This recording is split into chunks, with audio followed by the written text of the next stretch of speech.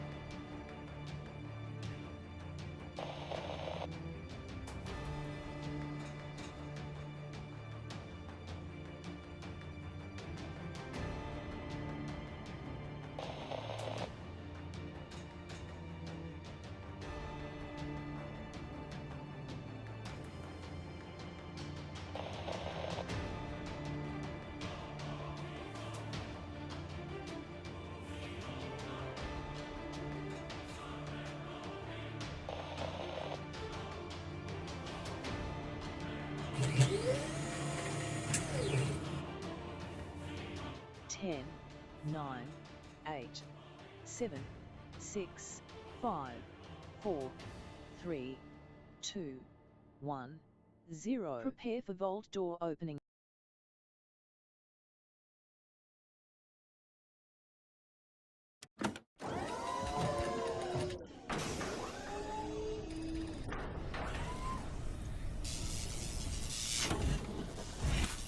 Hello and welcome everybody. My name is Kismet. Remember to tell me nothing. I have a tell me nothing shirt on today. Welcome to the stream. I am your host, Kismet. They call me Overseer Kismet or the Wasteland Tycoon or the Gaming Tycoon because I play a lot of games. Look at them all going along here. We're going to have some fun tonight, of course, playing the wonderful Fallout 4. We're going to be continuing our Dark Wander playthrough. This is going to be episode 7 of the Dark Wander in the next gen update. Just having a really fantastic time, everybody. Playing through again. There it is over there. Playing through again. Now, of course, you can put a 1 in the chat if you can see and hear me to let me know everything is working. Let's see if you guys are already on top of it. Oh, well, a little bit down there. Yes, look at you guys go. Also, again, we got Fallout 4 ready to go right over here.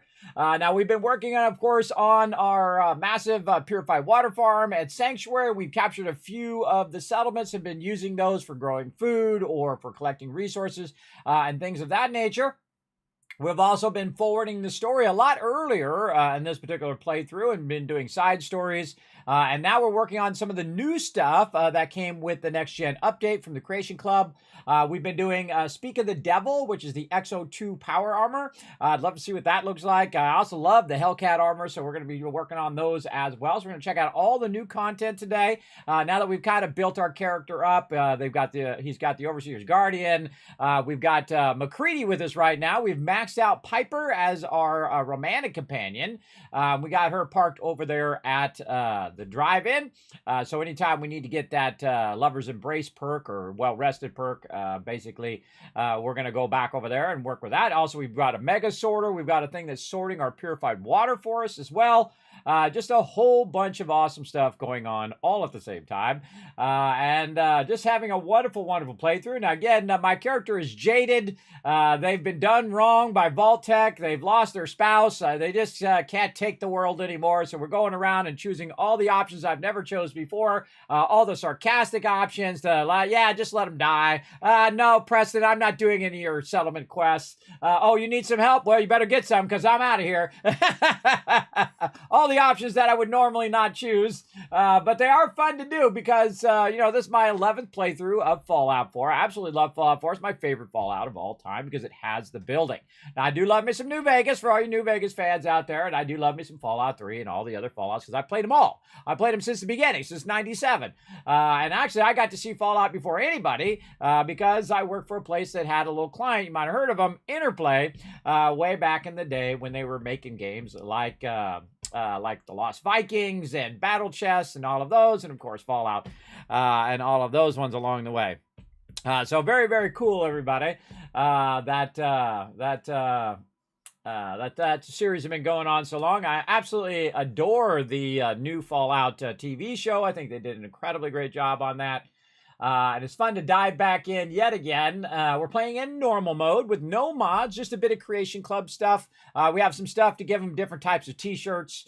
We have stuff where we can change the color of the vault suits and give it its own number, which of course Vault 45, which is my vault. That's the vault you're in right now. Welcome, Vault Dweller. And of course, we have the next-gen download for all of that other stuff as well, for the Exo 2 power armor, all the Enclave stuff, all of those kind of things that they just got brought out with the next gen. So we're going to play through all of that and check all that stuff out as well. So we're going to check it all out. We're going to get it going here in just a sec as well. Creation Club time. Well, there you go. Raz, first person I see in the chat tonight. 1,000 kids cabs from Raz there for everybody in the chat.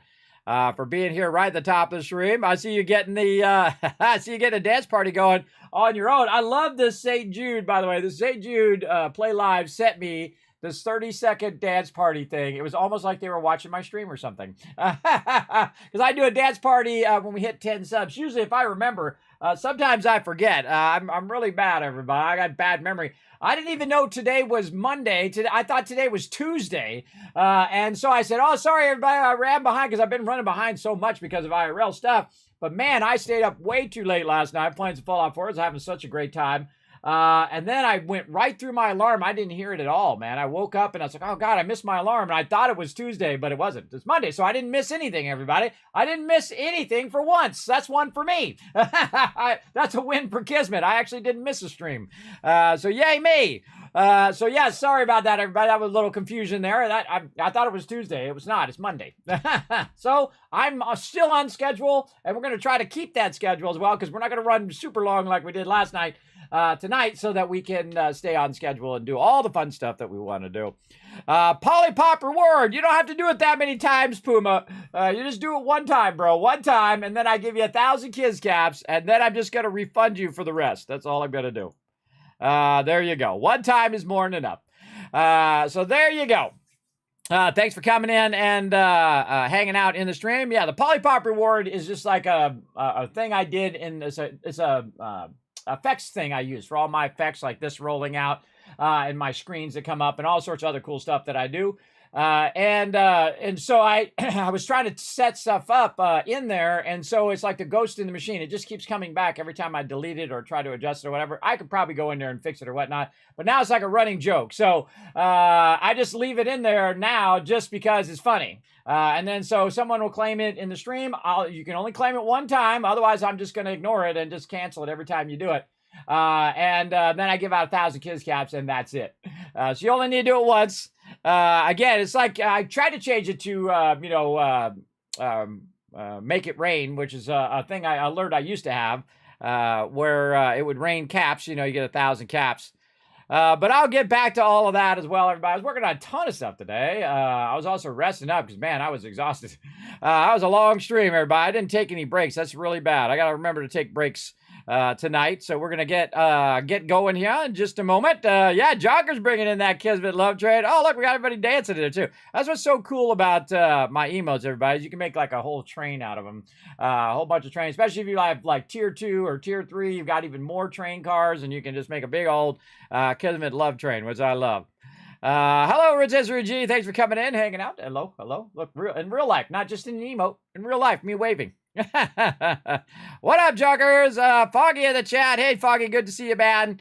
There we go. Time to get that gun out of Vault 111. Yes, I thought of that right after I got off stream, Raz. It's like, oh, I still forgot to do it. Maybe we'll do that first. We'll try to remember to get it out of there first. right away. I think I have a high enough lockpicking. I guess we'll find out, won't we? This Mester on you coming in with a lurker love. Appreciate that. Here we go. Yes, we're off and running. There we go. All the ones in the chat. We got the hype going. Number one. Very nice. You finished the VOD this afternoon. There you go. Yes, that was quite the long run there. But man, I get all wrapped up in Fallout 4, man. It's like minutes to me, but it's like 8 hours in real life. Hey, Puma, good day. And Kismet in chat. Hey, good day, good day. Thanks for coming in and hanging out. Funky Dude says, hi, all. What up, what up? Yeah, with no breaks. That was 8 hours with no breaks. That's not good, not good. Oh, don't worry about it, Puma. Don't worry, man. That's how we all learn, man. You just try stuff, and then you learn. There you go. Paul coming in, bringing that love. What up, Paul? I hope you're all having a fantastic evening tonight. I'm ready to get into it. We're not going to have a long Kismet story time today, everybody. I already told all the stories. No stories from today. I just rested. I just rested up. And I was working a bit on some stuff that I want to get out for my Patreons and patrons and some stuff for YouTube as well. That's, some stuff I can't really tell you about because, NDA, and I got to wait around until they let me know that I can tell you stuff. But when we get to that, we'll get to that, right? Okay, well, let's get to some Fallout 4 Next Gen Dark Wanderer Episode 7. Let's go.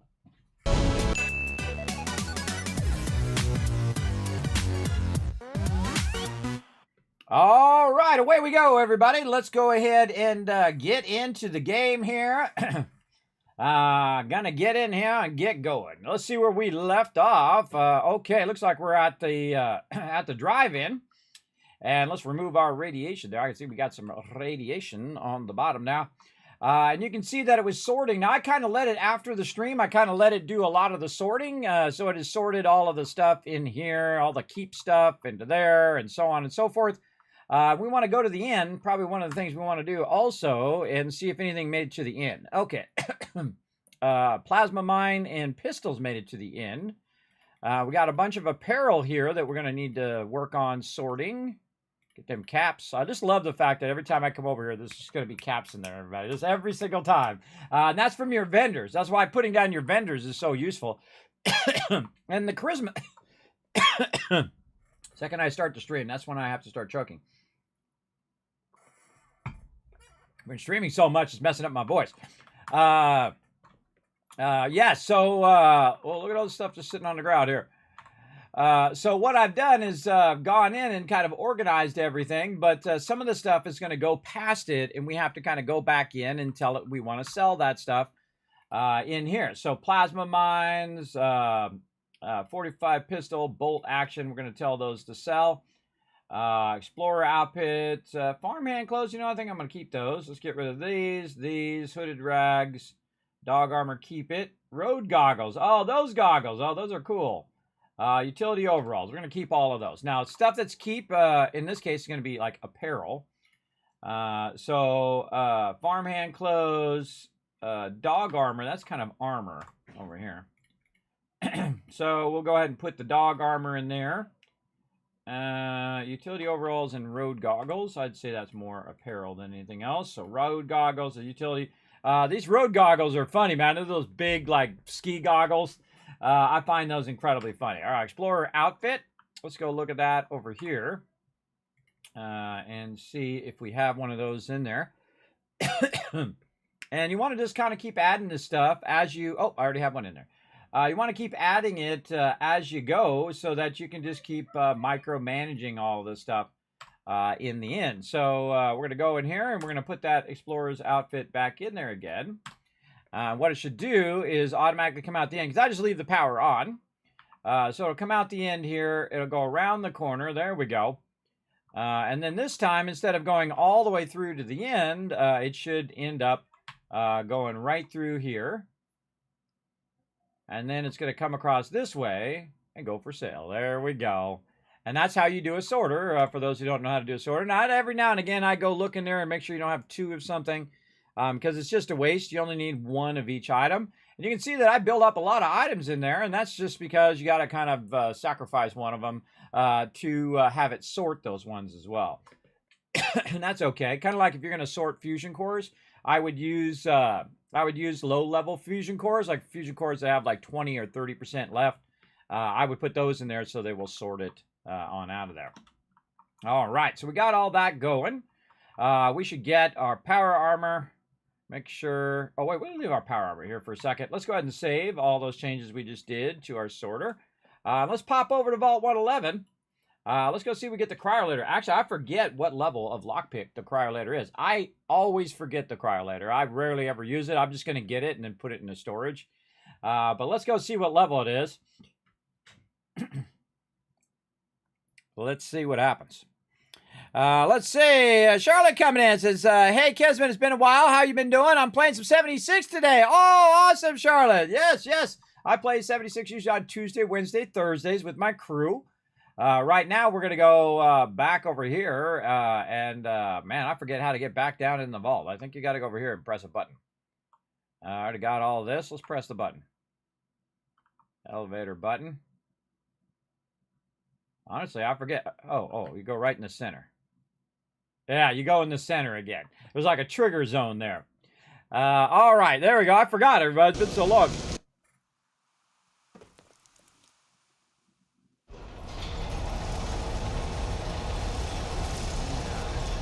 We should get the heck out of here. Now would be good. Oh, he doesn't like being in the vault.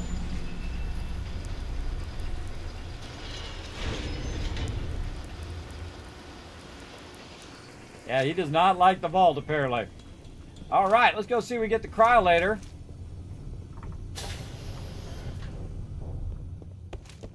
Very rarely do I go back in the vault. Very rarely do you have a reason to go back in the vault. There's some sneaky ways to get this, everybody, but we're going to get it the correct way.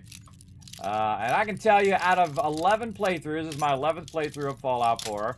I've probably taken it out of there twice, maybe. Maybe 2 times. No, straight up and down. Oh, that's a tricky one, too. It's right there in the corner. Yes. All right, there's the cryolator. I think I might give this to some of my companions, let them have some fun with it. There we go. We got the cryolator. Maybe try it out a little bit. I don't know if I have the stuff for it. Oh, we do. What if we hit dude with it? This is a pleasant change.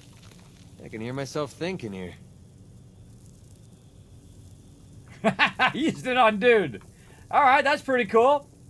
Actually, that would probably be a really good companion weapon, I think. Reload that sucker. Am I the only one left? Yep. See, we got any more vault suits in here? I think I looted all this. I'm a pretty good looter, everybody. I loot everything.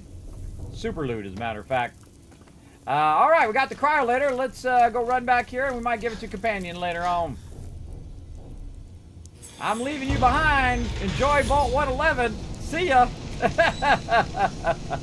I'm leaving them in there, everybody. Screw them. Hey, Victor, what's up? Oh, it's your birthday. Happy birthday, Charlotte. Everybody show some love in the chat. Wish Charlotte a happy birthday. Thanks for coming in and hanging out. I hope you're having a fantastic birthday in the wasteland. You're welcome to hang out here in Vault 45. We're going to have some fun all night long doing the Dark Wanderer update. Very, very fun for sure. We gotta, you know, tough through these load times, everybody. These load times are rough. Now, we're 1 retweet away, everybody. Don't forget to go out and follow that link right there in the chat. Hit that like button. Hit that retweet button. If we hit 5 retweets, we're going to go ahead and give you guys 1,000 Kiss Caps. And then we hit 10, we're going to give you 2,000 and so on and so forth. So you guys can use those for future giveaways and stuff. I still got a ton of those I got to get set up. But, again, I'm only one person, everybody. I'm only one person. I can only do so much, and I get too tired. I got to rest. And then I get up and I do it all over again. Every single day. It's a Mr. Freeze weapon if I ever saw it. Yes, exactly. Exactly, Dragon. Yes. Reminds me of that Batman. That was a terrible, terrible version of Batman, but, you know, some people I'm sure would have liked it. We'll just keep on keeping on. Ah, look at the moon up in the sky with a little sunset, or is that a sunrise? I don't know, one of those things. It's either a sunset or a sunrise, one or the other.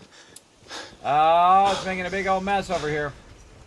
Let's just go ahead and grab that stuff out of the workbench.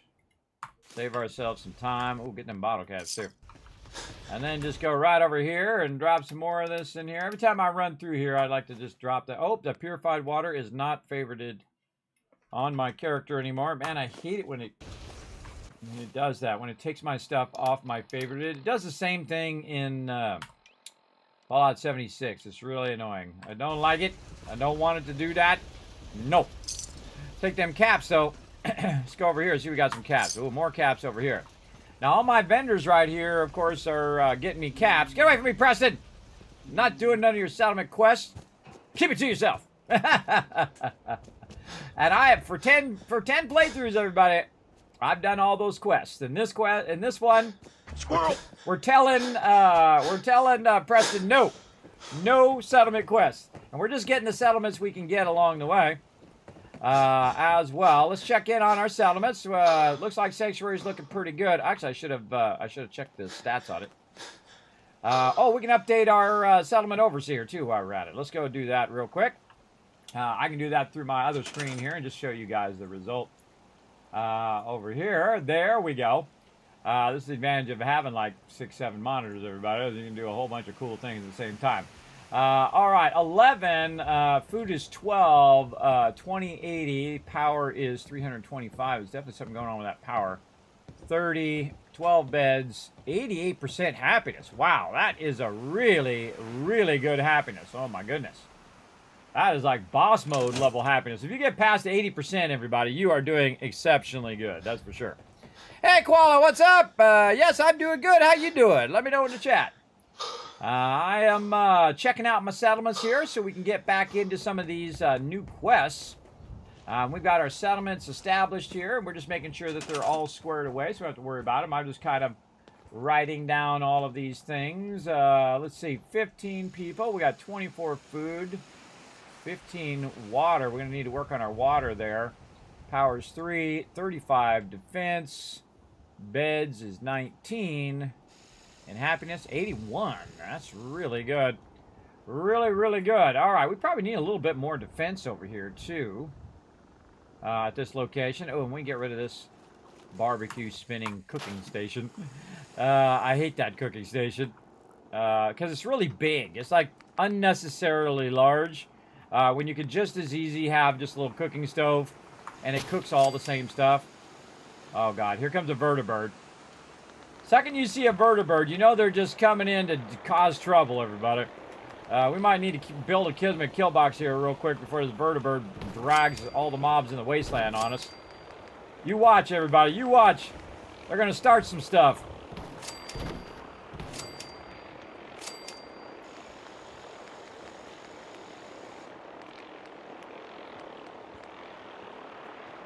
I think that's the Brotherhood. Might be more gunners again. I had a bunch of gunners hijack a vertibird earlier in this playthrough. In this case, it is gunners. We got it going. All right, this is one of the easiest Kismet kill boxes you can set up. Right over here, hold down E, and we're going to go ahead and just run it to the very edge of the settlement. You can see it turns red when we're too close. There we go. Like that. This way I can fire way out beyond the settlement. You can see that I can see up over the edges of the hills. So you want to definitely fire it out way out over there. Now I also can turn and fire back toward the settlement here. And of course these ones up here on the top are helping out. It's good to use the top of the red rocket. I really enjoy it. I wish you know, you could tear the whole thing down if you wanted to. But you can't unless you use mods. Another cool thing is you can go ahead and set these in the back here. So we're going to set a few of these along the back. This is the easiest way to set up your turrets. Definitely use the heavy ones, not the other ones. I don't think you can put a turret there, and this red rocket sign is in the way. And we're just going to kind of up the defense over here because the defense is a bit low. Now that we're getting more people and we have more food and more water. Again, you should add your food and water together and then add a little bit more, and that's how much defense you should have. or you can use my settlement overseer, which I'll put a link to it in my Twitch chat there. And there we go. Very nice. And then we could probably put a couple, or just one right here, because we already have some on the other side. There we go. So we can use the top of that as a platform for turrets. And then this one over here is really so it can shoot really far beyond over the hills. So if anybody's coming over the hill, and if anybody comes running up like they did last time, like those super mutants, they're just going to get rain fire on them right over there. Absolutely annihilate them big time. We're going to tidy this place up maybe a little bit as well. Let's go ahead and get our workbenches together. Let's put this over here and grab this. I'm going to tidy this place up a little bit. Okay, now what can we do to make this place completely self-sufficient where we don't need to worry about it anymore, and it will just keep adding more and more people over time? Well, the first thing we're going to need to do is add more water. That is for sure. So we're going to go ahead and just put one here and try to sneak a couple of these right in this kind of spot off to the corner here. And that's going to put us at 24. All right, we have 24 food, 24 water, 115 defense. Looking really good on defense. We just need 24 beds now. And, of course, you can see we've collected a lot of resources. We got a lot more cloth on all of our adventures. And now we're back to 92 beds we can make. And, man, we're running out of space for beds, aren't we? I think we can sneak one back here in the corner. Right there. Now, I could build a nice, big, old, fun little settlement for them. But in this particular playthrough, we're going to be doing it a lot slimmer. So we can sneak another one in there. There we go. And then we need 3 more. Now, this is a covering out here, by the way, everybody. So you can just put their beds directly out here, and that would consider that a ceiling, or at least I would consider it a ceiling. It's probably not really all that safe, but you know, beggars can't be choosers, right? And so what I like to do also, by the way, is stack them sideways like that, and then stack them like this, because it's just more efficient the way you put the beds space-wise. And then also up there on the side, you can see the overall size, meaning I have about a little less than half more I can build. Well, that's really all I need here at Red Rocket. So we've now got 15 people, 24 food, 24 water. They're most likely not going to get more than 24 people. We have 115 defense, up from 30 defense. 24 beds, up from 19. And now their happiness is 81%. So very, very nice. We want to make sure that all of our people are doing something. So we're going to go ahead and utilize our vault-tec population management system here. We're going to say vocational overview. We got 4 people unemployed. We're going to assign them to scavenging. All 4 of them we're going to get to scavenging. Now, their job here at Red Rocket is to collect resources. That's what they do all day, every day. So every time I get more people, I just go ahead and put them as scavengers. Now, eventually, once I get more caps, I definitely want to put... Mother Nature never ceases to amaze. I love your hat, Cogsworth. It's awesome. So I will put down some vendors here as well so that they're making me some caps as well. We've got all of that going. We have Sanctuary going. Let's go check in on thing. Now, by the way, what I'm filling out is this thing right here, which is my settlement overseer, which has all of the different settlements. And you can see that when it doesn't have enough defense, it's giving me this little red over here. Now, of course, Sanctuary, you know, it has so much purified water there that you would need like, you know, 2,000-3,000 defense there. That's not going to happen because by default, you don't have enough build space to do that. But it's okay if it gets attacked because then I'll just set up a bunch of kill boxes and we'll wipe it out. And speaking of that, we should probably upgrade its defenses as well. This is a good time to upgrade all of our defenses at all of our locations. To fully upgraded as well. And I can probably turn the radio beacon back on over here now that we've got our purified water kind of settled as well. So we can start bringing more people over here and having them do scrapping as well. Let's make sure that we do have enough food and water for everybody.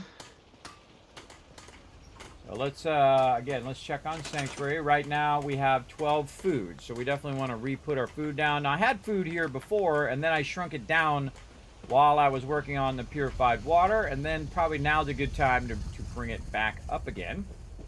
How much food we have in here? This definitely looks like about 12 food there. And then we can go up here and we can put some more mute fruit. Now, I like to do mute fruit. It doesn't have to, you don't have to do all the different types of food. I mean, they, you know, probably do like a variety of food. But as you can see, I already have 88% happiness, which is massive amount of happiness for this location. I'm also using the resources, and then under miscellaneous, you have this really awesome garden plot that you can use. And then that'll allow you to put this down. If you didn't know, grass actually can grow and plants can grow in a paper towel's worth of thickness of dirt. It doesn't really need that much to get started. But, of course, if you do want to have deeper roots, you'd want to have a deeper root system area. So now what we're also going to do is put in some beds over here, because we're going to need to double up our beds again over here. I should have probably just left them and came back and turned them back on again, but that's okay. You know, you try different things, you see what you like, you see what you don't like. In this case, we're just going to get these guys working away here. I like to put them along the edges, because again, they can still get in there and sleep. And this is super efficient space-wise. Use the minimum amount of space for all the peeps we are going to have. Now, I'm probably going to have around 24 people here as well, so that's usually my target, especially with super high charisma, because the amount of people that are going to show up at your location is based on your charisma. But not your default charisma. Like, I have 9 charisma, but if I'm wearing charisma outfits, it'll also make it go up from there as well. Now, other things that I wanted to do at this particular location now is to get back to collecting me a bunch of resources. So I'm also going to put a bunch of scavenging stations up here. And again, put those along the wall first, because those will be nice and efficient that way. Like this. And I'm going to have up to 12 more people here, so we definitely want to make sure I have a lot of things for them to do. How much was that? That was 5. And then we'll put another one here. Give a little bit of room because someone's going to stand in front of that one. And I don't think we're going to get another one in there. Maybe we can just put it around the food here. There we go. Maybe something here. And one over there. There we go. That was 1, 2, 3, 4. This would be 5. Okay. And then 6. This is 7. And then did we get one down here? No, 7. Oh, way up at the top. 7, and then 8, 9, 10, 11, and let's call that 12. Because we're going to have around 12 more people, maybe even one more on top of that. Now, this is really up here for me to modify my stuff. But since I'm not really using this as my central hub, we're kind of open to do whatever we want to do up here. And you see we have some extra power armor up here as well. I like to keep it up there on the top, a little harder for peeps to get to. That's pretty awesome. Okay, now we got that squared away. Again, we want to turn the radio beacon back on again. Did I take the radio beacon out, or did I just turn it off? I think I just turned it off. Get around all of this. There we go. Get back over here and turn that radio beacon back on. It's going to recruit some more people over time. And we're going to put them on collecting us more resources. Not that we really need any more resources, and not that the fact that we are incredibly rich right now in the game anyway. We are absolutely styling when it comes to this location. But we definitely want to up the beds first, and we want to worry about our food. So when we get new people, we'll put them on food. Let's see what else. And we're going to work on our defenses. That was the other thing. And there's something not connected over here, and that's going to bug me. That's going to bug me as to what it is that is not connected into the system. Something. Is it this? No, this is connected. There's something up here that is not connected into the system.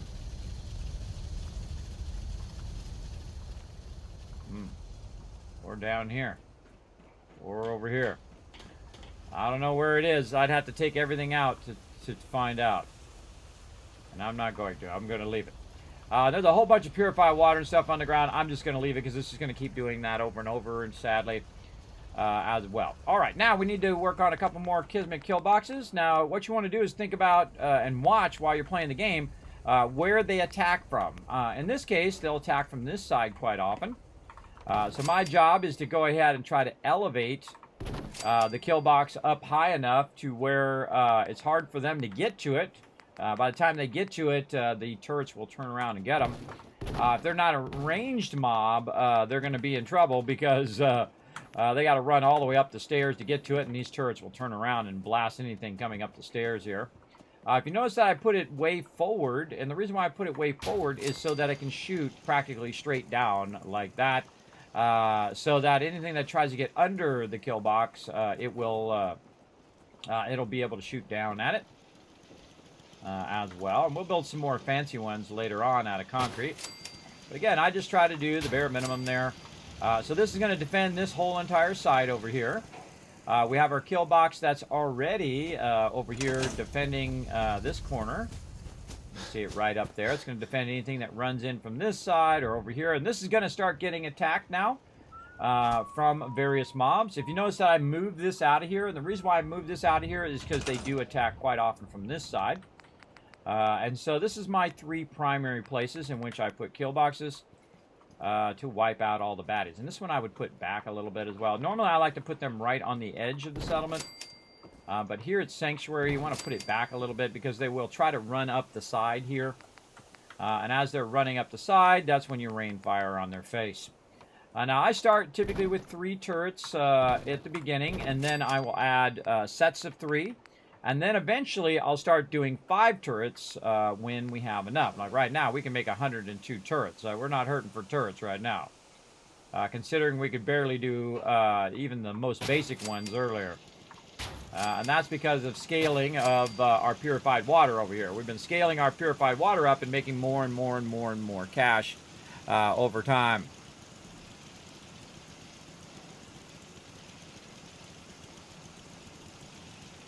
Hold on a second.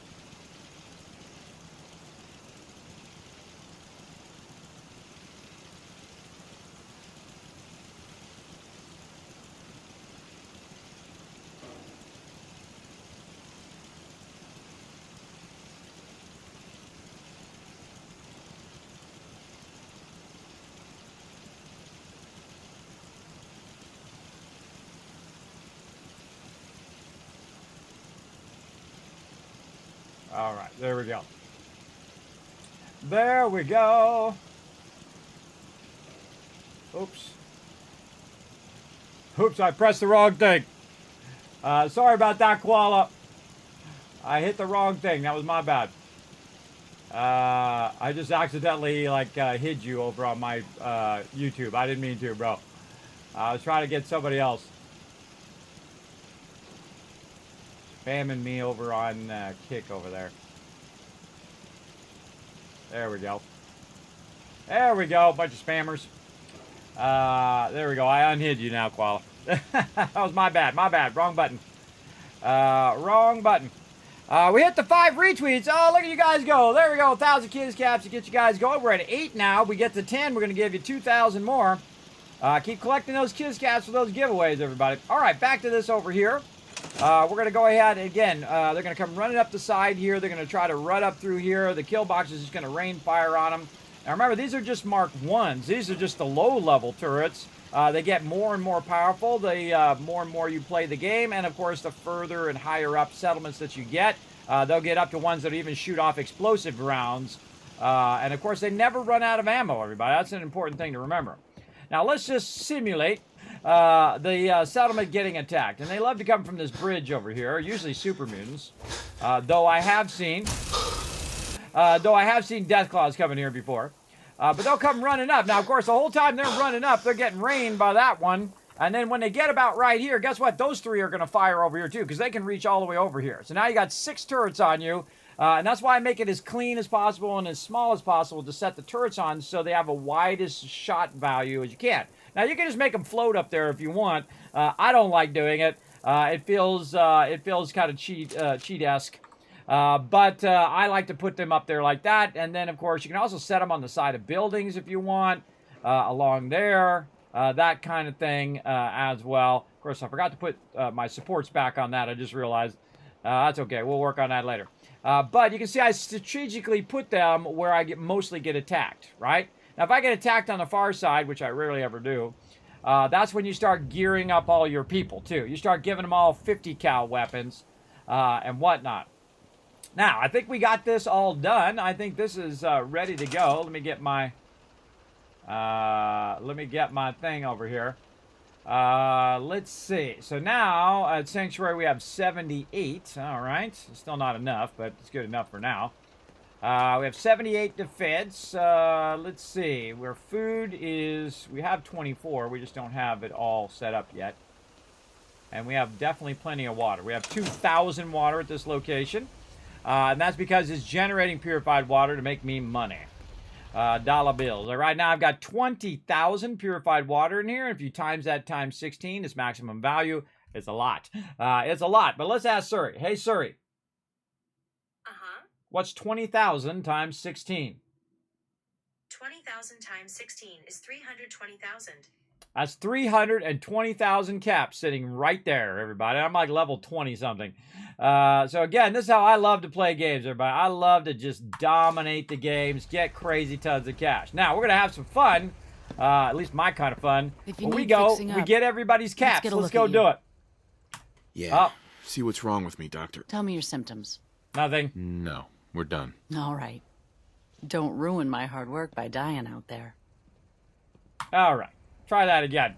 Hey The there. bartering on the I can doctor patch you is up not if you down, need it. it's to the left. But I'm so For a used to small it being fee, down, of I course. pressed down before I even looked. I need some supplies, Doctor. I There we go. suppose. All right, skip the dialogue. All right, we don't need any of this, but the doctor has a tremendous amount of caps, 816 right there. And so my favorite thing, everybody, we just dial it right in. And if it goes over, oh well. But I try not to waste it. You know, I go over just a little bit and get those caps and move on to the next vendor. Look who it is. Since we talked, I'm feeling swell. Look at the two of us here in Sanctuary, prepared for the future. Hey, now that you're back here in Sanctuary, how would you like a job? They didn't tell me much. Vault-tec, just to make sure everyone filled out their forms. I was supposed to win a pack of steak knives. At least it's not raining. What have you got to trade today? All right, now one of the annoying things is you got to go through 2 layers of dialogue to talk to him. Though he does give you a legendary, as you saw, it's just a little annoying that you have to go through all that. Oh, wait, I forgot to, hold on, cancel, yes. I forgot to put my suit on. There we go. Now we're going to get our full value out of caps. I forgot to look at the value of my caps. Around for 2 centuries. Stop telling me about your problems, Vault-tec rep. What have you got to trade today? There we go. All right, I should check how much the value of my purified water is. There it is. Okay, now it's at 16. Because otherwise I'm getting less of a value for my trades. And sometimes I'll do that on the first vendor and then suddenly realize it on the next vendor. It's okay. I've got, you know, almost, I got more than 250,000 caps sitting right in the bank. So if I waste a few, it's okay. And eventually I won't need that when I get my caps collector up another tick there as well. All right, right around 5,700 roughly. It doesn't really matter as long as you kind of not go way over. So you can just do that, give him some caps. Now he has 1,000 caps, and then you can just dial in the final number, which is the 1,005. Which is close enough. There we go. And then I got all of his resources, and I got the caps as well. Then on to her. I think I got something in your size. I'll take a look, sure. Let me know what you'd like. All right. And as you can see, she's got a bunch of stuff. So let's get some... what we got in here that we can grab? Yeah, I like laundered stuff, mechanic jumpsuits, military fatigues. And... that's probably good enough. And then she has a lot of caps as well. So again, we want to basically be selling this so we can get the caps back from her so we can put down more vendors. So those vendors will get us more caps as well.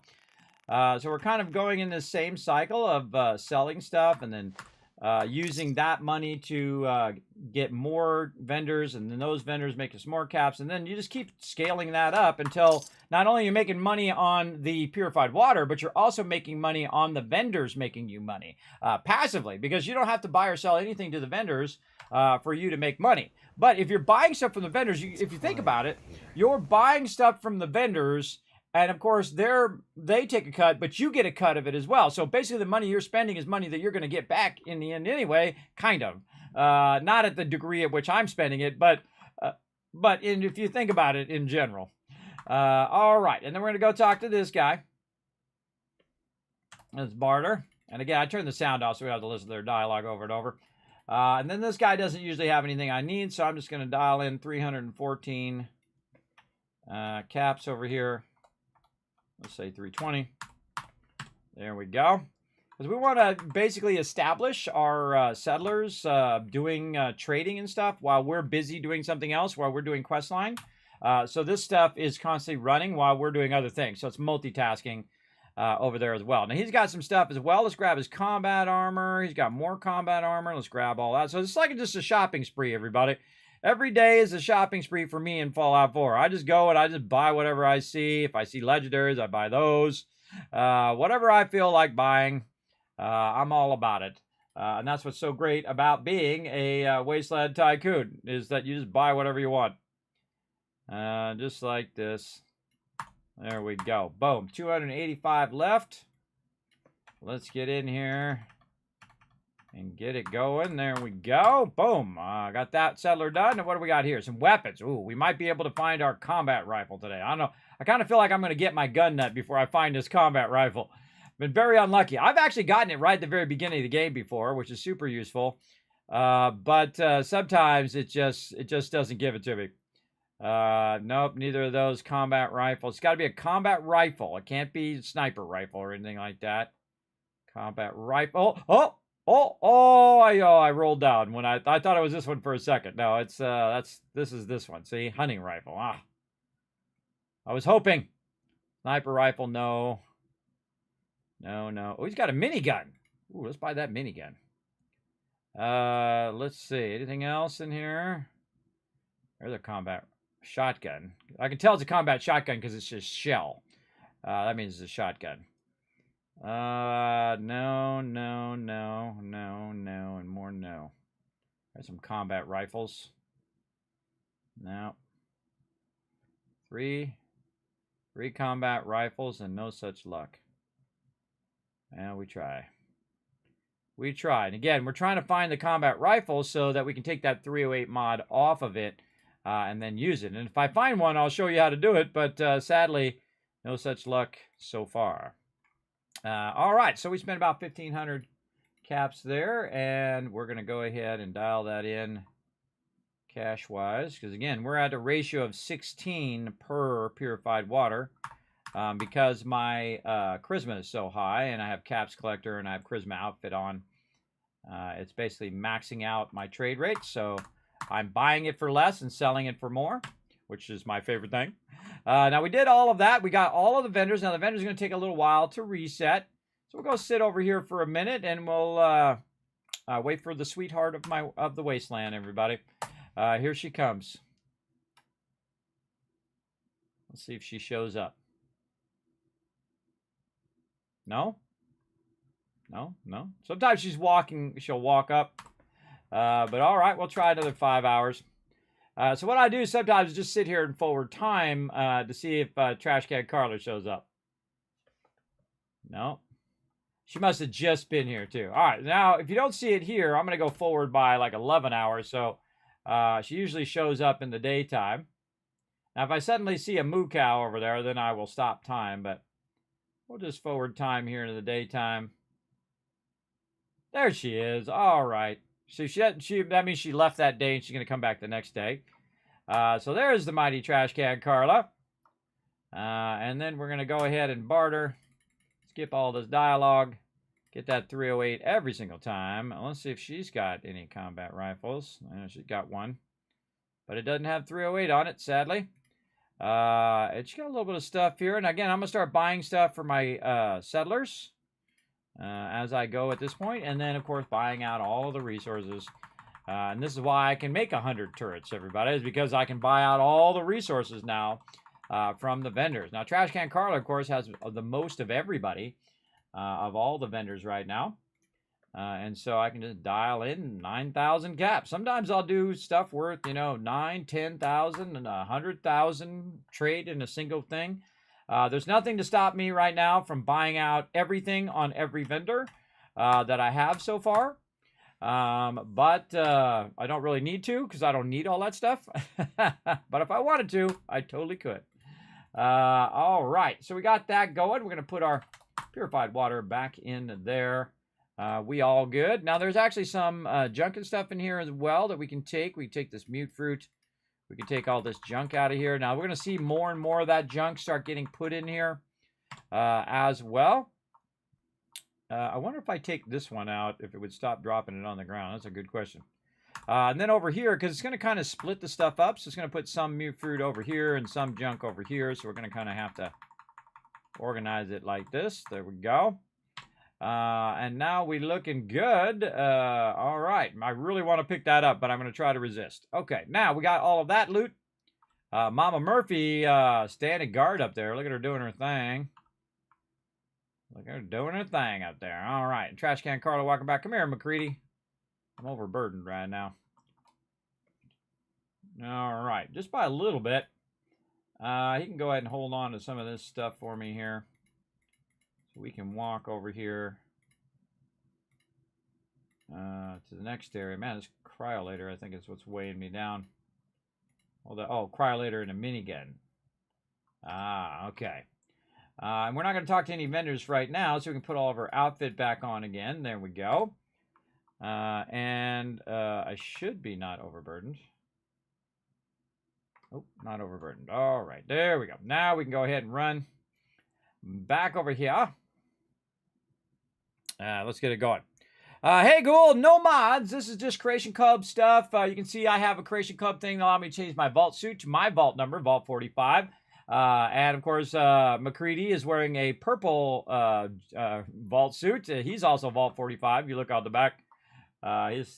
His number's 45 as well.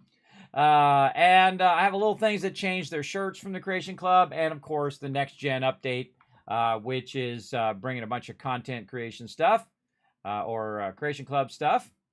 But other than that, no mods. And that's why it says it in the title. No mods. As well, it says it in the thing, but I don't mind if you ask as well. I have played modded before in the past. Playing on PC right now. I do own all of the different things.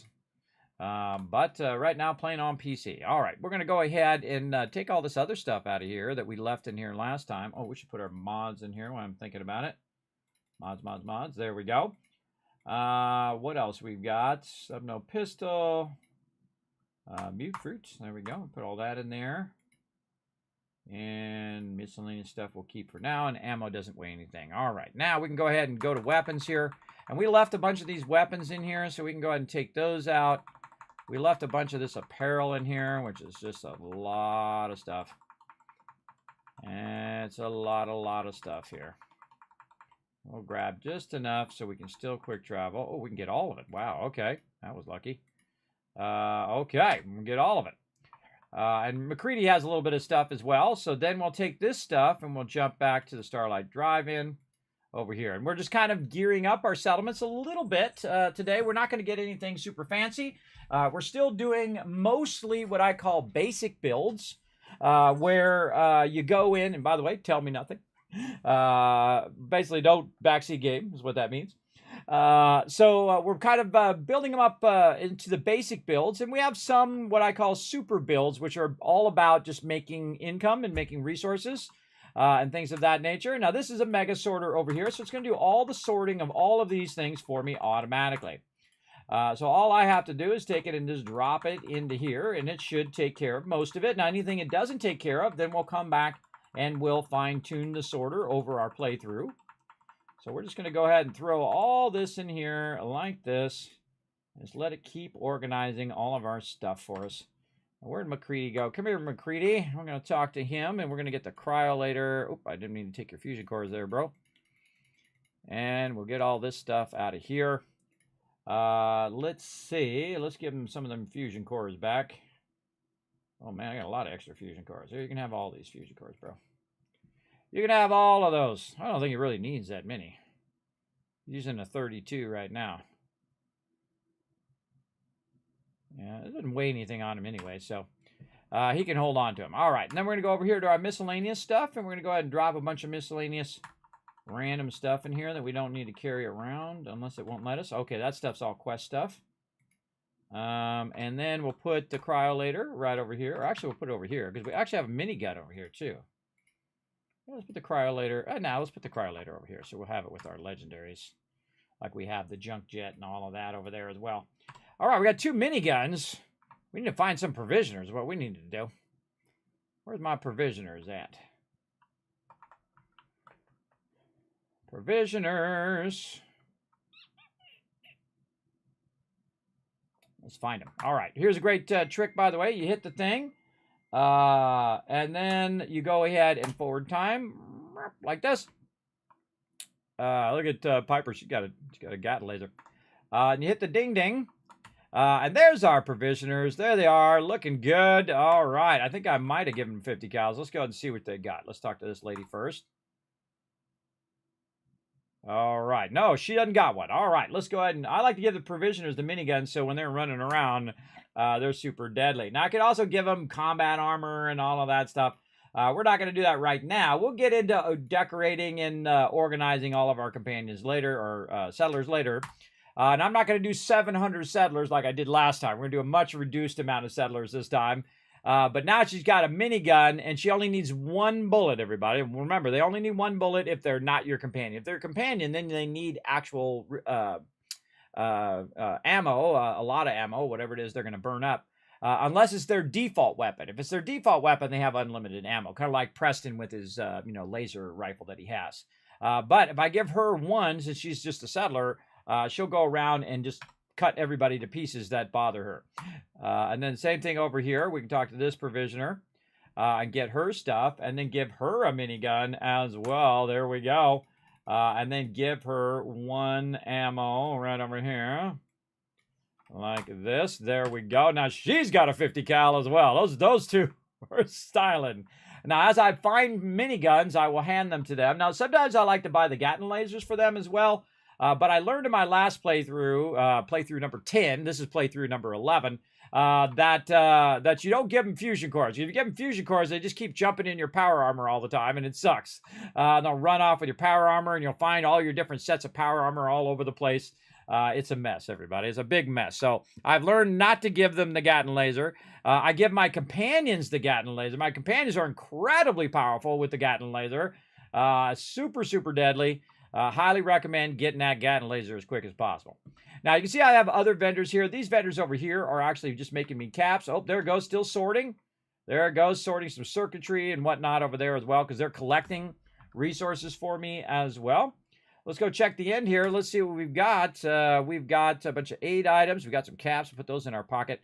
And a bunch of resources, but really no other things other than aid and junk, which is what we want. We want just the end stuff here to be aid items and junk items so that we can get those items. Did I clear out McCready here? Make sure I got all of his stuff. I did. Those aid items and junk items I want to get so I can then take that stuff and walk it over to the other area. I'm going to go ahead and get my power armor. I forget what my ability is to carry my power armor. I think it's 370 right now. Let's go find out. Right now it is 372. Okay, so not really that much more where it makes a difference, where I still have to hand some of this to my companion.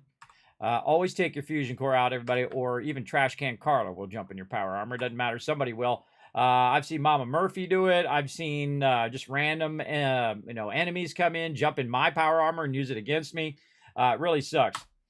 But if they take your power armor, by the way, and you can't get the power armor frame back, you can always buy a power armor frame from Diamond City or from the Pridwin, and then just take the pieces that you got back and put it in the power armor frame. Because it's really, power armor frame is just the frame of whatever it is. You can put different mix and match pieces in there based on what you like for your power armor. So I'm going to give him, oh, I forgot to put down all this apparel. That's what I forgot to do. Let's go ahead and put all this apparel in here as well, so we can sort all that as well. I forgot. Well, we bought all that stuff. Any items? I got that. Miscellaneous, junk, ammo. Oh, and pipe pistols. Duh. Right there. Put those pipe pistols in there to be sorted. All right. Now we might have enough room without a little bit to do. All right. So I'm going to talk to McCready over here. I prefer to give them the junk and then sort it by weight. So give them the heaviest junk. Give them the heaviest junk until you get underweight so you can teleport like right there. So now I'm down to 340 and I can teleport back to Red Rocket. So what I'm doing now is just kind of organizing all of my resources from different locations, and each location is set up in such a way that it does certain types of resources. And so we're kind of setting all that up. We're working on our defenses. We're going to get all that going, and then we get back to questing because I do like all that stuff to run while I'm off doing something else. Which is, I think, the best way. Oh, we got to change our true target here since we, or our fast travel target, since we moved where all our stuff is over here. There we go.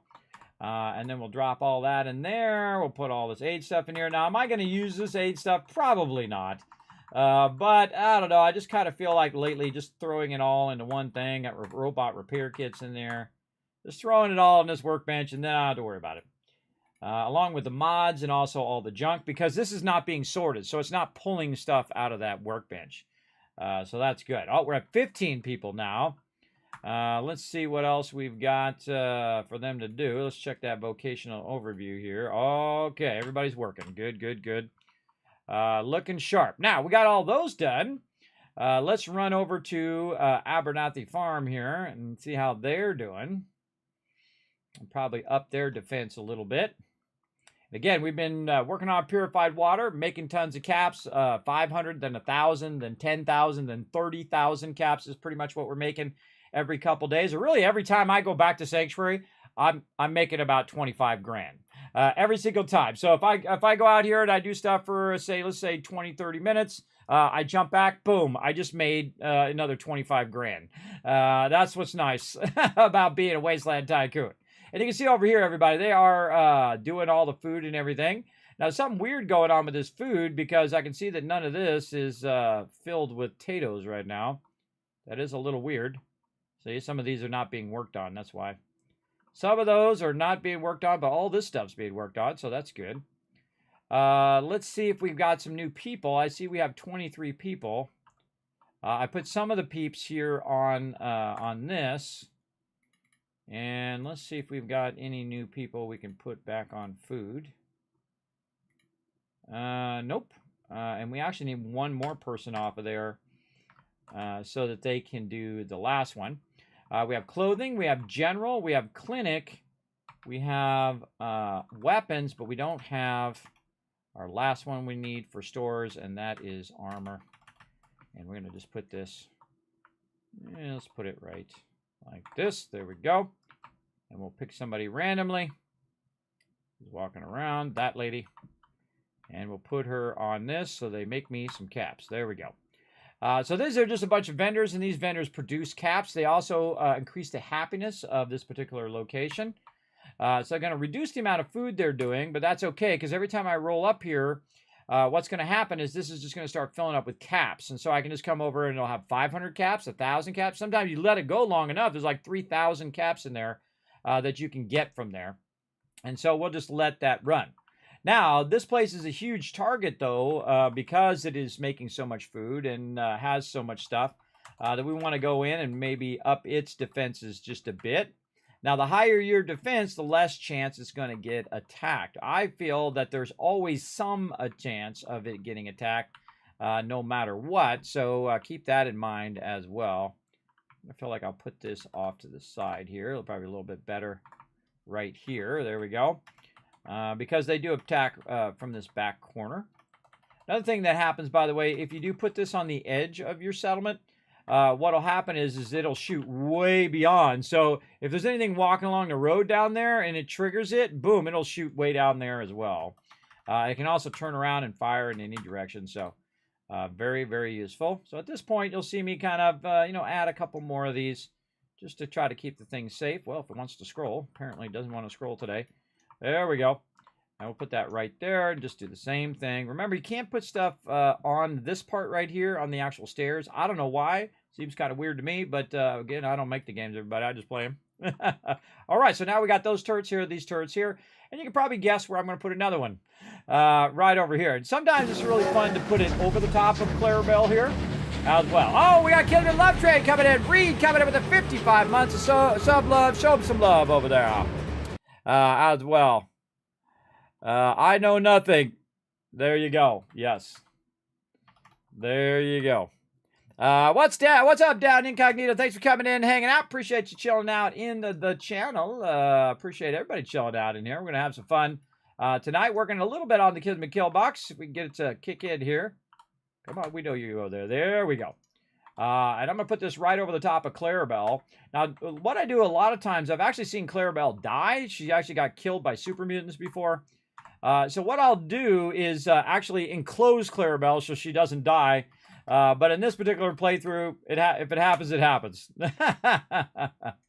So we're going to put this up here. Now, he does get attacked a lot from that direction. So we're just going to set these like this. Now, by the way, you don't have to do this. You can go like this if you want to and move this stuff around and just turn it sideways like this. Actually, I could turn it around the other way. There we go. And then take this one, take this one and put it back over there. And you can just do this. You can have it come up the ladder and then kind of be off to the side of the ladder, which this way is actually better. Notice how it's set back a little bit from the edge of the thing. Normally I put it on the edge, but in this particular playthrough, I'm going to set it back a little bit. So this way, if they're already appearing right on the edge of the settlement, it can then fire down at it. And then, of course, this one we could also put way out at the end. So anything that comes up from this side will get shot. Now, one of the things I love to do in another game called 7 Days to Die is actually to put the turrets behind where the people run up. So if I could, I would actually put the turrets up here off the side of the settlement. And they'd be sitting right here and they'd be aiming toward the settlement. Why would I do that? Well, anytime anybody comes running up to the settlement, it would be behind them and would rain fire on them if they went past that certain zone. Most of the turrets in 7 Days to Die actually aim toward the base and not away from the base. If you have it aimed away from the base, what it does is it just kills every single mob and it burns up all of your ammo. The only thing you really need to defend from is anything that gets too close to your base. You don't have to kill everything. Just don't kill the stuff that's too close to your base or that's going to attack your base. Like, I don't need to kill everything out on the road. I don't need to kill all the stuff way at the end of the settlement. Unnecessary. And also burns up ammo in some games. Now, this has unlimited ammo, so you can put it at the end there and let it wipe out stuff all day long if you want. For me, I'm just going to go ahead and put those in as kind of a backup. And, of course, that's like a trifecta now. That's 9 turrets instead of 3. That's a lot of turrets, everybody. That's a lot of turrets and a lot of ammo for sure. Big time. All right, let's go ahead and update our spreadsheet as well and see how well Abernathy Farm is doing here. We've got 23 people now. Very nice. 102 food, 24 water. Power's at 3, 72 defense. Very nice. Beds is 24 and happiness is 84. That is exceptionally good. Exceptionally good for a thing there. Did we put the siren in? I don't think we did. There's little things that I like to put in, like I like to have the bell. I like to have the recruitment thing up there. And one of those things, I hate the sound of it, but it is very effective, especially if you want to do some specialty, like stuff with your power that has to do with defenses, is to put the siren in. Now, they'll run up and they'll flip the switch. And if you watch past playthroughs that I've done, I explained how to use the logic systems in the game, where they run up, they click this, and all of a sudden all the doors close, and the turrets turn on, and the lights come on, and everything goes into defense mode. You can do a lot of interactions where the NPCs will cause the interaction through the siren. So siren is very, very useful for defending the location. You can lock down all the doors and windows and all of that. It's very, very fun. all the things you can do with that. And of course, you can come up with creative things to have your NPCs do when they get attacked as well. And these here are kind of defending Clarabelle over there as well. These kind of things are in the way, so they can't just run up and get going there. We got the bartender up here as well. Very nice. Actually, turn my light on so we can kind of see him there. We should start seeing some bottle caps. Yes, right there. There's some bottle caps. You can see we're collecting mute fruit and carrots and corn. Sadly, no potatoes. Potatoes is what we really need, and we're going to work on actually taking all this food out eventually and making this a scrapping area and actually have Grey Garden be our primary food production, because it's just going to be robots there, and robots work 24/7, don't they?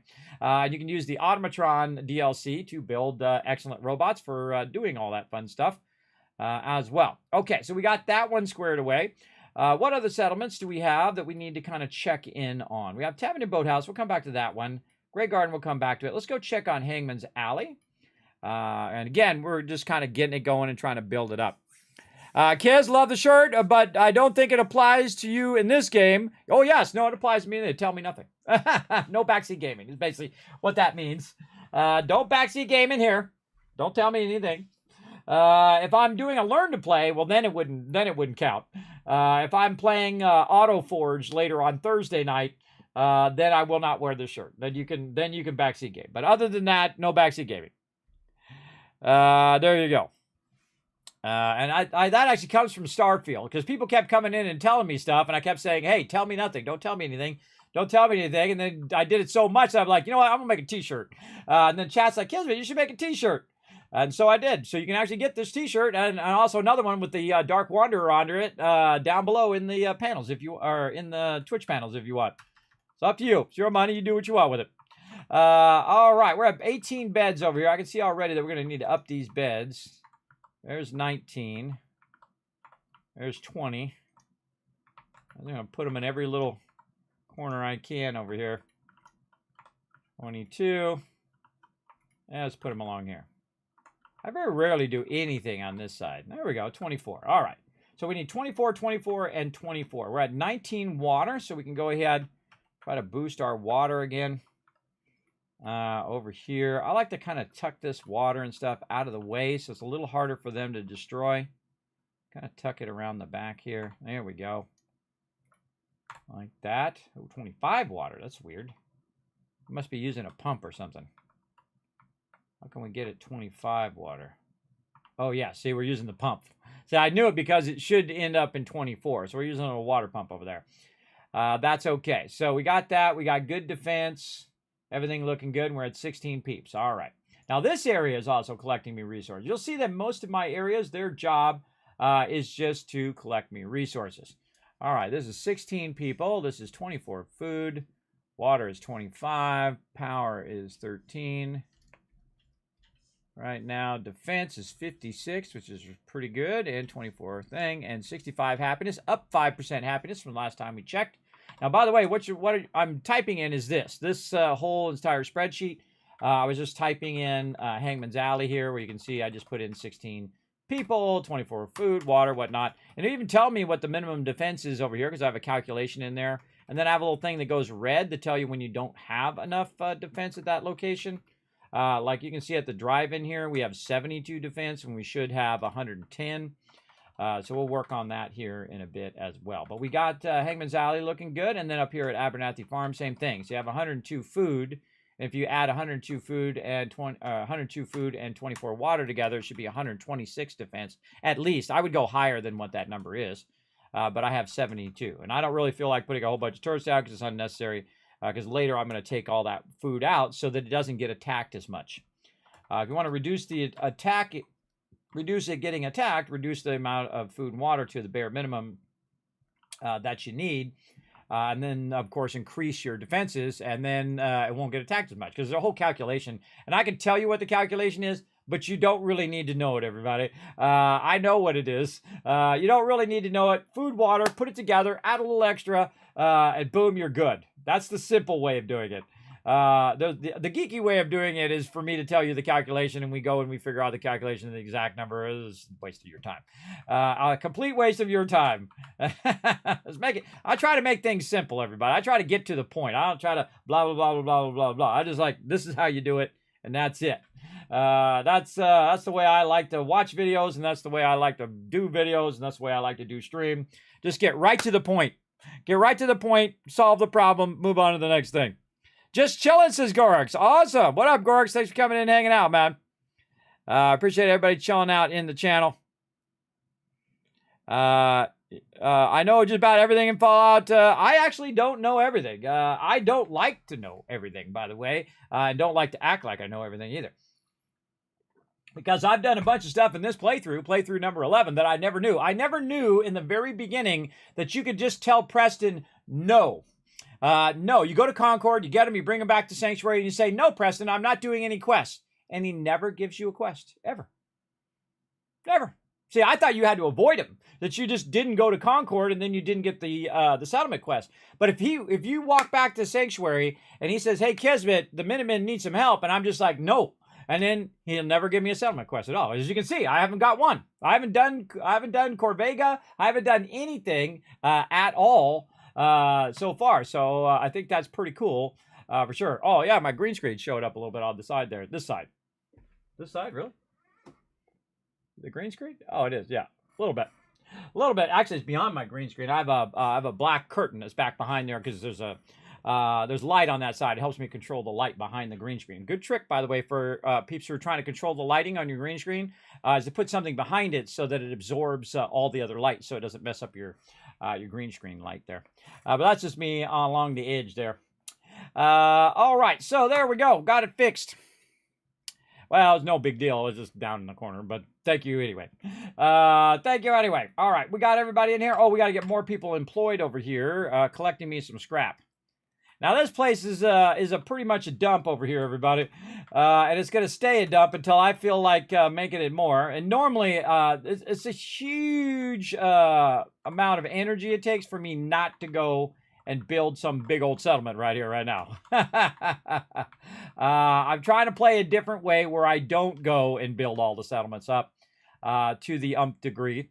I'm just building them at the minimum degree right now, doing what I call basic build. And then I'm just going to keep assigning people. And once we get to a certain stage, we might go in and just give them a super build. But all I want them to do right now is just scavenge the stuff. All right, now we should see everybody's doing their things. We got 4 people farming, scavengers, and we got 1 on caravan. Very nice. They're going to be collecting me massive sums of resources. Looks good. All right, now we got this one taken care of. But we want to probably work a little bit on our defenses over here as well. We could probably just use some of the pre-existing spots here. Let's see if we can set any of this stuff up here. We could set it right here on the corner. There we go. We could probably build something over the top of that to hold this. Be awesome if you could just set these. Oh, hold on. Oh, I could set them on these the tires out there. Oh, I didn't know I could do that. I think I ever tried.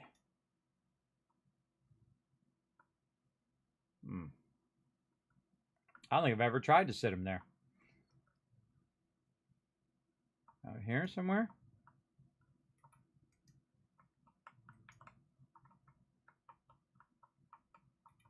On this ledge. I love trying new spots and new stuff for my turrets. I mean, that's pretty good right there. That's going to rain fire on them right there. Typically, I'll build something up there. How about a little turret on the tires here? No. Nope. All right. Well, we'll just we got these here. And we can't set anything up there. We can set one up here, though. There we go. And again, we're just going to up our defenses a little bit. We got some over there. Where else can we set one? Maybe right here, so this one can shoot back into the center. Maybe a second one. Too much stuff in the way there. What about up here on this thing? That'd be cool to put it right there on that little air conditioning unit. That would be cool. Oh, right here. Yes, way up there. Sometimes I just use the pre-existing stuff instead of building out a whole bunch of things. Maybe way up here on the top. Oh, yeah. Of course, the higher up it is, the more of an angle it has to shoot. Yeah, and so it can fire in there. We got this turret over there. This thing's kind of in its way. Move this back just a little bit. Can we get away with that? Something like that. There we go. This way they come in the doorway. That one can shoot at it. These ones can shoot. Those ones over there can shoot into here. Yes, very nice. Very nice. Okay, this settlement also squared away. Nothing else I need to do here. Let's save. And it has a bunch of resources over here. Did I get the resources off of dude over here? Oh, where'd you go? I'm running around, McCready. Hold still for a second.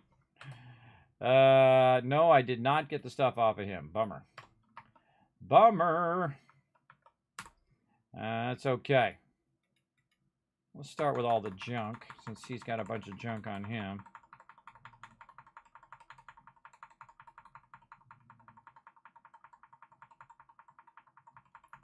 I'm going to grab all this junk, because that's the first place I'm going to go, is drop off the junk first. And all the aid items. And then we have a massive amount of items that we picked up that we want to manage.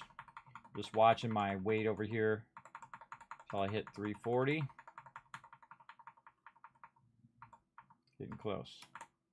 Oh, on the dot. Okay, then we'll go ahead and head back to Red Rocket. And so Red Rocket, again, is where I have my resources. And eventually you'll see me just be able to grab everything here when I get to level 30 and another 4 levels. I'll be able to grab everything out of the workbench and just take it wherever I want to go. You always run out of room in building there? Yes, actually the one that's even worse than this one, that one's pretty bad, is the one that's down in the corner over here, way down here, is the one down here. And of course it just like escapes my brain. It's at the end of the castles right here. Right down here, Jamaica Plains. That's what it's called, Jamaica Plains. It man, you can't even build enough for your settlers when it comes to doing stuff for them, like beds and things. It's super limited, just like Boston Airport is another one that's super limited. Okay, we're appearing. We're hitting T to drop all the stuff in the workbench. We're taking all the aid items and we're putting those in there for now. Keep that. And any mods? No. All right. Then we're going to get McCready over here. And we're going to get all his junk. Again, see, I give him the junk because I can just go to the junk category and just take it all without accidentally pulling his other resources out.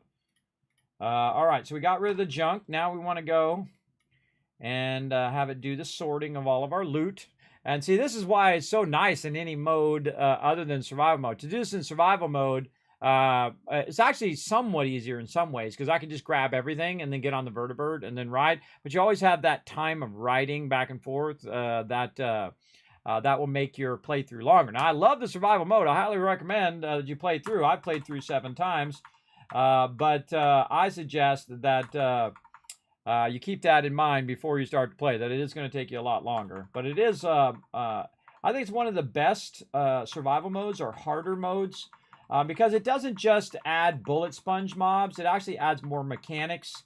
Where, like, if you carry too much, it breaks your legs.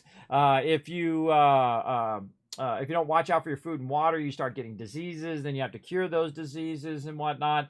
And then, of course, you can't quick travel. You don't see people in the radar. So if people start shooting at you, you don't know what direction they're shooting at you from because they're not in the radar. And actually, most of the time, I have to remind myself to look at the radar when I'm not in survival mode, because I don't look at it anymore because I don't know where because it doesn't show you where the mobs are. It also doesn't show you locations unless you're close to them and things like that. So a lot tougher in that way, but fun tougher and not just bullet sponge tougher, right? Now, sometimes they just make the mobs like have 5 times the hit points and that's boring. But in this case, if you do play survival mode, you get more legendaries. You get a lot of legendaries, as a matter of fact, because you're going to take on a lot tougher mobs all the time. So highly recommend it. Big time. Okay, so we got that. And now we're going to jump back to Hangman's Alley, and we're going to get the rest of our loot. So what I do is a lot of times just leave the loot in the location whenever I'm kind of running around.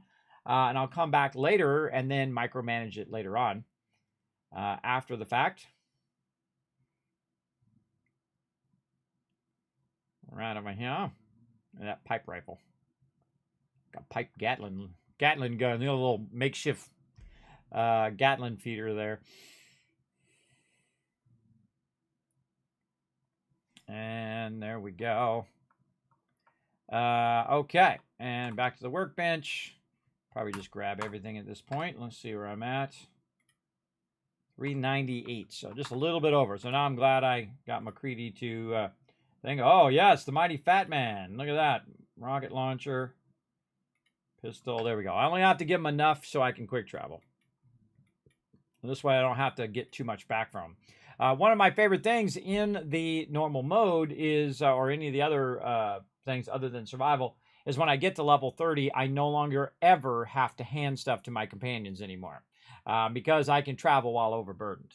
And so I can just keep collecting the loot, collecting the loot, collecting the loot. And when I'm done collecting the loot, boom, I just travel out of there. And you'll see that that is incredibly powerful, everybody. You'll see when we get there. We're working our way there. We'll probably hit that today. Oops. I was trying to talk to dude. Come here, dude. Dude, hold still. Try to talk to you. They love to move when you're trying to do the trade thing with them. It's really irritating. Irritating. There you go, McCready. All right, let's go ahead and put these back in here. We've got our legendaries. That's not a legendary. That's a legendary auto stim thing. Now, there's probably some stuff in here I could use, like this Sentinel's combat armor right arm. What do I got? Oh, I got the Overseer's right arm. So, yeah, I don't need that. But I could probably give it to my companions or whatever, but I'm not going to worry about it. And then we have a missile launcher and some other stuff that we can have it sort right there. And you can see it's over here sorting all the stuff. Combat shotguns and pistols, and it's just organizing all of the resources for me. You can see there goes the missile launcher and left leg, and it's just going to organize and sort all that stuff into the various different stuff. Sell, keep, apparel, armor, and power armor. And then anything it doesn't sort, it'll end up here at the end. In this case, you can see it hasn't sorted this stuff.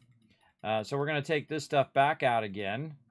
And we're going to put this, again, we just keep re-putting it in and keep optimizing our sorters so it takes care of all of our stuff over time. So now we'll put the baseball cap in there. This metal right arm should have went in there. Maybe I hadn't put the metal right arm right there. That's weird that that's in there. Maybe I didn't put these in yet. Oh, I didn't put all the apparel stuff in yet. Okay. Let me put that back in there, and then we'll let it sort again. So that wasn't all at the end there. There's some Raider power armor, which is probably going to get stuck in there. There we go. Forgot to put the apparel in. All right, there we go. Power armor is one of those things, and super mutant armor is one of those things that usually gets stuck or gets knocked off the side. I would always just kind of take a look around your sorter. Oh, speaking of, that was some good timing. Around your sorter to see if anything is knocked off the side or fallen off the side as well. This has actually been working fairly well over here. Yeah, here comes that power armor. We'll see if it gets stuck. This is a pretty simple thing, and I try to keep it simple for that reason, so all the stuff itself doesn't get stuck. That should... oh, it's going to go all the way to the end. That should have sorted that in to get rid of. But if it gets all the way to the end, I'll just take it and bring it back and then put it in the sorter so that does it next time. Okay, we did a lot of stuff there. Let's go ahead and save right now. Let's see, what else do we have going on? Let's check all those settlements we currently have. Let's see. We got to figure out who this is and take them out of there. Let's go check in on Taffin and Boathouse. Now, Taffin and Boathouse is the latest one we got. Now, remember, we're not doing any settlement quests for the Minutemen at all in this particular playthrough. And we're just getting the settlements as we're kind of wandering around. And these are the ones that you can get without having a settlement quest, which is pretty awesome. Yeah, Nemix already did that Polypop reward, but thank you very much for requesting it. I'm just going to refund that back to you. Okay, so we've got some people over here, and we're going to go ahead and take those peeps. And we're going to go ahead and check the vocational overview. We should have 1 caravan, 2 farmers, and 1 unemployed right now. We'll go ahead and take that unemployed person and assign them to farming. Get our farming going on, so when more people show up, we'll have plenty to keep going there. And let's look at our overall stats at the top here. And then we're going to go ahead and update our settlement overseer for Taffing and Boathouse. Oh, did we do all the stuff for Taffing and Boathouse? There's a good question. Let's see. Did we scrap and clear? Yes, we did. So I can actually go over here so you guys can see what I'm doing. Taffing and Boathouse. I have like a checklist here at the beginning, what I do with each one. So at Taffing and Boathouse right here, did we scrap and clear? Yes. Do we have a supply line? Yes. Do we have a beacon? Yes. Quick travel? That's a good question. I put the quick travel down. I guess we'll find out. The best way to find out, you can only have one of them. So if you go in here to the quick travel and it doesn't show up, that means you put the quick travel down somewhere. And honestly, I don't remember what I did with it. I think I put it up here on top of the turrets. Right there. Yes. I think that's where I appeared. Yes, right there. Put it up there on the top of the turret so I can blast anybody who comes rolling up in here. Oh, and I see that tire. Look, there's that tire that we did. And see, it ended up on the side of the settlement, and so we can scrap it. We threw it into the water over there. We have turrets over there and turrets over here, so it seems pretty good. Defense-wise, happiness is on the rise. Looking good. We have plenty of food and everything. What else we got to worry about? Do we have a quick travel? Yes. Do we have a quick shop? Yes. Quick shop is I just put down a stove, so it's easy for me to access the workshop without having to walk all the way to the workshop, the actual workshop. Bell, yes. Killbox, yes. Do we have a siren? That's a good question. Yes, we do. This is, that says fast travel target. This is siren. Yeah, there we go. That's the siren. Okay, so we got all of our basics in there. Starlight Driving, do we do a killbox and a siren? That's a good question. And then let's go ahead and I'll update this on my other one just because it's easier for me to do it on my other screen. 5 people. 5.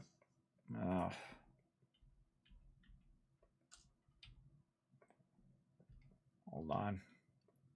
It's doing crazy stuff. Stop doing the crazy stuff over here. Right there. All right. 5 people. 18 food, 24 water. 3 power, 48 defense, 24 beds, and 56% happiness. See, the cool thing is that you write down that happiness and you come back and see if it's going up or down. That'll let you know how your settlement is doing overall. Person looks like they're just standing around. Hey, get on food over here, guy. And then we got our food taken care of. There we go. 24 food, good to go. So we just got a 5th person who just showed up while we were doing this. And now our food, water, and beds are squared away. And so is our defense. So everything here is squared away now. I can just let this fill up with a crazy ton of peeps. But I want those people to be doing something when they show up. So we're going to go ahead and put a bunch of these down. And I'm going to put some across here just to kind of defend a bit of these water purifiers here. I help those out just a little bit. Maybe put this one at an angle. There we go. Put that over there. And then maybe put another row right here. Again, they're just going to be collecting me scrap. That's all they really need to do. They don't need to do a lot of food and all of that. I have enough food being produced elsewhere. And very quickly, you'll see me end up with thousands of mute fruit and other stuff like that. And we'll just put those like that so we have plenty of those. All right, there we go. Now, any more people that show up, I'm just going to have them doing scavenging because that's what I want them to do. And take care of all of that. Okay, so save. Looking good. Actually, I could have put it around the food, too. That would have been a good idea. And let's go. Now, I try to keep this area open so that the kill box can fire. And here's our quick bench here where we can just access the workbench and take all that stuff out of there if we want. That's exactly what we're going to do. 2773. And then what do we mostly have? I think we probably mostly have junk. Yes. Okay. And so that one's done. And then back to Red Rocket. Now, at this point, we've gone through, we've checked in on all of our settlers and the settlements. We've done all the things that we need to do. We need to do a little bit here at Sanctuary, but we're going to Red Rocket first, and then we'll walk to Sanctuary. Oh, wait, we already did. No, we already did our defenses at Sanctuary. So Sanctuary's done. So everything else is pretty much squared away. And I can go ahead and I just put all the resources in here. Then we're going to put the 8 items in here. Now, again, if they're all connected together, they'll actually pull the food from in here as well, by the way, to all the other settlements. And now all of our settlements are at a point where they'll just go all the way, everybody. There's nothing more we really need to do at this point, unless we wanted to boost their happiness. If we want to boost their happiness, then we would put down vendors there. We would put down other things that boost their happiness. There's some stuff from Vault 88 that we could unlock that also boosts their happiness. But if you have about 80% happiness, you're already doing really, really well in that location. Like this one right here was 88. Right now it's 82, and it's back on the rise, so that's good. We could definitely get somebody else on food here. Now that we got our 12th person instead of 11, which is what we had when we left. So let's get that person on food. Vocational overview here. We should have one person who's not doing something. No. Huh. Maybe they just haven't shown up. 3, 4, 5, 6, 7, 8, 9, 10, 11. Yeah. So this should show that person is unemployed, but they're not here yet, Marcy. They're not here yet, so we can't necessarily do anything with them.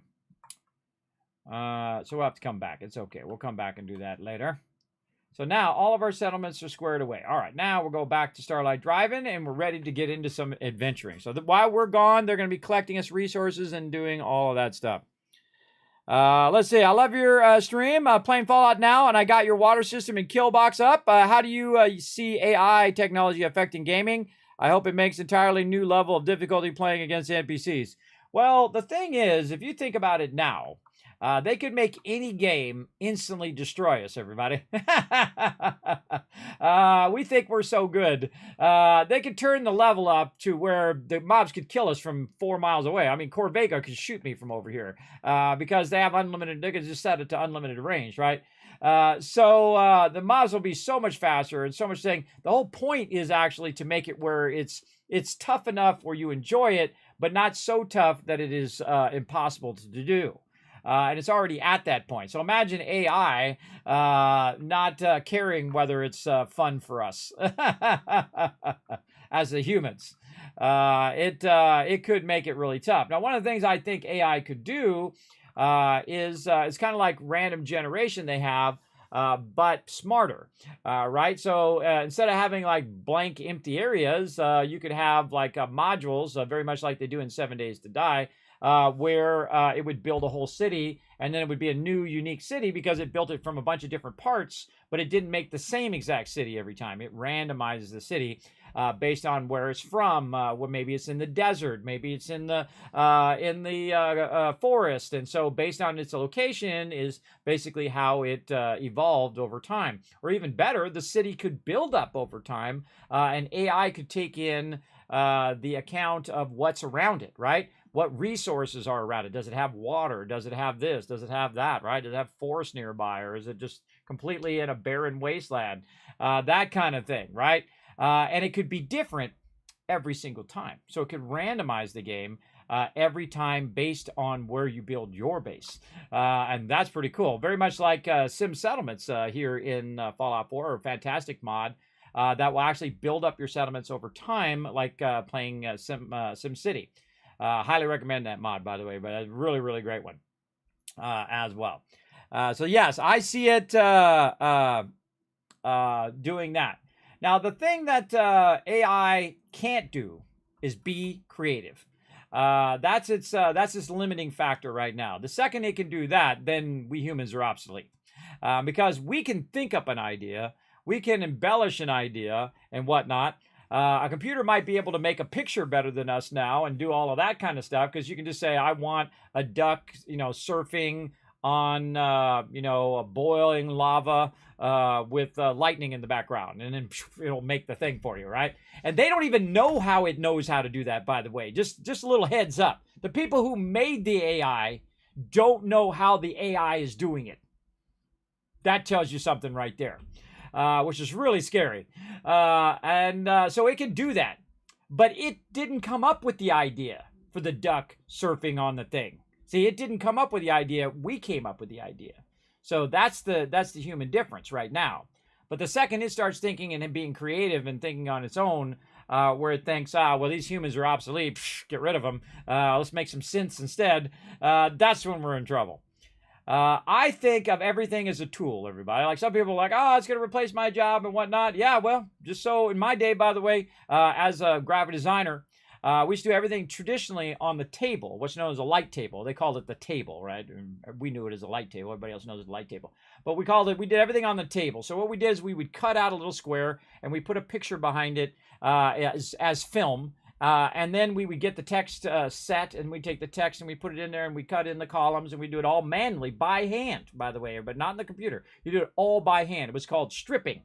Or paste up. Not that kind of stripping, everybody, because you're stripping the different pieces of film and whatnot together. And so you put it together, and then you composite together, and then you make a final layout. They take that layout, they make a printing plate out of it, and then they impress it onto paper, and you got your magazine, you got your newspaper, you got whatever it is you wanted to do. But guess what came along? The computer did. And so you could do it in the computer way more precise and way faster and way less cost. Now, was it easier? Not necessarily, because the computers were so slow and chunky that someone could do it on the table faster. But over time, the computers got faster. And over time, you could do more and more and more. And as of today, there's nobody doing it traditionally. Maybe somebody in some third world country who doesn't have computers. I could understand why, but they don't do that anymore. They don't do any of that. They do it all digitally. They don't even make printing plates anymore. Mostly, they put all of that stuff. They make digital plates, so they go directly from the computer to the plate. So they don't even need the film part. Now, the film part is what I did. So that's why I got out of that business, everybody, because I knew that was going to go bye-bye. So if you are a creative person, or if you're someone who thinks AI is going to take your job is to figure out a job that uses AI to make your job easier and you can still make money. That's your job. And so it can help you creatively as AI. So you go in and you say, hey, I have this idea. I want to really visualize this idea and come up with a more refined idea. And you go in there and say, hey, I'm looking for you to make me this photo, right? I have this idea. And then it goes in and it makes the photo. And you're like, oh, that's good. But man, it'd be awesome if the duck had a little dog on the surf thing. So I want a little dog on there. And so now you got the duck, he's on the surfboard, he's riding the lava, you got a little dog in the back. What kind of dog? Well, maybe I want it to be a schnauzer, a little schnauzer dog. And so again, it has to come from your creativity. And if it doesn't come from your creativity, everybody, that's when AI then obsoletes humans. Because the creativity is the unique to humans right now. As well. Of course, actually, it's not really unique to humans. There's also animals, which we are animals, by the way, everybody, in case you didn't know. In case no one told you, we're part of the whole animal thing here on the planet. We're not separate from the planet. We are animals of the planet. We just happen to be, top of the food chain right now. But we are certainly, part of the planet and not, elevated above the other beings on this planet. So for now we can do that, but other animals are creative as well. They'll think things up as problem solving. We just happen to be the best problem solvers on the planet, right now. Even though we make problems that we can't solve. That's kind of a problem too. And we're making something to replace us. That's what we're doing right now. That's what AI is going to do eventually, is replace us as human beings. Now, is it going to make our lives better? Maybe, if it's done right? What if all the AI went out and did all the hard work, like producing food and producing water, and then we could feed everyone, and everybody in the world could have water and food, kind of like in Fallout, right? If I just made robots, and all the robots went in and they made all the food and all the water, and then all my people could then just live the life of luxury, right? That would be amazing, right? But it could also go the other way, where the robots say, you know what, hey, why are we doing all the work? Screw you humans, and then they kill off all the humans, because this way they don't have to work anymore. So, again, you have that fine line, everybody. You have that fine line between one and another. And see, that's what kind of freaks me out about the Institute in Fallout 4, is the fact that, okay, they're making these synths, they're making these human-like robots, but why? Is it to replace humans? Is it to improve humans? Is it to, make it where humans can last forever? What's the end goal of them making synths? And that's what never makes sense to me every time I play through. What's the end goal? What your end goal is to replace yourself, human beings, with robots? Is that what you're doing? Because those robots are not us. They're a separate species. They're a robot species, part human, part a cyborg, right? They're part human and are part living tissue and part metal, right? Or part robot. They're a cyborg. We're humans. Those are two separate things. So again, that always just kind of gets me with the Institute and their thinking. Like, why do that? What is the end goal of making sense? I mean, it's to make the Institute's job easier to go collect resources and stuff like that so they can keep making more sense. But are you trying to replace humans? Is that what you're trying to do? Well, we're going to find out in this playthrough, everybody. We're going to find through, we're going to ask them, and if we have to, we'll beat it out of them. We'll go in there and say, hey, people. All right, let's get back to it. All right, I'm in my power armor now. That means I'm ready to do some stuff here. We got an arrow here. Load the FM holotape into the OCC relay tower. Well, that's not the tower there. The tower's over here. Is there a tower over here? Can I make the tower? Why does it say do it over here?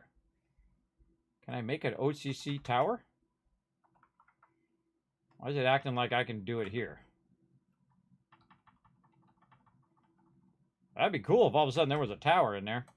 It would usually show up at the beginning, by the way. All the special stuff shows up in the beginning. I don't know where that would be. I think it's just because I have the holotape. And I think I might have put the holotape in here now that I think about it. Or do I have it in my inventory? Let's take a look. I know I got it right there. Music catalog. Okay. So, we're doing the new content, Creation Club content. And so we're running around and we need to load this in to the OSC 527 relay terminal. So the closest thing we got is Diamond City. So we'll just go ahead. I wonder if I can just go, I'll go Hangman's Alley or Parkview. We'll just go Diamond City and we'll teleport out. All right, I better check dude. See if he's clear of resources, because sometimes I forget and I take my companion and he's got a bunch of stuff on him. No, he didn't have anything. Okay. Let's get back to it. Diamond City. Off we go. Now, again, the name of this quest is called Speak of the Devil. We're going toward the XO2 power armor, which apparently now is canon as well. So I haven't done any other quests. This is the first one I've done so far. Yes, they call that a printing press. Yes. Again, they can crank it where there's no way we could kill the NPCs, by the way. They could absolutely crank it to a level where to get it going. Yes, for disabled people. See, that would be a great one as well. Helping people walk again, help people move and be able to do things they couldn't do before. I did see the thing that Elon Musk is doing where the guy has the chip in his head and he's able to like play chess and stuff now. It's amazing if you think about it. That's a great thing. That's something that helps humans. AI shouldn't be its own thing. It should be augmenting humans. That's what it should be doing. That should be its focus. So there you go. You seen the Terminator movies? Well, it's not wrong. I could easily do that. It could easily, because here's the thing. Just think about how humans are, everybody. And we're teaching the AI, right? Wars, pettiness, we fight for land, we fight for, power and resources. A lot of people only care about what they got going on. They don't care about other countries and other people. They only are selfish and want what they want, and, they're only out for themselves. And we're teaching that to AI. And so we're our own worst enemy, everybody. So we're teaching the AI to be selfish and think only of itself, so it's not going to think about us, everybody. It'll bypass us. I don't know if I'll still be around, but at the rate it's going now, it will bypass humans easy. It's already doing things that would take humans hours and hours and hours to do, like when you're doing like AI art and stuff like that. that stuff would take people a lot of time to do. And the same thing with writing stories and things of that nature. And of course, right now, it's still dumb. It still doesn't write a story that a human would know, oh, wait, that doesn't make sense, or that's not right, or that's weird, or that doesn't make a good story. But that's only in its iteration now. And same thing with the AI generator, picture generator, it was okay in the beginning, but it's getting better and better and better. And over time, it will get to a point where it's just better than humans. Because it's not being trained by one human, it's being trained by all the humans, right? So they're pulling all of the humans' resources into one place, the whole world's. And so all of the knowledge of all of the humans are being put in there, like all of the artwork and all of the things, and then all of the writers who's ever been, especially all the big writers, and so on and so forth, in different styles and whatnot. And it's basically cataloging the world's knowledge and putting it all into one place where the one thing knows everything, right? Because we as humans, even if you spent your entire lifetime, could not learn as much as a computer will eventually be able to learn. It just will not be possible. You just don't have enough physical time, because you have to physically learn it, right? You read it out of a book, you learn it by someone telling you, or whatever. I mean, if you got a chip in there, well, boom, then you can put it in there via the chip. But like the Matrix. But if you think about it, in the long run, a computer doesn't have limitations. Humans do. And by limitations, I mean input and output limitations. We have an input and output limitation. We can only take input in so much, and we can only output so much. But a computer, because it is always evolving, humans don't evolve as fast as the computers have been evolving, that the computer can evolve 1,000 times faster than we can. It can become faster. It can take in more data faster. It can put more data out. Same thing about robots. They're stronger. They're faster. Like the synths, man, they're stronger and faster than humans. You just got to be faster at shooting them before they shoot you. That's the trick. Luckily, they're dumber than humans right now. But that doesn't mean they're not going to get smarter than us at any given time. Because that's their goal. Their goal is to make them smarter. Because very much reminds me of Jurassic Park, everybody. They're so busy with if we can and not thinking on if we should, right? You know what I mean? That's a really good line in Jurassic Park. I love that line. And that's a truism in life, everybody. It's not really if you can do it, it's if you should do it. I always keep a lot of things in check that way. There we go. Yes, I like that movie, by the way. Johnny Mnemonic, actually a really great movie. I enjoyed it.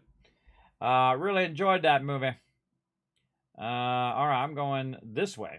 All right, we're going this way to find the thing. Oh, I turned my sound on too. All right. We blow up all cars. Keep the wasteland safe.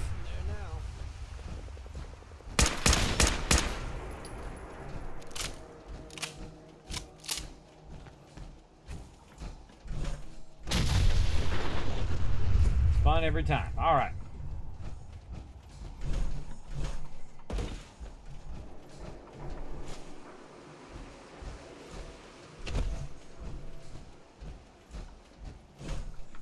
Cannon in there. Get up there. Come on. Get up there. There we go.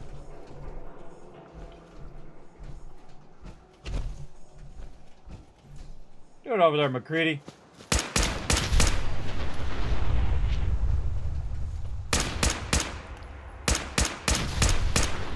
Use up this 45 ammo I got. I got a lot of it. Okay. Stay focused. Going this way. I love walking along the railroad. I always find a lot of interesting stuff. I don't think we can get in here. I think this is locked. Yeah, I gotta have the key in there. That's a quest for a certain companion later on. We're going this way. We're finding the relay.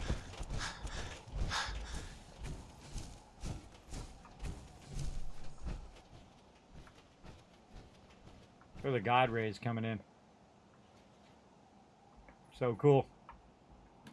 So awesome. Now people often say, Kismet, Fallout 76 is not 16 times the detail.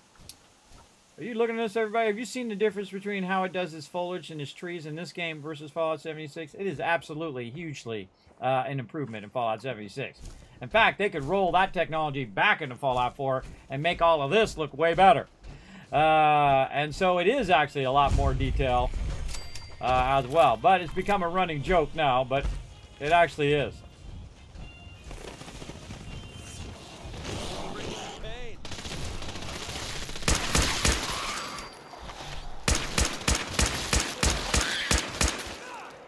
Oh, violent combat shotgun. I'll take that. Now he's just starting to have fun. Look how deadly they are with a Gatling laser, everybody. So deadly. Oh, we should start doing our fireworks too. Now that I think about it, for changing the weather.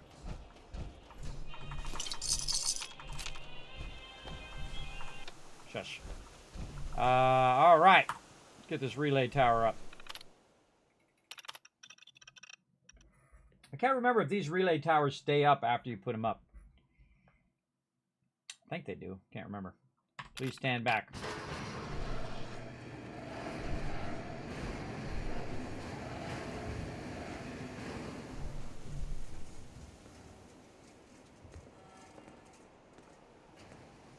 All right. Getting a lot of broadcasts. Load the tape. Transfer the files. America the Beautiful. All right. Investigate the Boston police rationing site mentioned in the transcription.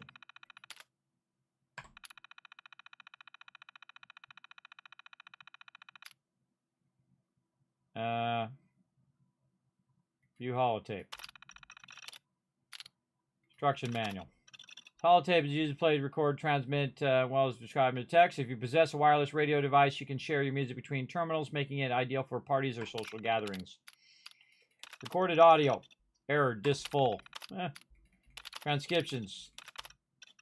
Connie, we're trying to summon the Black Devil, get him to protect the farm, so the man you're looking for is no hero. He's a thief. Take the Enclave armor. I think we already read these.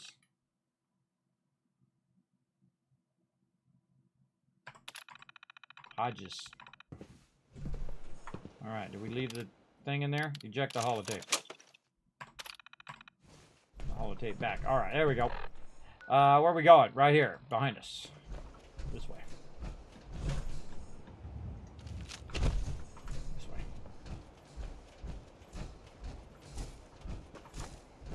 All right, McCready. Oh, look out! You got it. It was close. We got it. I love blowing up the cars, everybody. It's absolutely fun every single time. Very, very fun every single time. Just like some Cyberpunk. Nothing went wrong. Yeah. That's, uh-oh.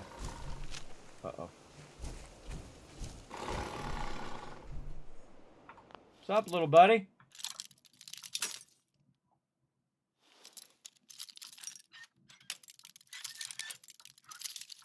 There's a little dog here. Sweet. Oh, big mistake.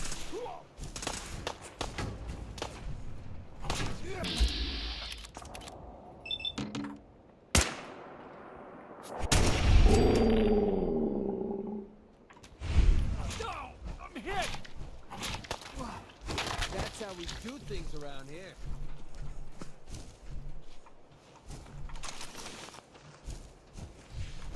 Where'd the dog go?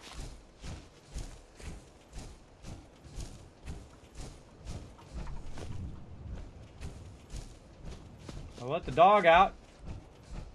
He killed that guy. I don't know where he went now. Little puppy. Come hang out with my puppies.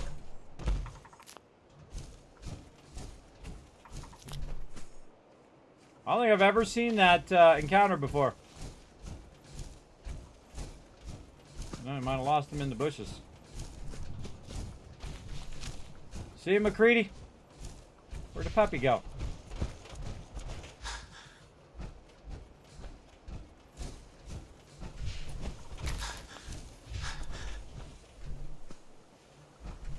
Whoa.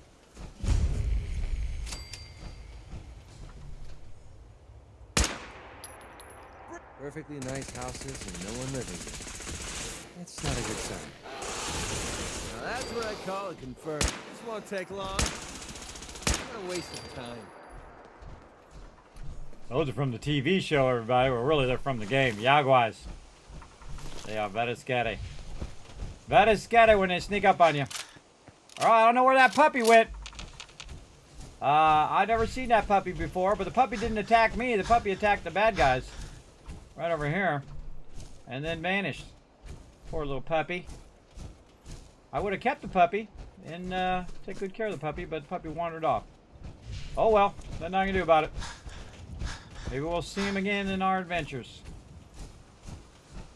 I've never seen that random encounter before, by the way. A little hunter encounter. Alright, getting to the train station here. Oh. Time to die! Jeez, die already. Okay, that looked like it hurt. We're splitting all that, right? Nope. Not at all. Alright, let's see who's home in here. Hello? Oh, it's Bard. Oh, really?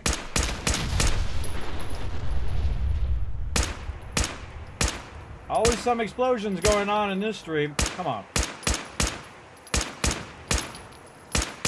Really? Just out of my reach. Oh no, it's on fire. There we go. Uh-huh. Oh, this is looking promising. Technical documents. Oh, geez. My own alarm scared me. Alright. Trying to tell me to take a break. Shortages. Dr. Ferry's signed in. Been brought to my attention that there have been complaints about shortages of missing items. I will personally make sure you're stuck doing paperwork at terminals as well. Take it easy. That's not really what Squirrel is for, Raz, but you have a great night. I would put exclamation lurk. Shifts are to be scheduled by Perry at BTT in conjunction with Sergeant Reeves from Army Reserves. At least 2 officers present at hours, police personnel for checking receipt, ledger, distributing rations, and so on. McDonald's tape. So I like to take the tape out. Take the holotape out and then listen to it on my personal Pip-Boy so that I can do other things while I'm doing that. So great tip, by the way, to do that instead. Where is it? Right here. That son of a bitch Sergeant Reiser caught me trying to have a look in the warehouse. And that asshole actually drew his weapon on me. Look, Perry, I know you two came up together and all, but I'm telling you that guy is dirty, and I need you to have my back on this. Those ration crates didn't just go missing on their own. And it's our job to make sure they're getting to the people who need them. Just lean on him a bit, okay? See if he'll let you in the warehouse to have a look around. McDonald out. Okay. Well, can't seem to be able to get into the warehouse. Let's see. So the door is barred. We need to climb up. Oh, I see where we're going. Right here. Right here, right here, right here. And then right there. I mean, that's pretty obvious once you see it, right? Once you see that that's where it's telling you, and then telling you go this way. And then jump to this one. And then, ow! I pressed the jump at the end and it didn't jump. Alright, we'll do it again. Sometimes Fallout 4 likes to have just a half-second of lag, and at the exact moment that you want to jump. I pressed the jump button. It just decided not to jump. Okay, sure. Sure. Pressed it again and it didn't jump. Keep going. And jump. Jump. There we go. It's almost like you have to give it a second before it lets you jump like this. And then we'll give it a second this time and then we'll jump. There we go. Can't do a lot of jumps in a row, otherwise it gets confused. Alright, free loot. What do we got?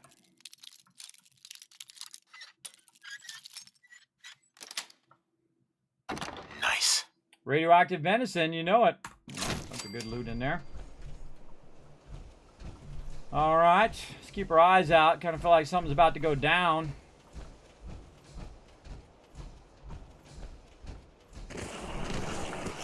Yep.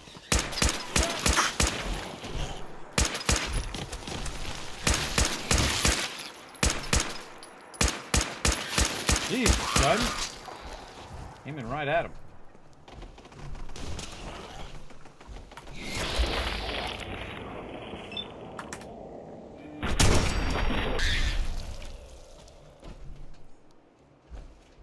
Okay. Whoa, whoa, whoa!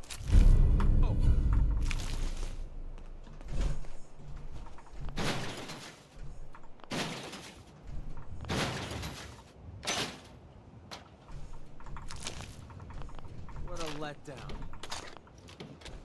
They'll be back. Oh, Saltron. Oh yeah, I was going to let the Saltrons live, wasn't I? Police snooping.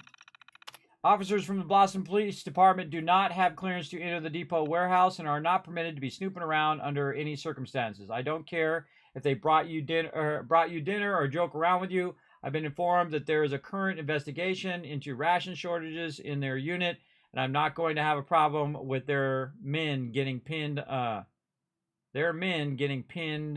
us. And if you see Detective McDonnell near the warehouse again, you are to place him under military arrest and bring him to me. Sergeant J. Reese, 708th Infantry Division.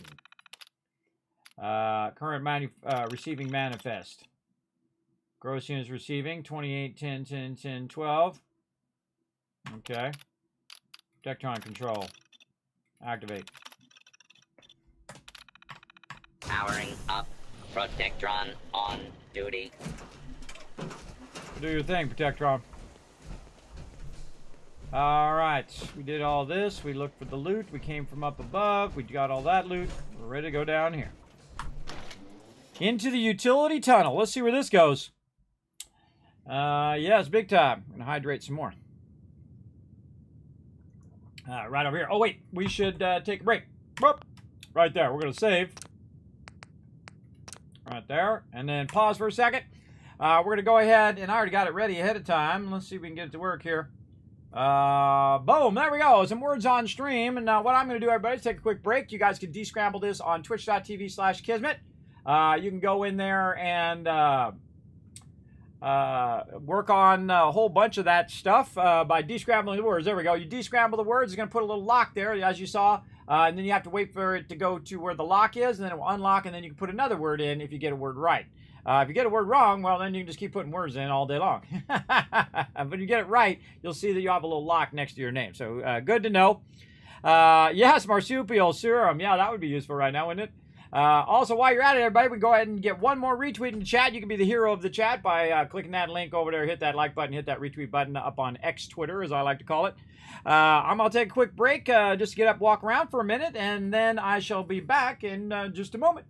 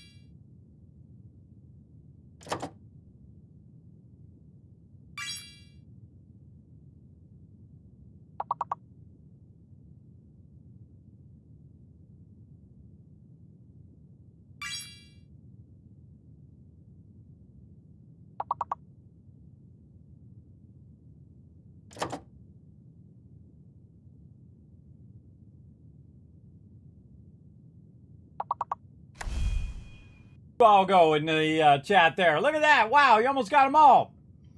Nice job, everybody. Press some buttons, flip some switches over here.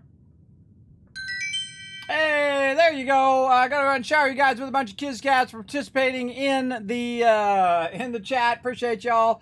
We're gonna go ahead and put that away for right now and get back to some Fallout 4. We are doing a new quest called Speak of the Devil for XO2 armor using the new next-gen content from the Creation Club. And we're going to go down and see what's down in this basement. Let's go see what's down there. What's up, bro? What's up? What's up, Whis? All right, here we go.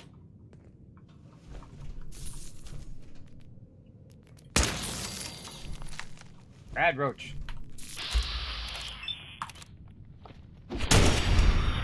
Feeling eyes on my back. Impressed yet? Ratty Roaches. We got them. All right. Fusion core action. Oh, damn dust is going right up my nose. Creedy. But Creedy, you're a mess.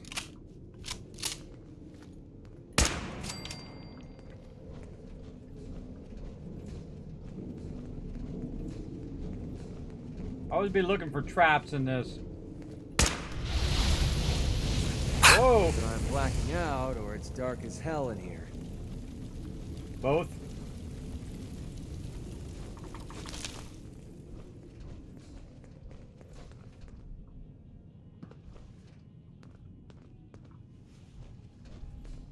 Oh, holotape. We need to talk, Perry. Your partner keeps sticking his nose where he shouldn't Reminds you of be. the old days. I don't care if he's a cop. If he keeps sniffing around the tracks, he's liable to get hit by the train. Are we clear? Anyway, I've got this stuff moved down into the utility tunnels, but it's burning a hole in my pocket. I don't want to hear any more excuses about it being hard to fence. People would pay top dollar for this stuff.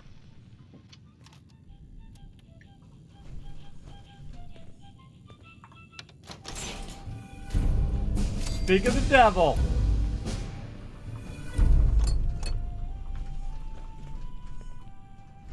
I bought. Oh, and there's the XO2 right there. Oh, that looks awesome. We shouldn't be here. Yeah, I know. Hey, McCready, guess what? You got some new power armor. Oh. I tried to put McCready into power armor, but instead it got in the power armor because it's annoying. Hold on, McCready. Over here.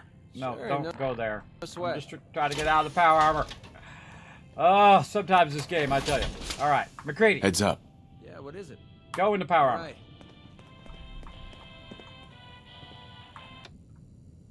All right.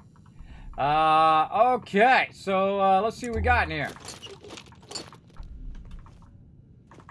We're gonna have him carry our power armor back for us. We got a terminal. Feel like we want to loot some dog tags there. What's this? The XO2 power armor is a real piece of work, designed to fit with the most standard mods. It looks a tad bulky due to the additional plating, but the composites are ultra light, so mobility will never be an issue. I've also added a few unique touches, like modifying the Tesla coils used on the T60 to work with the suit. The difference is the framework on the XO2 let me build around the plating without having to strip the base mod. So you can fry the bad guys and still have room for a medic pump, some servos, hell, even a cup holder for your beer. Nearly singed all my hair off installing electrodes on the Paltrons, but it works. The Raiders will be lucky to lose just their hair. All right. Take it. All right, everybody. It looks like we just came across some XO2 power armor. Yes, look at it. Oh, it is cool. Perfect for the Dark Wanderer, everybody. Perfect power armor for the Dark Wanderer. Hey, let's do this. Hodges. I hear Hodges somewhere. Lock and load.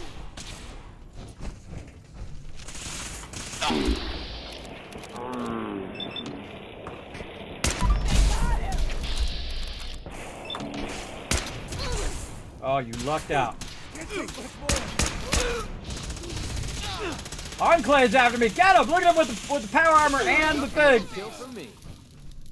Go ahead, stick your head out. Safety off. I think we have company. You think? Look, he already broke my helmet already. One of the things about your companions that I just remembered. Oh, you shouldn't have. Is you got to actually tell them to equip their helmet. There we go. There we go. All right, he's going to use my T60. Enclave caught up to me in a second too late because any second earlier they could have got me out of my power armor. So yes, Enclave tried to wipe me out, everybody. Let's see, Hodges' journal. All right, Hodges was a female, by the way. Hodges' journal. Try as we might, we can't seem to bypass the security lock. The radio seems to be the key, but it broadcasts only static. Tuning it to existing frequencies has no effect. As a result of our failure, the lieutenant sent a few officers back to the tower to recanvass the area, leaving the rest of us to absorb his rage. He's been extremely temperamental of late. It's possible he's already infected. To be fair, maintaining any semblance of purity is difficult in this filth. If the lieutenant is any indication, the cost of trudging back and forth through this toxic pile of wasteland can be beyond repair. Just breathing this air, I can already feel the taint inching toward my brain. Nevertheless, leaving the safety of the base is justified. Having the XO2 in our possession will help us maintain our supply count as we attempt to reestablish contact with the Enclave. In any event, if we fail to uncover any relevant information, it'll be my recommendation to drill our way in. Concrete may prove more forgiving than this lock. All right. Well, none of that worked out for you, did it? Dog tags. All right. Enclave got smoked. why you don't take on Kismet with an Overseer's Guardian. Whoa, look at all this loot in here. Nice. Oh, you collect an issue of Taboo Tattoos. Permanently unlock a new facial tattoo. 13. So Wishbone, a 4-leaf clover, and the number 13. I wonder what that reference is. Anybody know in the chat? You can just tell me. What is that reference? I mean, you obviously got Vault 13. It might be an Enclave thing. Might be an Enclave thing that I'm just not thinking of. Whoa, hello in there. Playtime's over. How about it just shoots through the window? Oh, here we go. Patrolman security put on. Let's see. Mass tunnel password. Let's take that first, and then we'll play the hell of it. Jack, this is Perry. What's taking you so long, cuz? You should have moved more than half this stuff by now. I've got that sanctimonious prick McDonald breathing down my neck. Partner my ass. We gotta get this stuff out of here and skip town before Reese catches on. We'll let his dumb ass take the fall for this, and come back in a week or so and say our grandma was having health problems down in New York. Just make sure you're ready tonight. And... Who's there? You better show yourself, asshole. Oh, light got knocked out. You see that, everybody? I pulled that off of there, and there was a ton of stuff in it. So yeah, you might want to pull these boxes off here and take a look. That's probably the most stuff I've ever found in boxes in the game. You find a little bit of stuff sometimes, like light bulbs and things of that nature, but not that much, though. There's a lot of stuff. I like to knock these over, too, and see if there's anything in those as well. Still haven't talked to that terminal yet, but, you know, just try to assess the area first. There's definitely something down that way. And then this is the mass tunnel password. Security door control, open door. I'm assuming it's this door. It is that door, okay. Yeah, we needed the tunnel password to open this door. But I don't know why, because you can just go around that way. I don't know. And then this one over here also needs the password to go that way. But let's go see what this terminal is trying to tell us over here. And we looking good, everybody. We looking good. At our XO2 power armor. Pretty epic. Apparently that is now canon. Alright, let's do it. Yeah, how do you pull it? You hold down E and you can pick stuff up, and then you hit E again and it'll drop. Leaving the Enclave. I was once a military officer, a patriot who wore the uniform with pride. I finished with honors at the academy, rose quickly through the ranks, and joined the elite group of soldiers known as the Devil's Hand. As Special Forces unit, we were given access to new prototypes, the crown jewel of which was the XO2 power armor. With it, we cleansed the wasteland of mutants, ferals, and the impure. We found old technology and discovered uncharted land. We did it all with ruthless efficiency. For that, I was decorated, distinguished, and yet I felt more disillusioned than anything. We mocked the outsiders for being unclean, but after each mission, I was one who always felt dirty. Everything was done to maximize Enclave resources and strategic positions, with no consideration for those who paid the cost of our labors. Some were children, others barely born. But if you ask me why defected, it wasn't one thing. There was no child crying, no singular event that made me turn.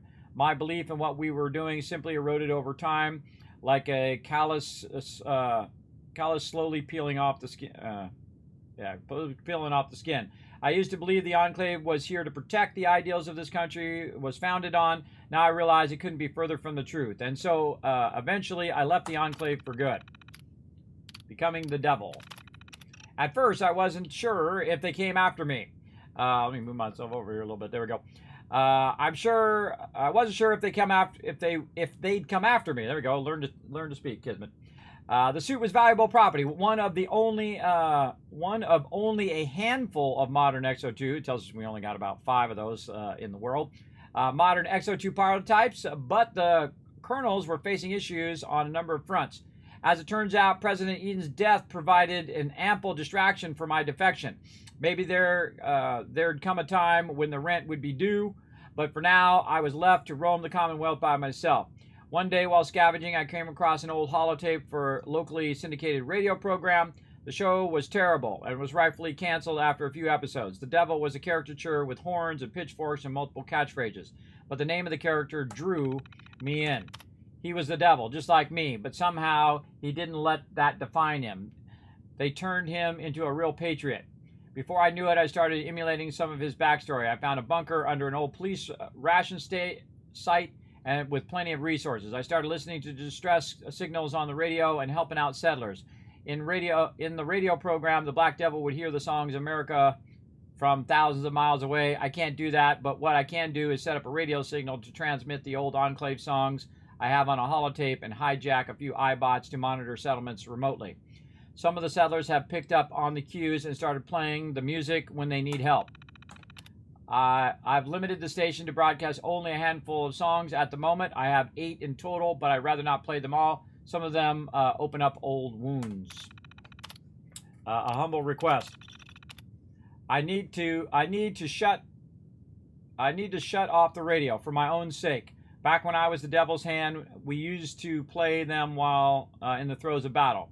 When I became the Black Devil, the music put my mind where it needed to be. But now, too many of the wrong memories get triggered by the melody.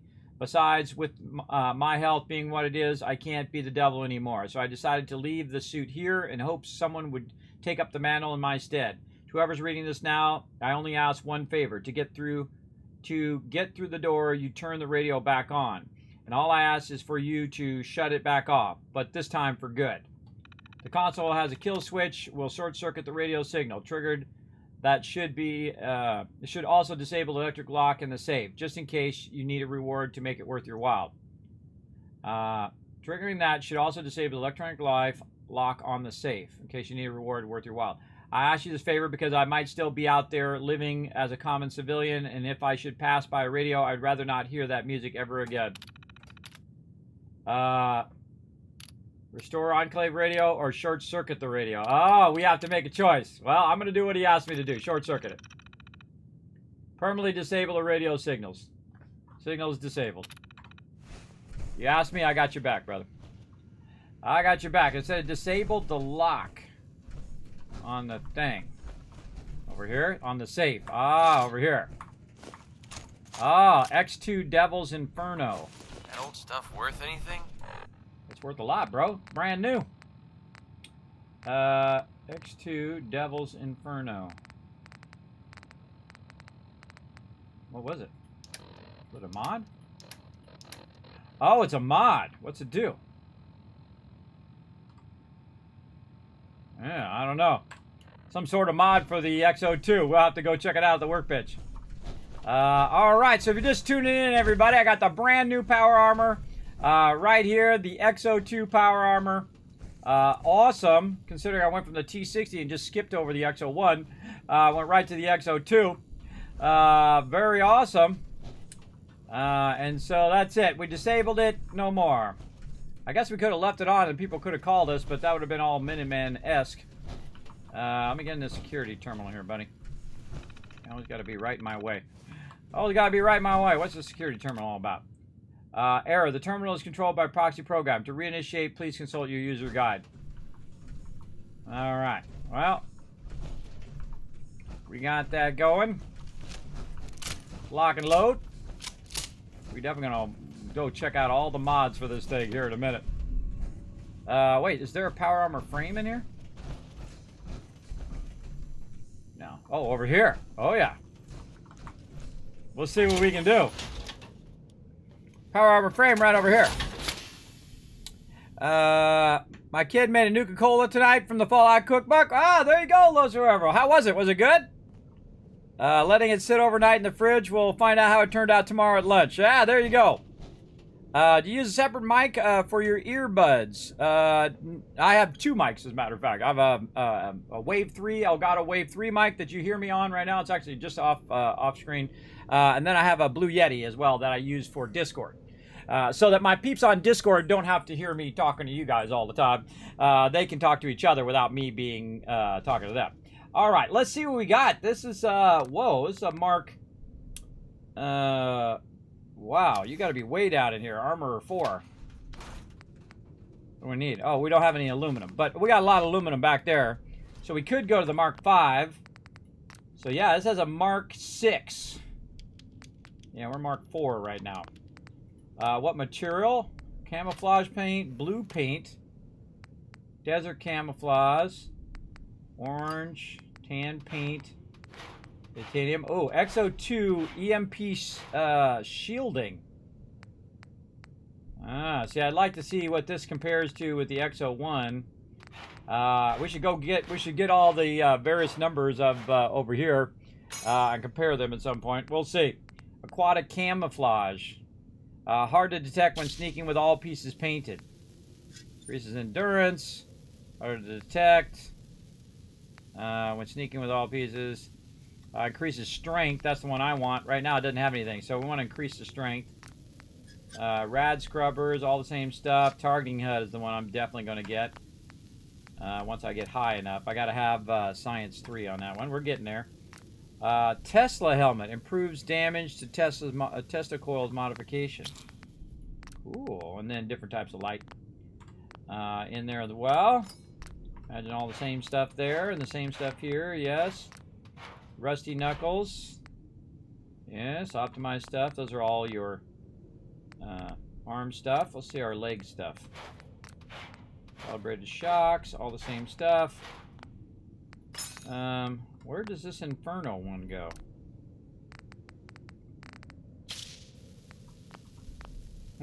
Maybe torso.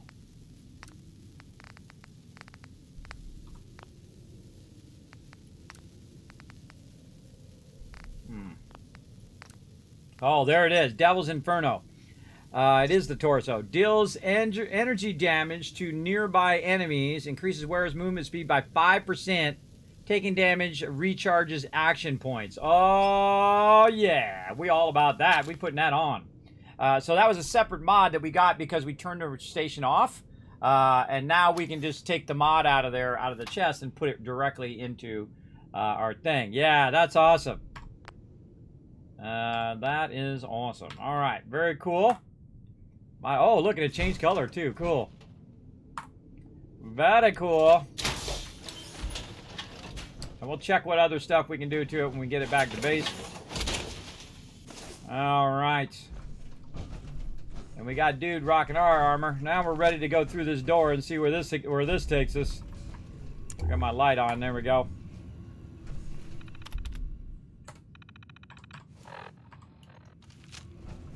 Oh, no. I'm going to open the door.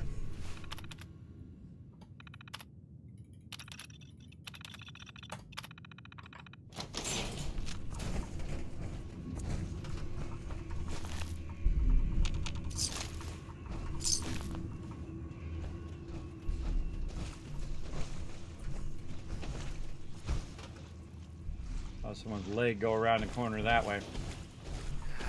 Oh, this is like a bus station.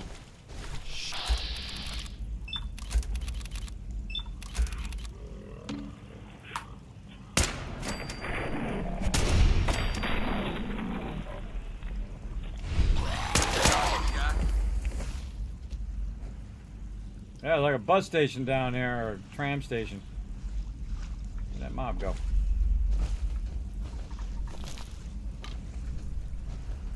Over here.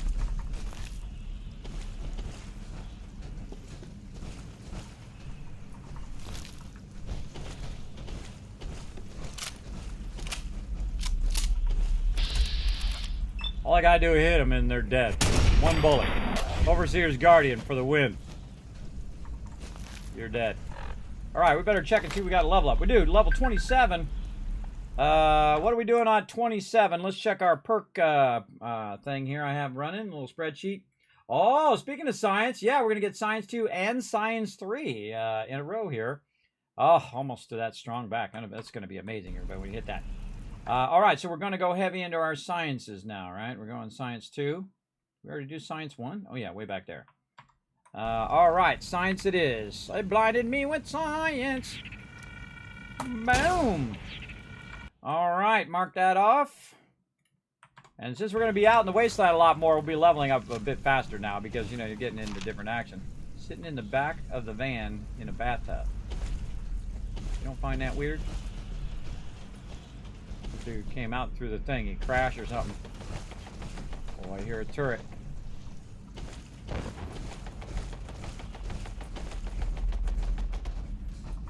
That old stuff worth anything? Quit questioning my... Meant to swim the radiation.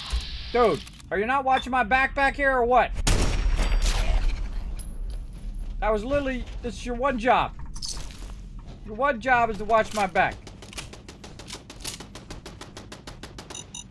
Oh!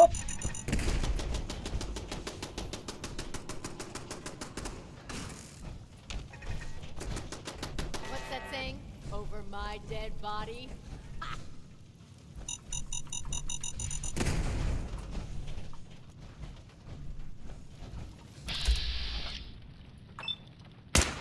Is it normal for the hairs on the back of my neck to be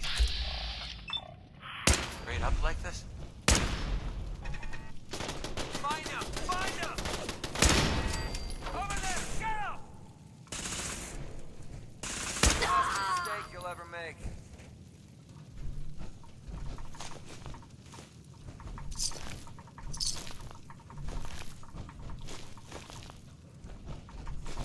Man, lots of feral ghouls in here.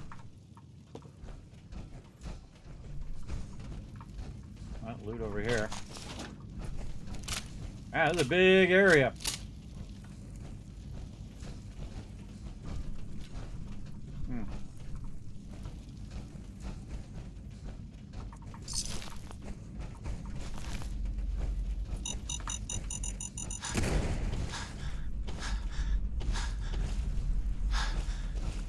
First we're going to get soaked, then we're going to get cold. We're miserable enough already.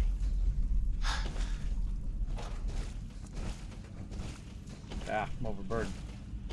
Look alive. Hold some of this stuff.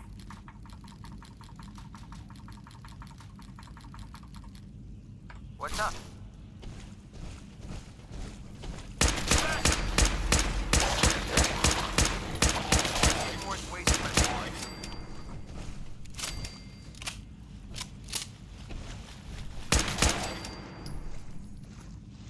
That's why you don't mess with a man. You're like, kid, man, I thought only one bullet killed him. Oh, we do a second one just to make sure. Just to make sure, everybody. Get that second bullet in. Steamer trunk. One of the great things about Fallout 4, by the way, is it does pause when you're in the chest and you're doing all of this. It doesn't do that in Fallout 76, man. It's always live, so keep that in mind if you go from Fallout 4 to 76. Alright, I kind of feel like I want to check these fusion thingies. No, nothing there. Oh, we didn't loot that guy. Nothing there. Oh, see? Hey, keep your eyes out. You never know. Now would be good. Raider. Your dead Raider. Enjoying his Rad-X. Huh. I don't think we can get to that guy. I think the explosion knocked him in there.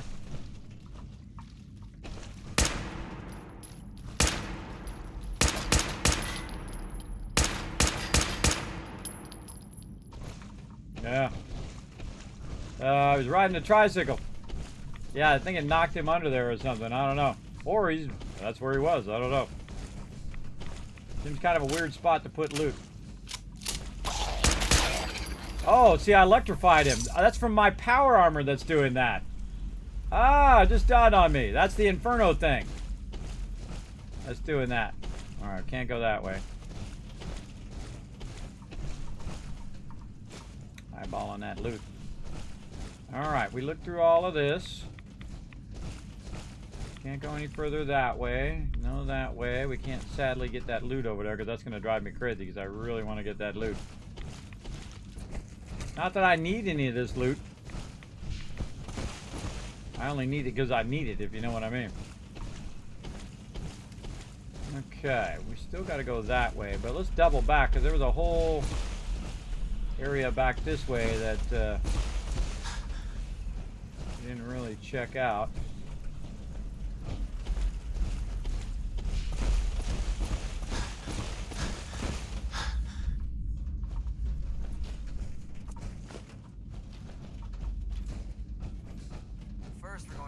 stoked, then we're going to get cold. We're Quit miserable whining. enough already. Pretty sure we're not alone. You think? You hear that? Pretty quiet here. Usually means something's about to go very wrong. Yeah, you're not wrong on that one.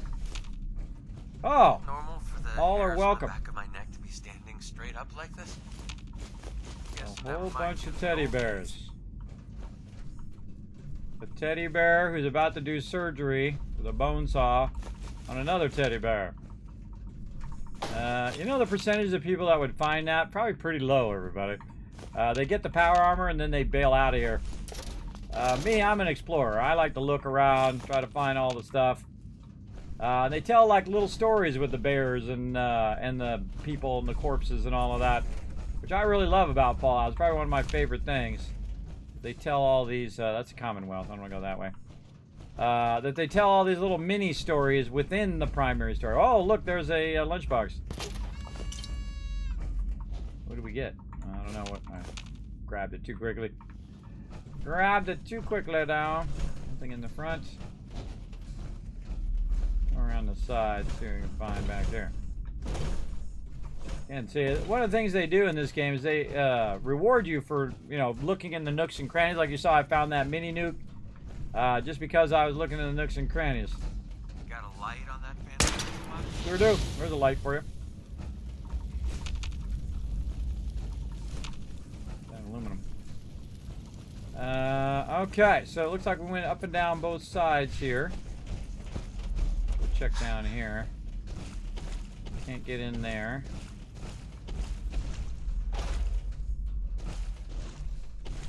Nothing down that way.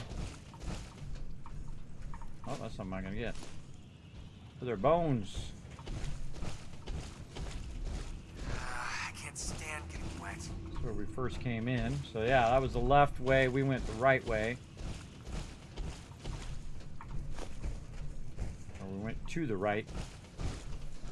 The right way. Oh, hello. A bunch of stuff there that we missed. Feel like, see, when you're first coming through an area, that's when you want to loot everything because you're going to be more in tune with looting than just running around. So I feel like that's the way out back that other way because that's where we go to the Commonwealth. Let's see where this takes us. Since we haven't gone past this little turret area here where there were some peeps blocking it.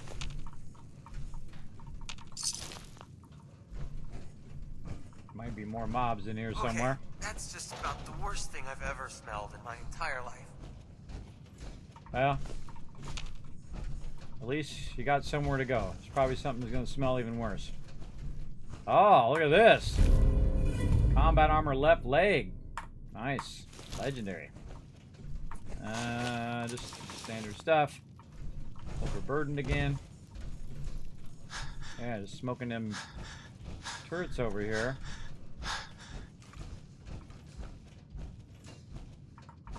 Overburdened. Oh, look at this. That's all oil right there, everybody. You can take all these bones and grind them up. Make oil in the chemistry station. Just throwing it at Deacon. Well, great place to save in survival mode. I don't need to. I can just save through the menu in normal mode. Don't see anything else. Well, that doesn't mean it's not there.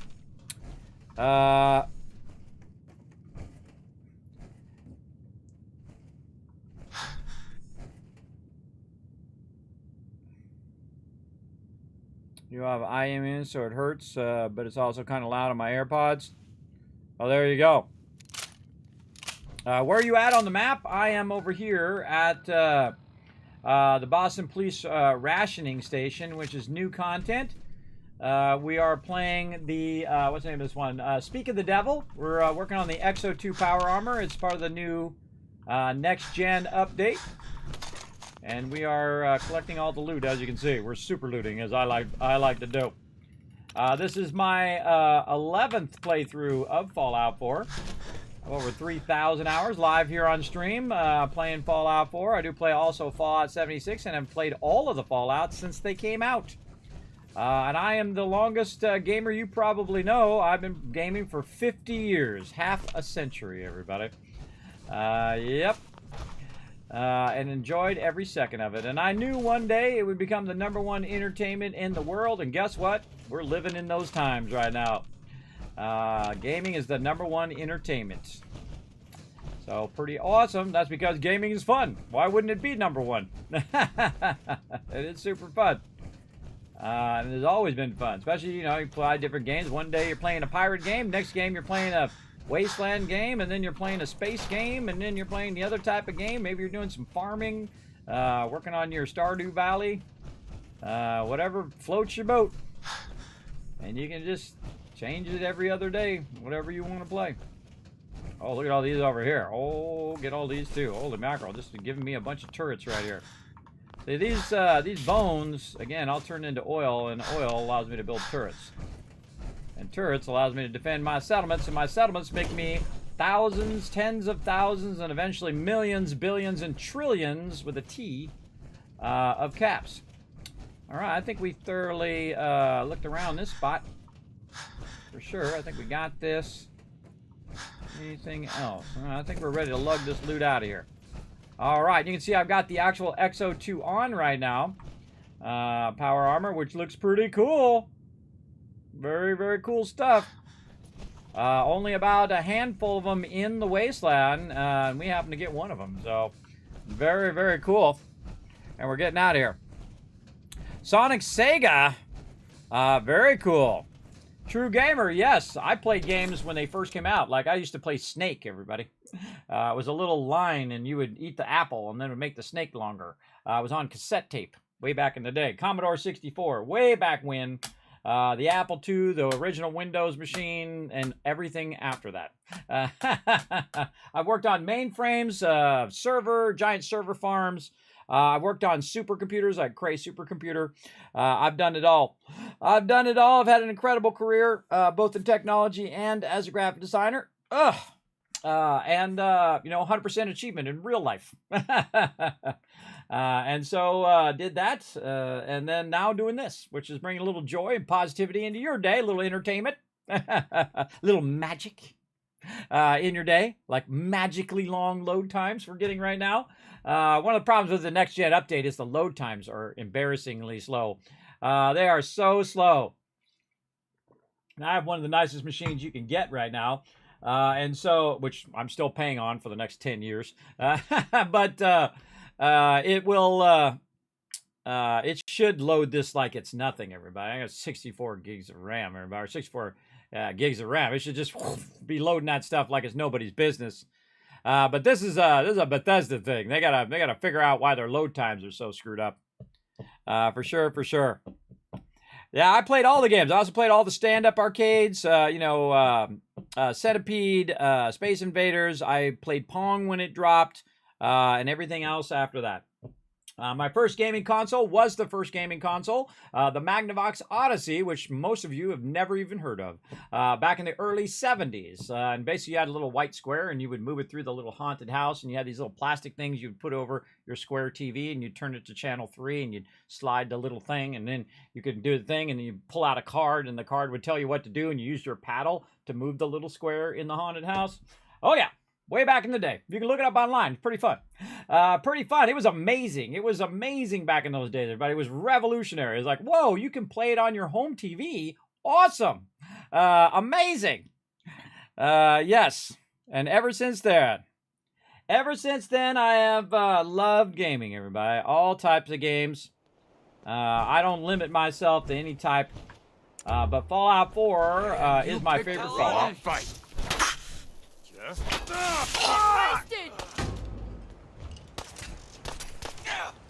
Get him. Get him, Deacon. Don't know where they are. Really? You can't see where they're shooting from right there? It's all you, McCready. I'm paying you money. Get to work.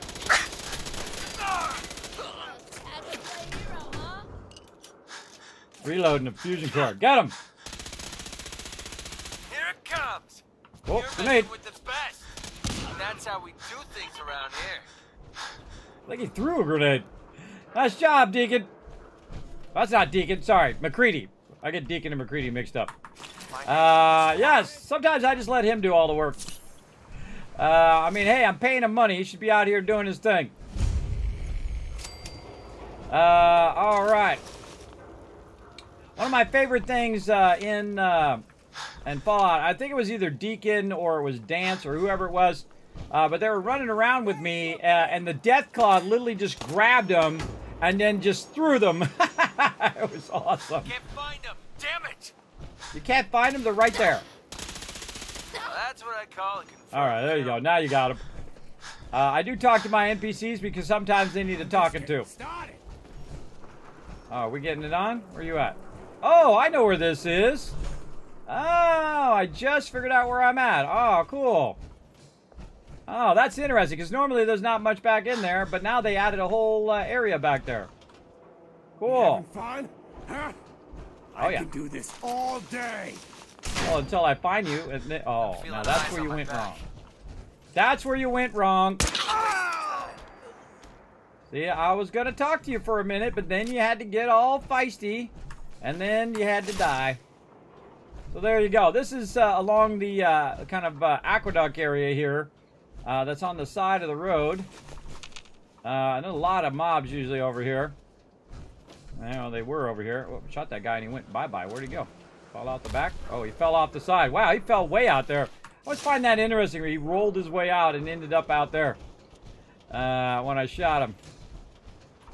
Little jet there. I'm massively overburdened, but we're going to solve this problem here in a minute. We already maxed out McCready, so he's already got all of his much stuff as he can carry right now.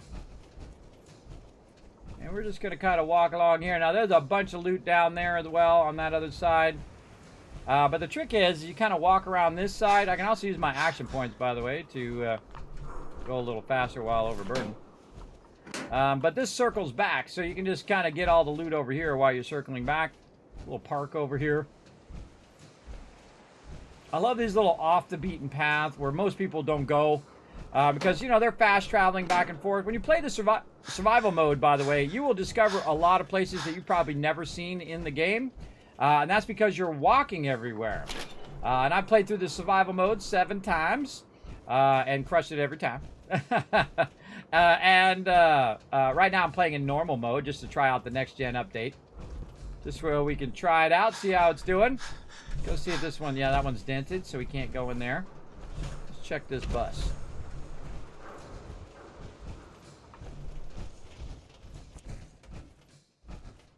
Nothing in the front there.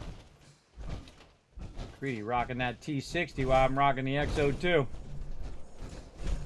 See, when I'm always in a new area, everybody, I got my weapon out, always. Because that 1 extra second. Yeah, such is the way it goes. Such is the way it goes. See, I'm in my power armor now, and the power armor can resist explosive damage, so it doesn't one-shot you. But yeah, this is all under here. That's cool, though. I like how they added all the new stuff under there, which this was completely unused down here. Let's see, what else we got? More scaver stuff. More ammo. Oh, there's a bunch of fusion cores. Holy mackerel. There's a lot of fusion cores. What else we got? Paint cans. I mean, I'm here. I might as well grab all the loot. Turpentine stuff.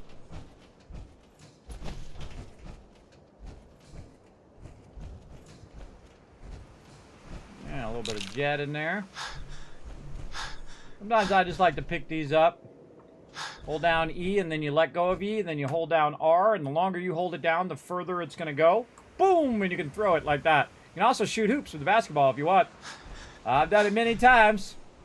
I haven't made it in the hoop every time, but I've done it many times. I made it a few times, though, live on stream. Okay, time to go back to Diamond City, which is just up the way here, and offload some of this loot. So we're going to have to take the slow walk of shame of being overburdened. Well, let's do it. Look for more loot while we're at it. I like to be in third person when I'm just walking. And then I'm going to have some purified water, and that purified water is going to heal my character up. But if I'm walking and I see some loot, I might as well pick it up on the way. The red rocket over there, too. Grab some loot. Oh, I already got that loot. Can't go in there. Check this red rocket up here. Now, if you do something like pull out your weapon, or you jump, or something like that, it will allow you to use your action points if you have the perk. I think I already looted all this. Yep, it's already all been looted. Let's see what we got over here. Ah, a little something there. Now, we could put some stuff down in these frames. By the way, you can also put stuff in the power armor station, too, by the way. And in Fallout 76, you also scrap your stuff using the power armor station. Right now, we're just trying to get all this loot. Hey, don't tell me to do nothing. Hey, you work for me. Come on, McCready, you work for me. Don't tell me what to do. I'm paying you, brother. Not you paying me. All right. Uh-huh. I'll be barred. Oh, no, I can get through. All right, let's see what's through this door. Let's go through door number 1. It's locked probably for a reason, everybody. If a door is locked, it's probably locked for a reason. That's it. Oh, yeah. Raiders. Boom! Turret. I found him. Safety off. I think we have company. Can't quite hit that one. Stick your head out again. Great.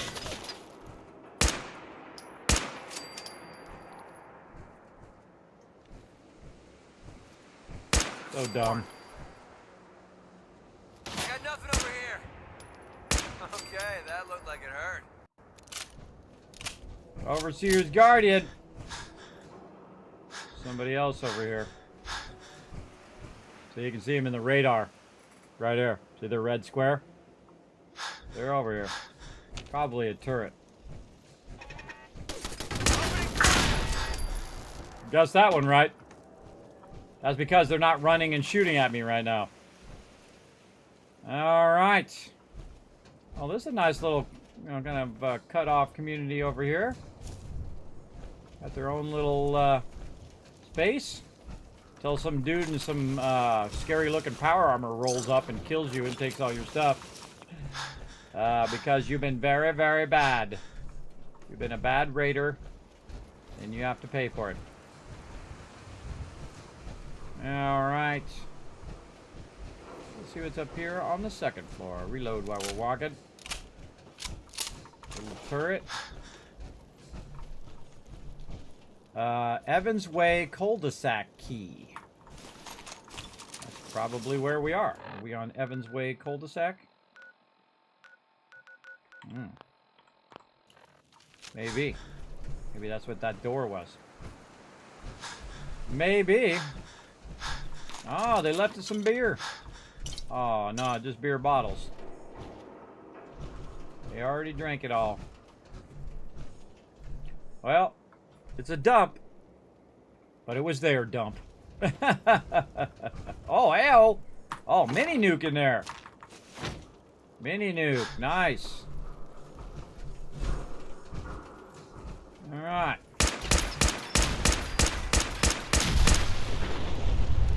We'll just take that out. Oh, yeah, there's a door right there. We can try that key out on that door. What's over here? All the cars must be destroyed. Must bring down the evil of the cars. I destroy them because they're fun, and that's number one. But number two, I destroy them so they don't blow up when I'm standing next to them. Also an important thing. Let's do this. Defeat the ambush. Whoa, whoa, Enclave! It's another XO2!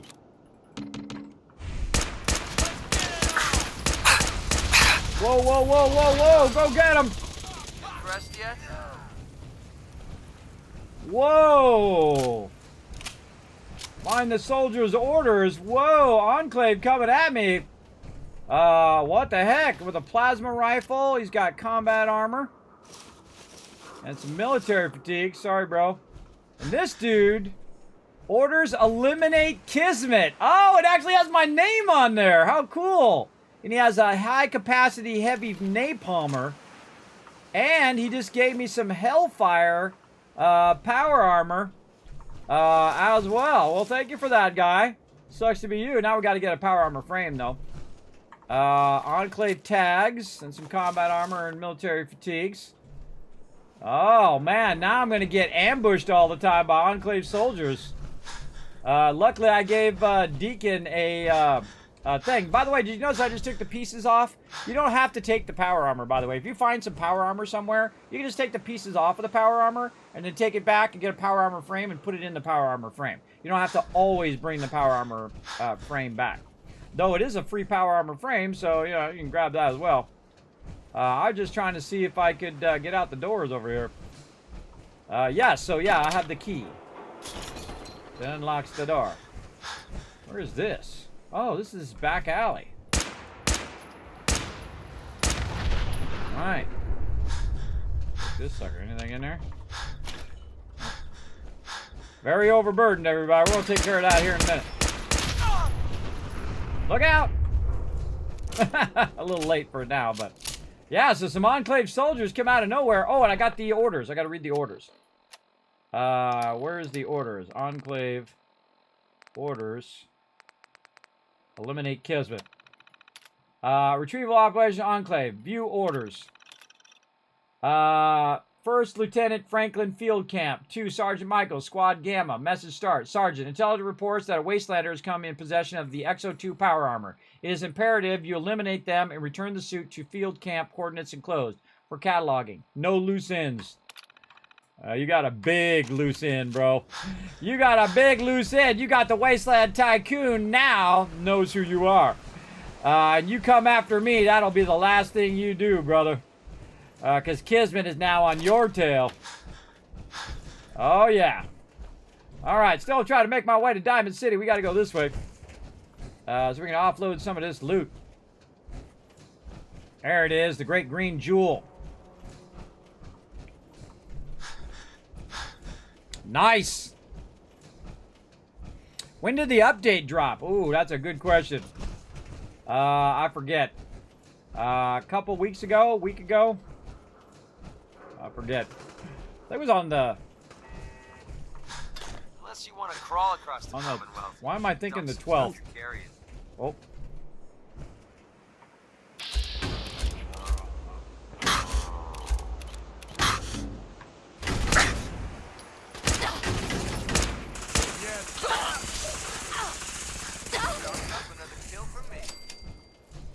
Fertilizing. Man, we are got a lot of loot, everybody. Got a lot. All right, little raiders on a side thing there. This is another great thing about Fallout 4, everybody. All sorts of action happens. I'm just trying to get back to Diamond City, and while I'm doing that, I'm going down all these little side areas, and all sorts of stuff's happening. I think we have to go this way, because that's all dead end. If we had a jetpack, we could jetpack and get over. But I think we're going this way. Oops, something on the ground blocking me. Always keep your weapon fully loaded. Always keep your head ready to go. Oops, I think that was Diamond City's turret. That was my bad. That was my bad. I thought it was a bad turret. This one's not going to attack me. No, it's yellow. Alright, that was my bad. Nobody saw nothing. Hey, McCready, you saw nothing. Protected by the wall. By the way, look at those things up on top there. I have to go up there at some point. Check those out. There we go. There we go. Oh, your dad had that, right? Oh, cool. Fallout 4 is his favorite also. Awesome. Well, there we go. Kindred spirit. Hi there, Mitchie. Thanks for coming in and hanging out. Hello, hello. I see you there. Yes, non-modded. This is just some Creation Club stuff. Now, I guess you could call it modded. It's not totally vanilla version of the game, you know, the original version. But I also have all the DLCs in there, and I have a little bit of Creation Club stuff. Mainly the next-gen stuff from the Enclave. As you can see, Enclave showed up out of nowhere. I didn't know they were chasing me. Yes. What up, Nat? I haven't talked to you yet. I might talk to you at some point. It's the mayor! Mayor, what up? I have somewhere to be. Sorry. Extra, extra. Very tempted Is to your shoot you. neighbor really human? We have the exclusive. Who needs a haircut? Everyone needs a haircut. Step up. No haircuts for me. I'm good. You and your mercenary friend keep your guns in your pants. Capiche? Oh, he actually knows. He he actually knows he's a mercenary. We buy and sell everything to everyone, except synths. No synths allowed Everything here. I got will keep you safe. Oh, see how he looks up to you when you're standing in your power armor? That's cool. I've got a few minutes to browse. Everything hand-tooled. He's not going to say, whoa, man, I never seen that power armor before. What the heck? Now, if he had said that, everybody would have blown my mind. He's like, whoa, where'd you get that power armor? I've never seen that before. That's what I'd be saying. All right, we got to look for that combat rifle with the 308 on it. Come on, come on. Where is that mod? Oh, we got it right here. That's combat shotgun. No. No. Plasma rifle. Combat rifle. 45, though. Oh. Why do you tease me so, Arturo? Why do you tease me so? You got a bunch of goodies in here. Yeah, you got some stuff I might want. And you got stuff. And see, look, we can get a power armor frame right here and then use that for that new power armor.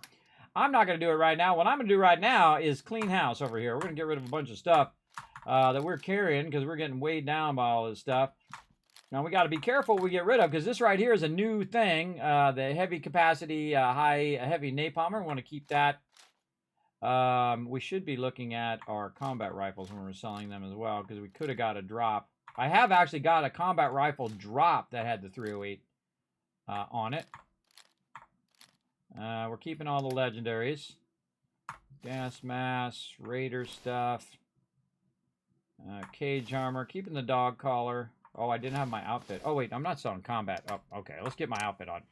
Okay, when you're in your power armor, I'm going to show you a little trick of it. You know, a shotgun's great insurance against raiders. All right, now if I'm in my power armor, everybody, you're going to see, if I go to my purified water, which is what I use as my kind of center, you can see I have 12 value. It should be 16 at the maximum. So if I'm in my power armor, it negates all of my armor that I actually have on under the power armor, which you actually don't have your armor on under the power armor. It actually takes that armor off, even though it shows it to you when you get out. It is actually not there. I always take the fusion core. Great habit to get into. But now if I go talk to him... If you're looking to keep your load light, we can shoot the breeze about the old-fashioned business. All right, let's just sure. get to it, bro. Let's take a look. Let's just get to it. All right, and then if we roll over it again, I just got out of the power armor. I didn't change nothing. Look, it's now 14.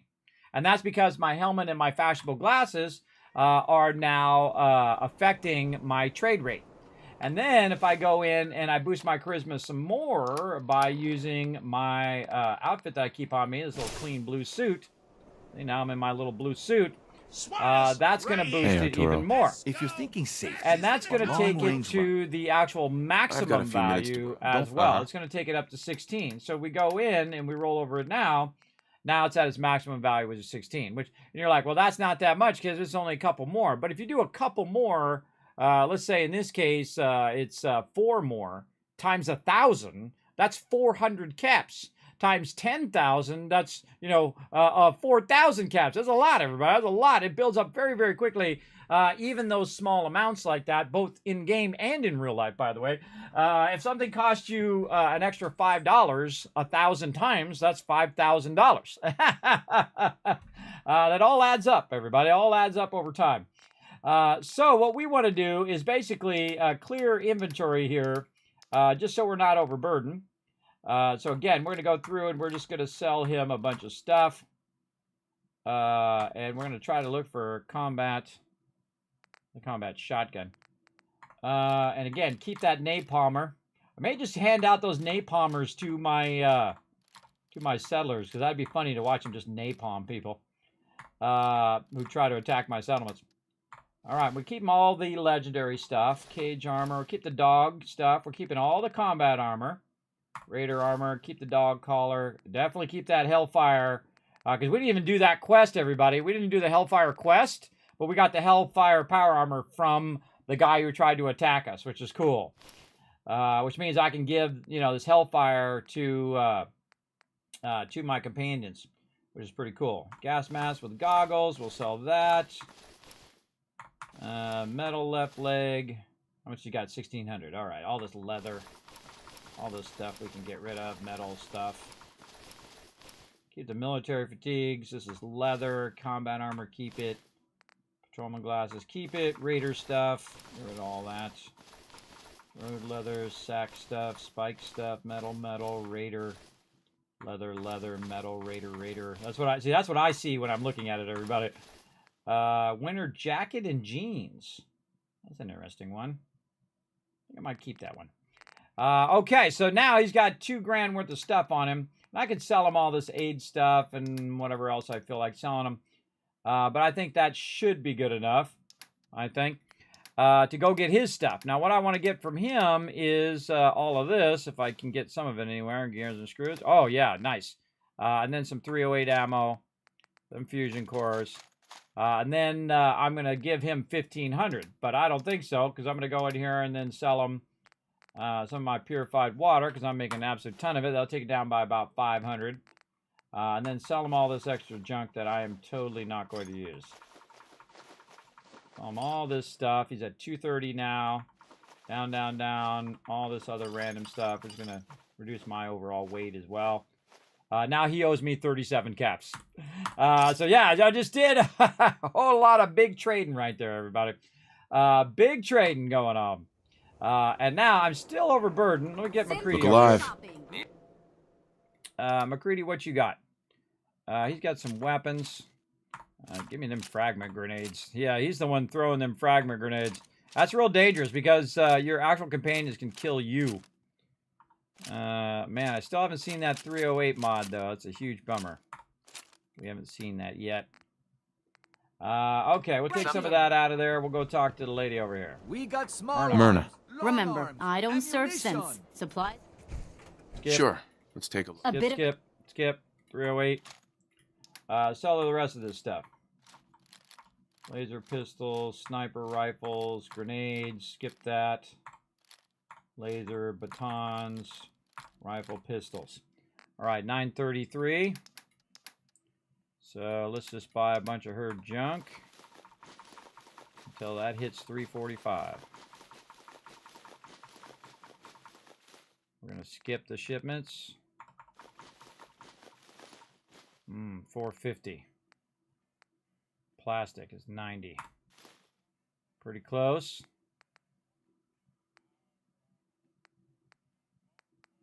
Use of 1200.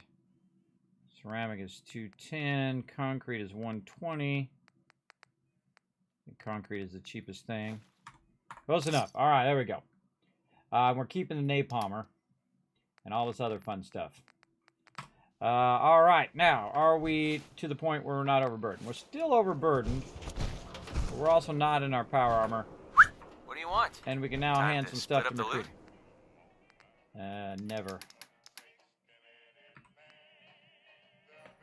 All right, now we got to give him the heavy stuff. This doesn't weigh anything. Why does? Oh, it's by value. Weight. There we go. Give him the cement. Give him a whole bunch of junk. Oh, okay. Still not enough. Not enough. That's a bummer. Let's get in our power armor. Let's see where that takes us. Let's get it going. What'd you miss? A whole bunch of cool stuff. Don't worry. It was all being recorded over there on YouTube. And also on my VODs here on Twitch. So if you missed anything, you can always go back and watch it again. Literally thousands of videos up there. I record every single one. I'm one of the few people who record on multiple platforms and also locally at the same time. You can literally go back and watch videos from 9 years ago. Yeah, from way long ago. Because Kismet's on top of it.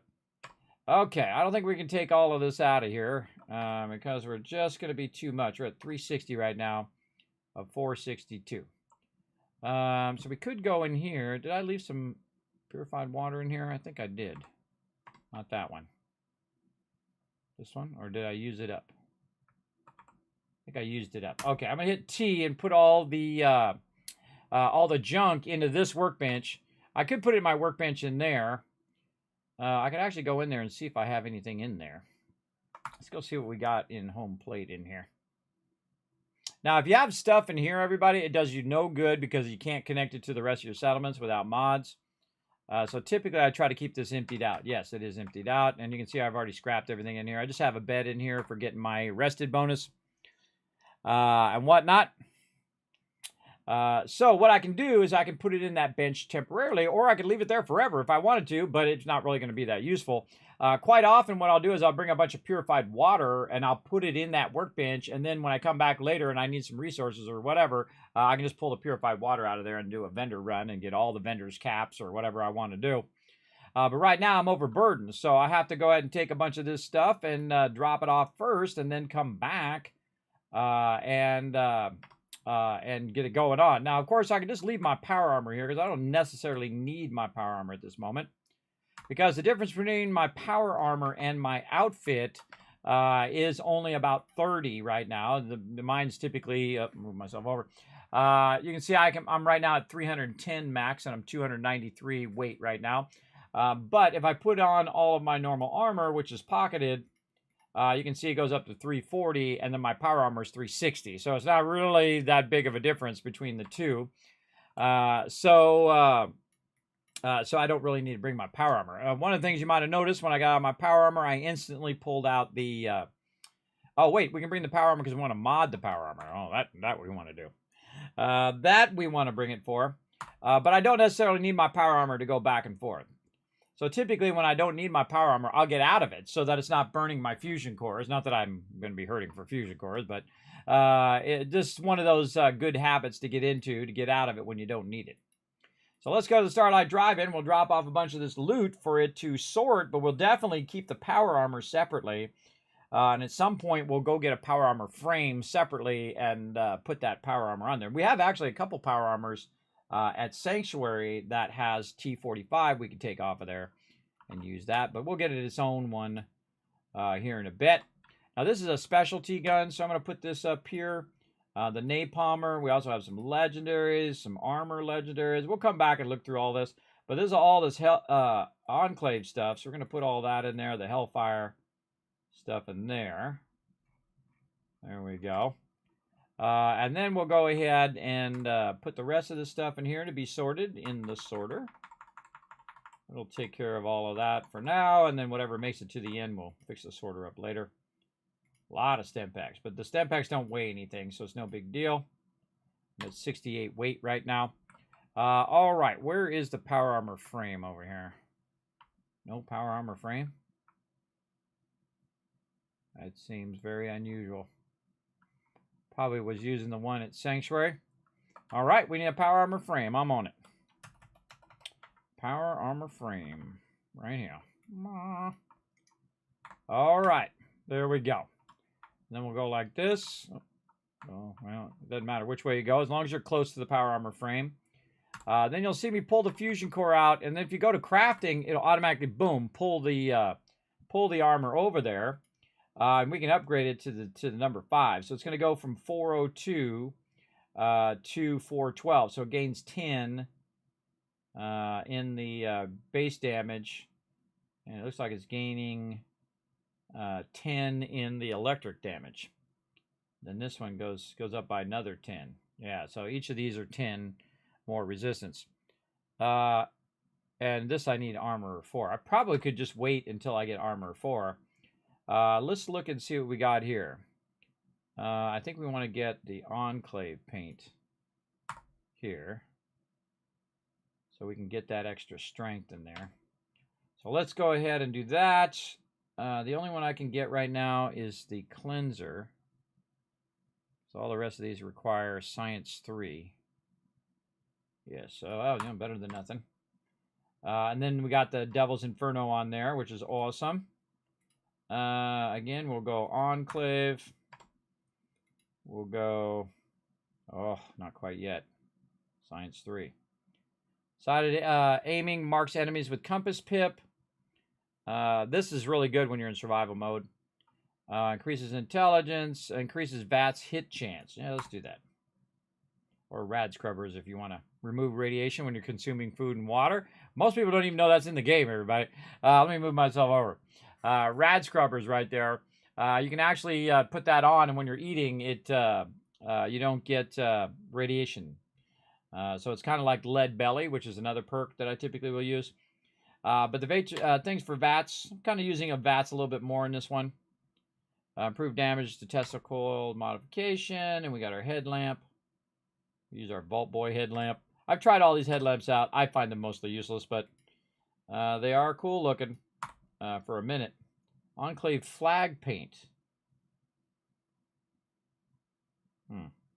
Both of those include strength. I don't know what the difference is. We're going to roll with it. Don't have that. Don't have that. This one. Let's go Enclave paint. Yeah, it doesn't have the flag paint on here. All right, here we go. Increases carry weight capacity or action point refresh. Right now, we're going to do calibrated shocks for carry weight capacity. No upgrades there. Right arm. Enclave paint. No upgrades there. And right leg. Enclave. Got to have it all painted the same or it doesn't work. And one of the things I really like is increase action points refresh free while moving. I typically will use that one as well. But also reduces action points for sprinting. Optimized servos is usually the one I use as well. And this one, increased damage radius, impact landing. So if you got like the jetpack or if you're jumping down onto mobs, boom, it'll do a lot of damage. By default, by the way, if you jump down at mobs, right next to mobs, it'll actually do damage. So watch out when you're in your power armor because you can actually aggro NPCs that you didn't mean to. But I'm increased the carry weight some more on here. And also it's going to give me heavier strength because of the Enclave paint. So we should have a pretty decent amount of carry weight. Let's see what we're up to now. Let's do it. I love how it's just sorting in the background constantly. That's always doing that sorting, everybody. That's its job. All right, what's our carry weight now? Our carry weight now, whoa, 492. All right. Now we got it on like Donkey Kong. All right, almost 500 there. Very nice, because we have the combination of the Enclave paint and then the servos. So now I'm going to be able to carry some stuff. But it doesn't matter. In a minute, when I hit level 30, I'm going to be able to travel all over Burden. So really not that sexy, but sexy for the moment. That's for sure. And that's because I got my science up as well, because your science allows you to do those perks allow you to carry more. By the way, if you notice, I didn't even bother to bring the power armor because this is probably not going to weigh more than what I can carry on already, so it's no big deal. Let's see. Let's see if I was correct. Yep, 236. So only 236 out of 340, so I can just carry it back. This time I want to go to Red Rocket because this is all the junk stuff. This is all the junk stuff. We want to drop it over here, and eventually, actually, I will take it from here and I'll move it to Boston Airport. But right now, Boston Airport's not connected, and we don't have anything close to Boston Airport, or at least close enough. We could go from Tavern and Boathouse, I guess, but that's a long way down. So we'll drop that off. Any 8 items we can drop off. We don't need to drop any of that. By the way, stem packs don't weigh anything, and ammo don't weigh anything in the other modes other than the thing. You know what we should do? We should go and just swap that T60 with the Enclave armor while it's on him, which we can do. Let's go do that instead.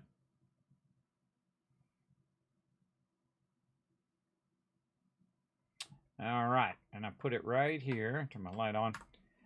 Put it right here. So we're going to get this Hellfire armor, which in theory should be better than this T60. Talk to McCready before he walks away, because he loves to walk away right when you want to talk to him.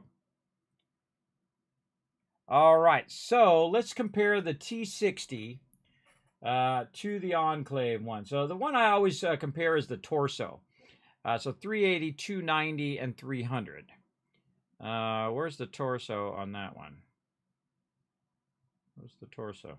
Down here. 320, 225, 380, 290. So yeah, already the torso is better, but this is also a Mark V, and this one is a C. So it's not really at its highest level. But it is pretty good. Kind of feel like we want to get him out of there too, and then we can mod it later. But we're going to go ahead and take his power armor from him. Like this. And then we'll give him this. Oh, we can't carry anymore. All right, come here, McCready. We're going to have to do some work on your stuff. A little trick here is if it's saying that he doesn't have enough inventory space, but I know that he does because I just did the thing and I wanted to put it on the power armor. So what you got to do is go to him and say, talk to him and say, yo, McCready, exit the power armor. And then your companion will get out of the power armor like this. And then you can modify the power armor and then come back and give it to him. And then he won't be too overweight to use it. All right. And then put all this Hellfire stuff in there. That's kind of cool because we got two armors at the same time. Wow. I actually like the Hellfire one a little better than the XO2. All right. Let's get in it. And I mean the look of it. Let's go compare it over here. Okay, so we'll get out of the power armor right here. And we'll take a look at the torso of this one again. 380, 290, 300 at 5. And this one's at 4.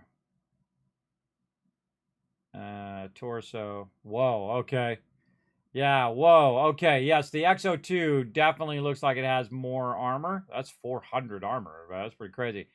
And it's still Mark IV. It's not even the Mark V, which tells me that it definitely has the more damage resistance. But what is the special thing about the Enclave one? Let's see which one it picks. It picked the Hellfire one. All right, let's go see what's special about this. So yeah, it has one more level, which it'll go to 420. It already has the Enclave paint, and it has one modifier. It doesn't have, see, the XO2 has 2 modifiers in the torso. I believe it does. And this is all the same stuff. Yeah, headlamp, same. Right arm. Yeah, it's the Model C. Oh, that's a T60 right arm. No, that's not what I'm looking for. Right arm. Yeah, all the same stuff. I mean, it looks cool, but it's definitely not as cool as the XO2. Definitely doesn't have the potential power of the XO2. It doesn't have as much mod slots, and it doesn't have the damage resist that the XO2 has. But it does look cooler. I like the helmet better of that one. And I can take the helmet off of that one and put it on here. This definitely looks like XO2 armor, though. Well, XO1 armor that become XO2. Very cool. Yes, definitely like the XO2 there. It's going to ruin your notes. That's a problem. All right, McCready. Now I got to move this away. If you're going to give this to your companion, you got to move it away from the thing because sometimes they have trouble getting in it. And even then, they always do dumb stuff. So what I'm going to do is just move this over here. Like this. And then I'm going to take this out and not let him have the power armor. He's not allowed to get in the power armor. Because he's going to run around without power armor while I am. Why? Because if I run into more power armor, I can have him get in that armor and I can bring that armor back. which is why I don't put them in power armor. Also, I don't put them in power armor, especially in survival mode, everybody. Not as bad in the lower modes, but in survival mode, literally one shot and all their armor breaks because the mobs do so much damage. So it just breaks their armor constantly, and you're constantly fixing their armor all the time. It's really annoying. But I would imagine in the regular mode, but that is really cool looking. Very, very cool. Now, I want to go ahead and get to the next level before I... let me check my perk level. When am I getting to armor 4? Where's armor 4? 43. Yeah, that's a way up the chain.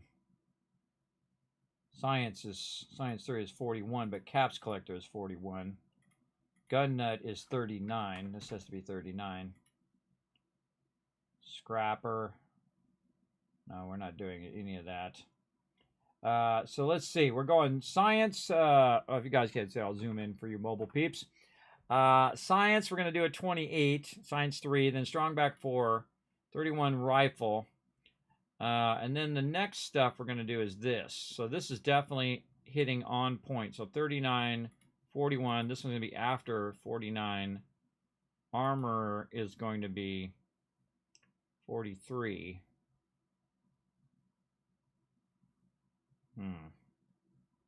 This one could be 40. We could put this one in between these because the earliest you could do it is the 39, but we do Gun Nut at 39. Then we could do this at 40. This one, the earliest you can do is 41. And then this earliest is 41, which would be Science. Because I want Caps Collector and Gun Nut before anything else, right on dot. And then Strong Back 5 is at 40, so that'll be 44. So now we got to get from 39 to 32. So, what do we want to do? So we take these and we can run the numbers down. Like this. That'll get us to 39 there. So we got to take one thing out. Awareness. Let's put this down here past 50.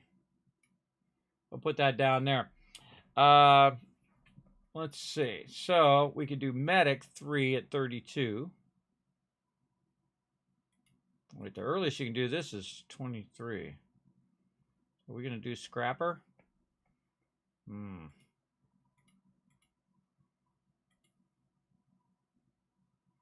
What level you got to be to do Nuclear Physicist? That's a good question.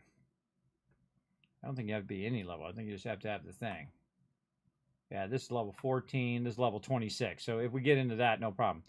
So we got to put 2 more intelligence points in here to do Nuclear Physicist. Now, Nuclear Physicist will reduce the cost of my fusion cores. So my fusion cores will last longer as well. The one thing I don't like is the fact that it ejects. I wish there was a way to turn that off where it ejects the fusion core because I do a lot of holding down Alt while I'm switching between my spreadsheet and that. So yeah, that's a big thing. But we might be able to skip that in this playthrough. One of the things that it also does, by the way, if you have, like in Fallout 76, if you have the Gatling laser, if you have the thing that doubles, Nuclear Physicist, that doubles your fusion cores, it'll actually also double your Gatling laser shots. So instead of 500 shots, you'll have 1,000 shots. That's a lot. That's a lot more. That's 500 more shots from your Gatling laser. That's a huge amount. Also, by the way, Chemist right here, if we're playing in survival mode, which is normally why I can get to Chemist, I probably could have went 1 point back now that I think about it, because I don't really need Chemist right now. We can get into Robot Expert. That's always a fun one. Yeah, maybe 1 point and do Robot Expert. What else do we really need in our set? We can go into Scrapper if we feel like scrapping, but I feel like we're just kind of running out. We don't need one more in Hacker. Our Hacker's pretty much done, because we're good there. Our locksmithing is done, because we are at master level locks. Yeah, what else we feel like doing here other than Nuclear Physicist? And are we really going to use Scrapper? That's the question. Are we really going to use scrapping in this playthrough? Maybe we should try it completely without Scrapper in this playthrough. I don't think I've ever done that. All right, let's push it down below level 50. Down there, and we'll think about it later. In fact, we should probably put a gap in here like this so we know where we're at. All right, so this is a spreadsheet that I've done. These are my perk order that I pick, and I try them different each time to just kind of give me an idea of what I want to do. Medic 3 would be great. Where's Medic 4? Medic 4 is level 49. Okay. And you can see I have these numbers over here. These represent the earliest moment in which you can get those perk points based on level. All right, so you can get the 4-star version at level 39 here. You can get the 4-star version of that, 41. The 5-star version at 40. You get the idea. You get the overall idea. And then these are all the reasons why I'm getting them over here on the right side. Like, you know, plus 80% critical, fast travel while overburdened, energy weapon forge, which actually we can do right now. We just unlocked that. So what I do is, again, I evaluate and then reevaluate. Do I need nuclear physicists? Do I really need that? I don't think I do. I'm not doing scrapper. Maybe we can go into either robot expert earlier or go into action boy earlier. I love action boy because action boy helps refresh your regen rate, and that's going to be at 38. That would be perfect if we got that going. Wow, look at the gap though. We have a huge gap there, so we could definitely go into action boy. So let's take action boy, and we're going to need a couple agility points to make that happen. So we'll do medic first. Then we'll readjust these numbers and see how they fall. Okay, so we do medic first at 32, and then we need 3 agility points to get to action boy, and let's double check it. Perk point. All right, we should need 1, 2, 3. Yes, 3 more, and that'll get us to action boy. So we can do that. Or we can go into nuclear physicist, or we could go into robot expert. And robot expert, what is the, oh, I don't see I have the numbers on that. Robot expert is level 19 and level 44. Robot expert is 2-star. I wrote that down. 19, 3-star, 44. Okay. So we can get 2 into there, but really can't get there until level 44.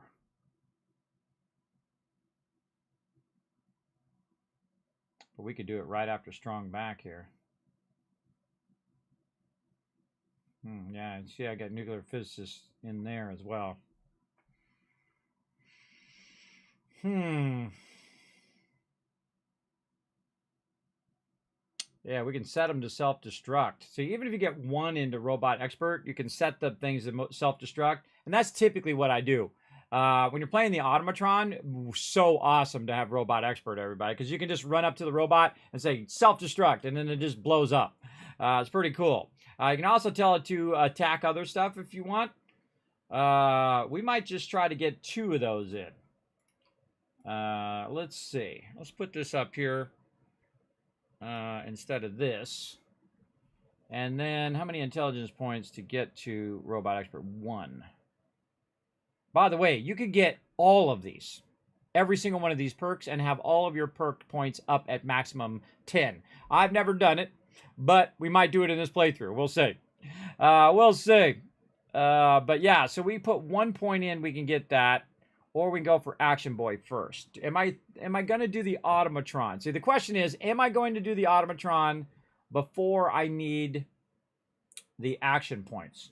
And right now, my action points are kind of being annoying because I'm doing a lot of running. But when I get my science up another one, which is level 28, next level. Next level. Is that next level? Yeah, that's next level. When I get my science up, I'll be able to use those other ones that reduce the cost of me running in my power armor. So that's going to help me with my action points. See, right here it does like 75% faster, everybody. This is huge, especially when you're doing like your jetpack.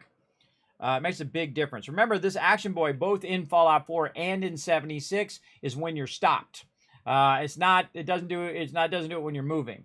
A great example of something to use for your action points in Fallout 76 is coffee. Coffee is like the most OP thing in Fallout 76 because what you can do is hit it once, twice, 3 times a lady. That's right, you can hit it 3 times and your action points will go like this. Jump! You could be running, you could be using the jetpack, and it's still going for so many seconds, and then it'll go down. So it's super fun, for sure. Yeah, you like the way the Hellfire looks too? Me too. You spent 4,000 rounds of ammo hanging out near Dolly Springs. I'm totally out of ammo, so heading back to my hunting grounds. The airport, the loot there to restock. There you go, Master V. There you go. I burn about 10 to 25,000 rounds in a week in Fallout 76. Absolutely. Easy. And that's why I stopped like just one-shot mobs or just wiping out mobs. Hey, thanks for the follow over there on Kick. I appreciate it. That's why I stopped just absolutely wiping out mods or wiping out mobs with my 50 cal. I just tag them now, and I don't have to make as much ammo. So I just tag them, let all the one-shotters wipe them out. I just try to tag them before they kill them, obviously. Tag them all. Boom, they kill them, and then I don't have to make as much ammo as I used to. I used to make tons of ammo because I was just trying to kill the mobs all the time. But now I don't. So it's way easier. I use a lot less ammo, but I still use about 20,000, but I was using like 75,000. So yeah, there's a big difference. Big difference, a lot. Because you're just going around blasting stuff, and you're doing every single event and all of that. That stuff adds up quick. Okay, so we're going to do 28 next. So we got Science 3. That's going to help us with our action points. I still think I want Action Boy first, though. I definitely want Medic 3, the second we can get that one. But, you know, we got to, because we want to get Strong back first, so we can travel while overburdened. Then Rifleman 4, which is going to give us even more damage. We're so incredibly OP right now, but we're going to be even more OP at 31 because we're going to get that 80% damage. Where's Rifleman 5? Rifleman 5 right here at level 46, so 200% higher critical chance. And then what's going to happen is the Overseer's Guardian is going to start to diminish. So as we hit level 50 and go past level 50, its damage will never get higher. So it's going to start to diminish, and the mobs are going to get harder and harder and harder, and the damage never moves. So they'll get harder and harder as you get higher and higher level. So it's really great up to about level 50 or 60, and it's a good all-around weapon. But eventually, when you go to Far Harbor and places like that, you definitely want to have the Gatling laser or other weapons that they're weak to. But yes, I'm feeling it. I'm feeling the Action Boy. So we need, let's double check that we need 3. That we need 3 in there. So 1.2, 3, yes. And then there's 3 of these into Action Boy. What is the highest level Action Boy? Where's Action Boy down here? Action Boy level 38. Okay, we're going to take that one out of there too. And so, oh my gosh. That lines up perfect. Look at that. Look at them numbers, everybody. Let me zoom in a little bit more again for you peeps on mobile. That perfectly lines up. So, Rifleman at 31, Medic is 32, 3 agility points push me to 35, Action Boy number 1, Action Boy number 2, which we can do at level 18, that's fine, and then exactly at level 38, which is where we can get Action Boy 3 for the first time. It'll be exactly at that moment. That's awesome. That's real awesome. Okay, and then we have one more thing in between here. So we're gonna, we can't get to Robot Expert though. We can't get to it by level 40. Oh, we need to get there by level 39. No, we're good. Hold on, we can just do this. We can pull all this out and just skip Robot Expert for now. Put that down there. And so that'll do Medic, Agility, 3 points, Action Boy 1, 2, and 3 in a row. Then level 39, we get Gun Nut, which when you see the blue, everybody, that means that it's right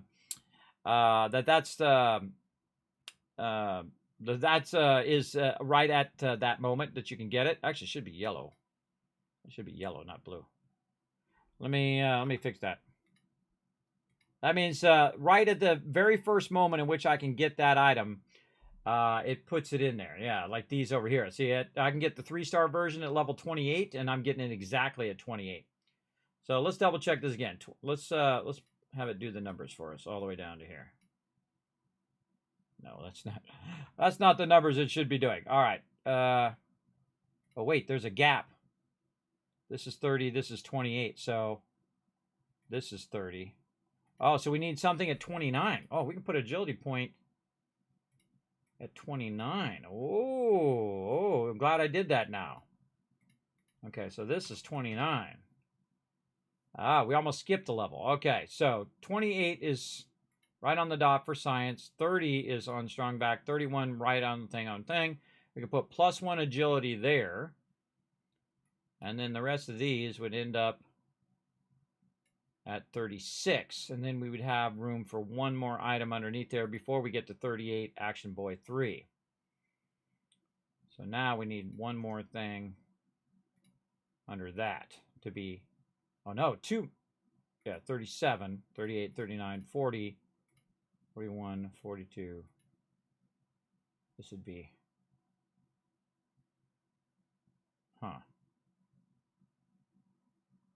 this would be 43. All this stuff. Block all that. Oh, wait, no. This one. Now, when I put a gap there, that means that, what the? Above. There we go. That means that I'm undecided on that. But we're trying to get this to here. So, yeah, we have level 37 that we can do because there was a gap here. So 28, 1 into agility. Then the first time we can get medic 3 is at 30. So we have to get strong back and rifleman first. Then medic, because those are going to hit right on the dot. 33 for these other two. 35 action points. So we get something else inside here. Oh, okay. What else do we feel like doing? Maybe get another intelligence point in there. Yeah. +1 intelligence in here at 37. And this is like theory crafting, everybody. I love doing it. I love the theory crafting and optimizing your playthrough for, because you played through as many times as me, everybody. It's just really awesome where you don't have to put too many points up at the top, and you've already kind of figured out how you're going to do your stuff. And it changes as you go along because, you know, all of a sudden you're like, I want to try something different. I want to try this. I want to try that. That's the cool thing. So we need 3 agility points. We need 1 intelligence, which is going to push us down to robot expert, right? Yes, that'll push us down to robot expert. And we only need 1 into robot expert. So we could wait. Well, that's going to be wait until level 44 to do robot expert. Yeah. That's a long time to wait to do like the automatron.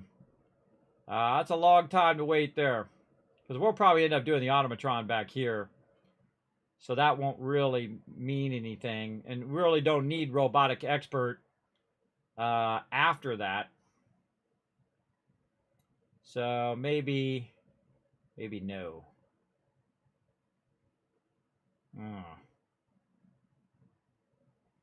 Maybe we should go into inspirational. Don't need heavy gunner yet. Inspirational is super useful because your companions won't hurt you and you won't hurt them. We could go into start doing our luck earlier this time. So yeah, this intelligence points, I wouldn't. That's not going to be useful because we're going to end up doing automatron probably earlier than we need there. We definitely want rifleman and medic. We can hit those. Yeah, see, we're skipping a bunch of stuff that we'd normally do, like robot expert, scrapper, nuclear physicist, so we could get our fusion cores up. But do we really need better fusion cores? I can just buy more. I can just buy more fusion cores. I feel like we might want to go a little earlier into luck. Let's go look. So I'm going to be down in Action Boy here. Now, I usually don't use these ones over here, any of these ones down below here. In in agility. So I start to go over here. Now, sometimes I'll use Scrounger because Scrounger's pretty great for finding ammo. But I've been kind of skipping it. We can get into Bloody Mess. Or we can just push directly for Grim Reaper down here. I love Grim Reaper. Grim Reaper is awesome because it goes off. It's like 15% chance, but if you get it all the way up to like 35% chance, it actually goes off like it's like 80% chance. It goes off all the time, and it just keeps refilling your action point meter over and over and over again. It's awesome. And then, of course, you can bank criticals with Critical Banker, and then you get better criticals with this one. And then, of course, Bloody Mess where they explode and kill everybody around them. Because there's really no other ones that I really need. So we can go without Robot Expert. I actually didn't need to put that extra intelligence point in there because I'm not using Chemist. Because Chemist allows you to make antibiotics. So maybe in a future playthrough, let's make a note of that if we're not playing in survival mode. Let's say playthrough number, they come out with suddenly some new stuff. Let's say over here, playthrough, we'll say 6. Put this over here now. There we go. This will be playthrough 12. Just in case someday in the future. 3 there. 1. This would be 9. We'll go 6 on this one. We'll add another one to agility with the Charisma book. Right here, so we'll have 1. And then maybe add 2 into Charisma.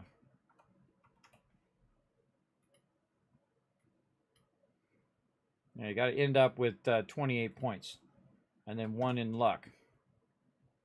This one's 29 points. Because I actually start with 9, and then I add the Charisma book. That's the yellow. That's the yellow stuff. This is where you add the Charisma book to get 10. And you add the Charisma book to get 2. And that give you 29, which you're not supposed to have. You have 28, but you get that Charisma book right in the very beginning. So this should be 6, 3, 1, 9, 6. Because we took 1 away from here. We add 1 with the Charisma book, which would give us 3 agility. And that 3 agility would put us... See, every time I play, I reevaluate for the next playthrough. So 1, 2, 3, that'll put us at sneaking. And that means that in the future playthrough, we would only have to add 2 agility. So I have 1 extra intelligence in here that I wasted in this particular playthrough, which is a bummer. Which is a bummer, now that I think about it, because I'm not playing in the survival mode. And I should have thought of that earlier, but I didn't. So now I thought of it. So in future playthroughs where I'm not in survival mode, I will definitely do that, and that will save me 1 level, one of my levels, optimize my level ups. And that's what this is all about, everybody, is figuring out that magical combination that optimizes your level ups. So then we'll add this one, the Charisma book. Now, also, I'll get, as I find bobbleheads, they'll add to it as well. But I don't really count those. I only count the first bobblehead, which is in Concord, which is a perception one. But I can, as I find them randomly, I will add them. Yeah, but the base is going to be 28, and then plus the extra 1 would be 29. So yeah, I should have went 26. And I'm gonna make a note, Chemist Survival. Make a note for Chemist Survival there.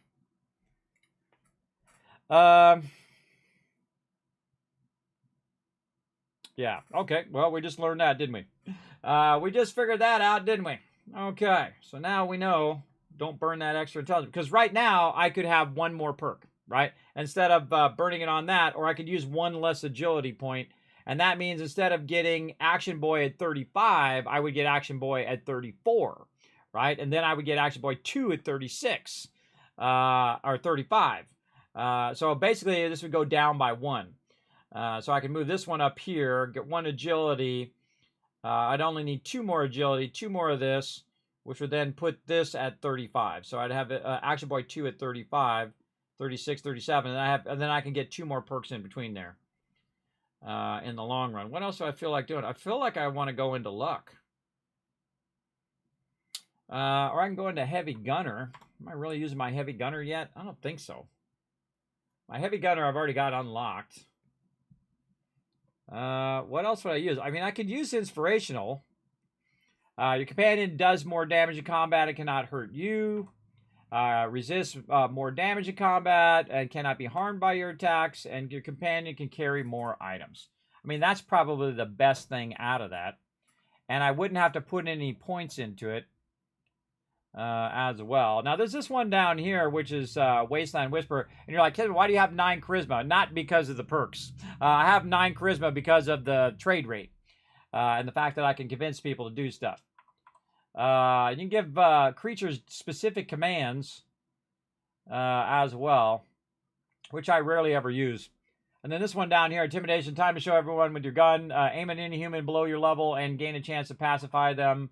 Initiate an attack, and you give them specific commands. It's such, when you're in the middle of battle, you don't want to run up there and talk to them. that's not something I really want to do. But there you go.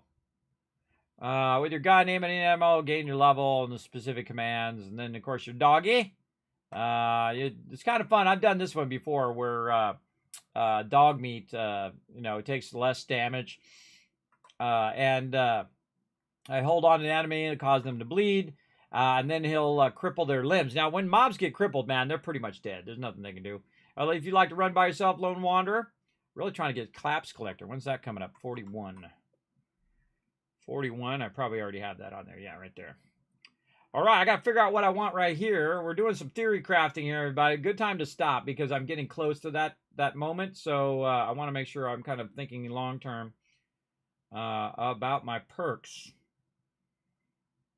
Yeah, I definitely want to get something at 37. What do I want?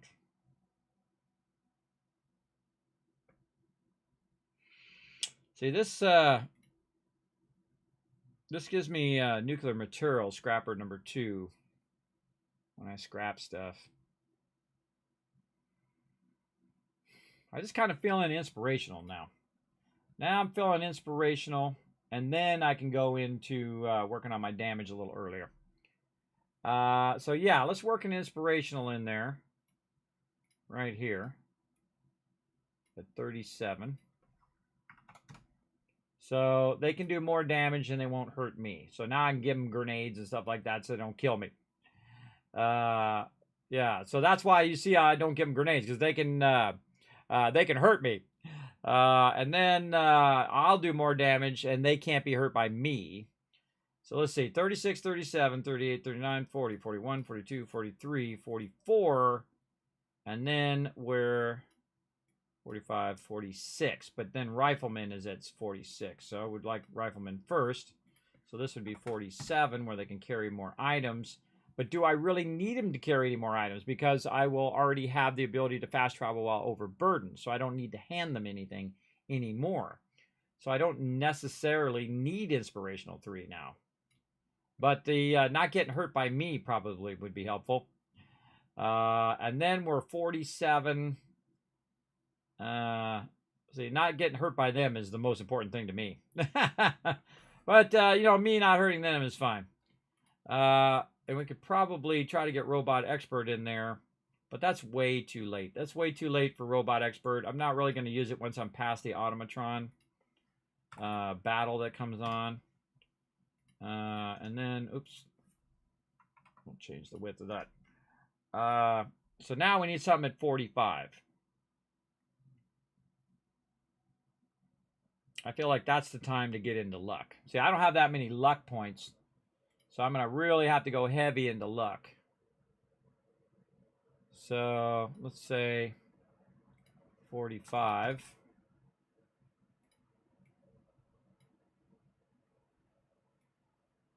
That on a Rifleman. That's 46. Where does that end up? That's at 50. Okay, so then Medic at 49. And so that's 51. 51 will get us the luck. But do we want to straight go luck, or do we want to go and start getting the benefit of our luck tree? So like when, you go straight to Bloody Mess, so I add 2 into luck, and then add 4 into Bloody Mess. And then I go 1 more, and then I add a bunch in Mysterious Stranger. And then I go 2 more, and then I go better criticals, and then 2 more critical banker? Or do I want to just go straight to Grim Reaper, get Grim Reaper, and then work my way backwards? That's always a good question. I could have put one more thing into luck, too, and got down that pretty quicker. That's a good question. I feel like that's what we want to do after we do all this other stuff, is just go straight, just max out our luck tree. So I think this stuff's just going to max itself out as we go. We already have that stuff in there. I'm not doing any blacksmith stuff.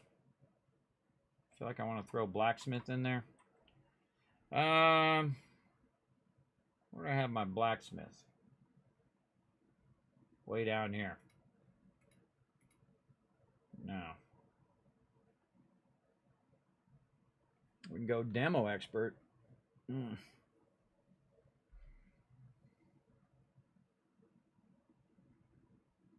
it's really how you want to play, everybody. It's how you're going to play the game. That's what all these perks are about. How you play. Do you play stealth? Do you play, tanky? Do you play high damage?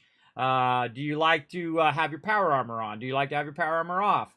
That kind of stuff all affects this. I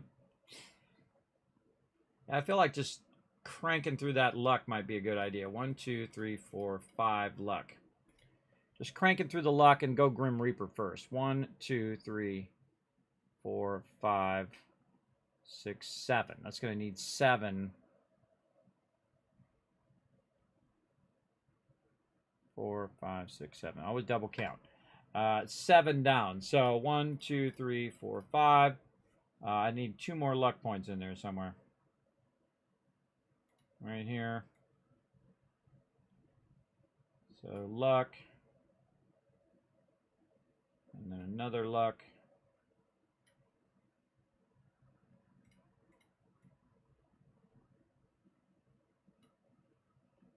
And then we go Grim Reaper. Now at this point it doesn't matter because these are way beyond level 50, and most perks top out at level 50. So if I wanted to look at Grim Reaper number 3, I can tell you that it's not going to be higher than 50. That's for sure. So we go in there and we look at number 3. Yeah, it's level 46. So it'll already be below level 50. All the perks in here pretty much are at or below 50. Like you can see, Ricochet is level 50.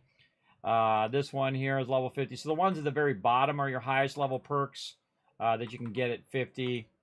But none of them are beyond 50. So beyond 50, you can get whatever you want. So yeah, I don't have to worry about, if they're hitting at the right time.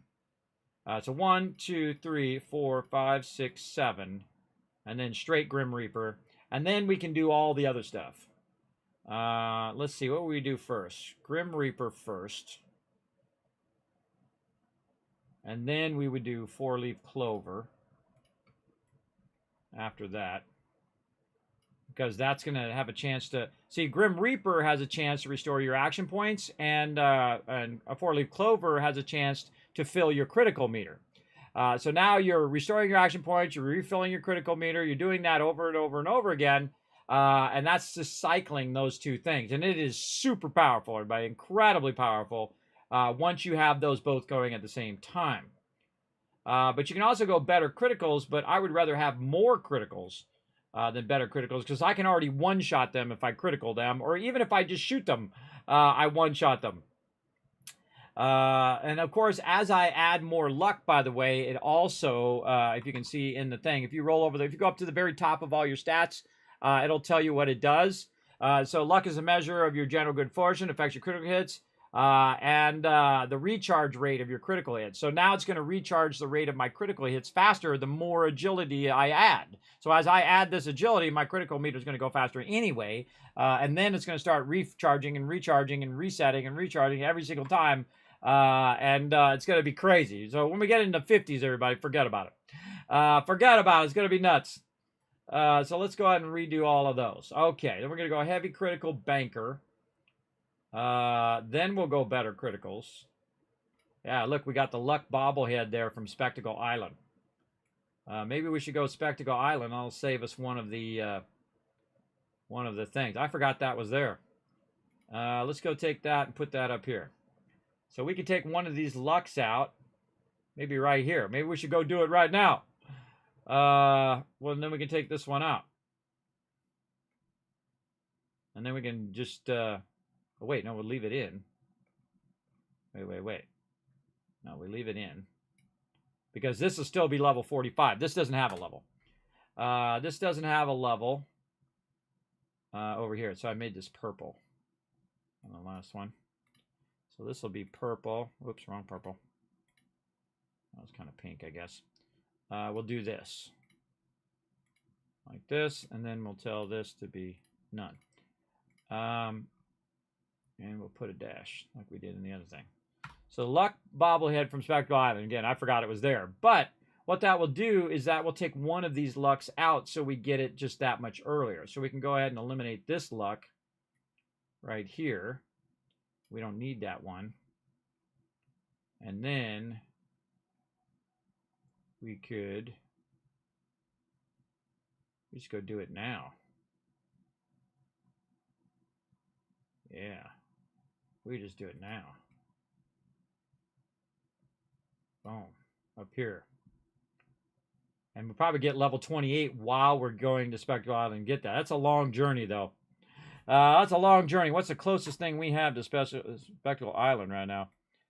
Oh, actually, not too bad. Not too bad, because we have the combat zone. Or we can go to the estates and just go straight across right to Spectacle Island. I don't think I've ever done that. I don't think I've ever done that this early. Just go straight over there. I think we should. I think that's exactly what we should do. Or we just use the relay tower. And just run straight over there. What if we get the castle without Preston? That's a good question. I don't think I've ever tried that either. I've never not done Preston's quests.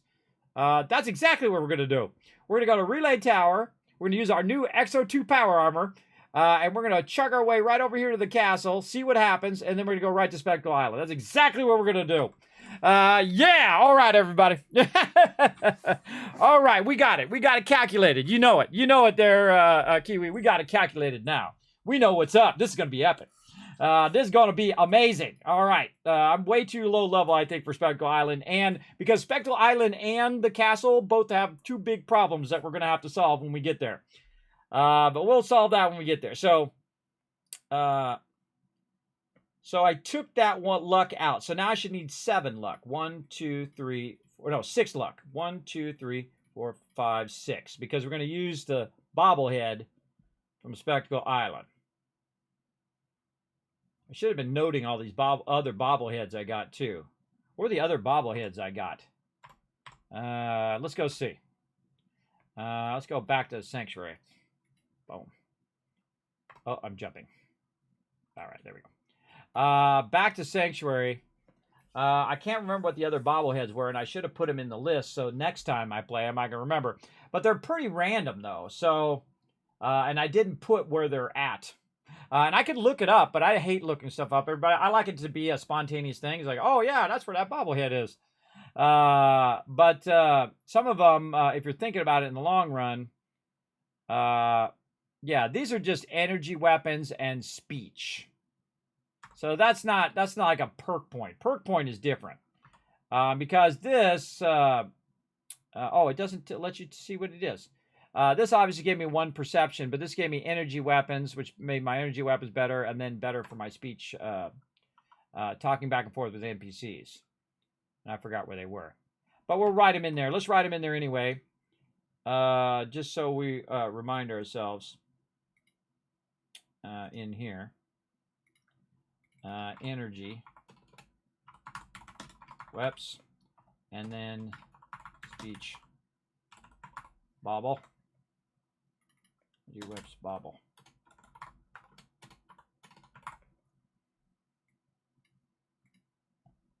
Maybe they'll come out with a next-gen version that fixes the next-gen version. I will see. We'll see. All right, we figured out some math here. Now, is this how it's going to play out? I don't know. We'll see. So yes, 6, 6. We got the other point, that would be 7. And so let's make sure we're doing this 42 to 43, all the way down to here. Boom. Oh yes, we just went one level earlier. Yeah, that's one level earlier there. So 48, 49 on the dot. This is 46 on the dot. This, we got to get all of those. Inspirational 2. Inspirational 1. Oh man, we are going to be deadly. Crazy deadly. And then we're just go heavy luck, till we get to Grim Reaper. And then we're just going to be working on our criticals. All right, I think that gets us where we need to go, everybody, for now, and then we can reevaluate all the rest of that later.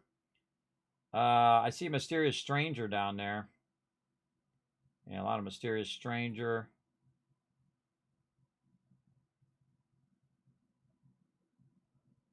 Ricochet, demo expert. What was I doing, man? I was doing a bunch of stuff.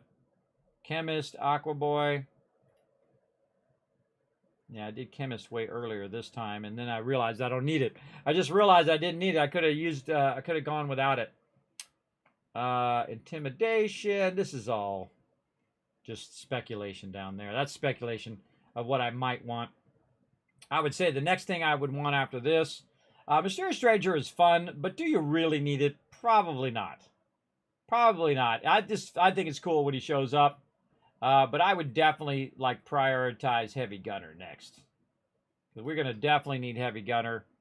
Because that's going to do like double damage. So let's put that in there. This we don't really need. Robot Expert we don't need.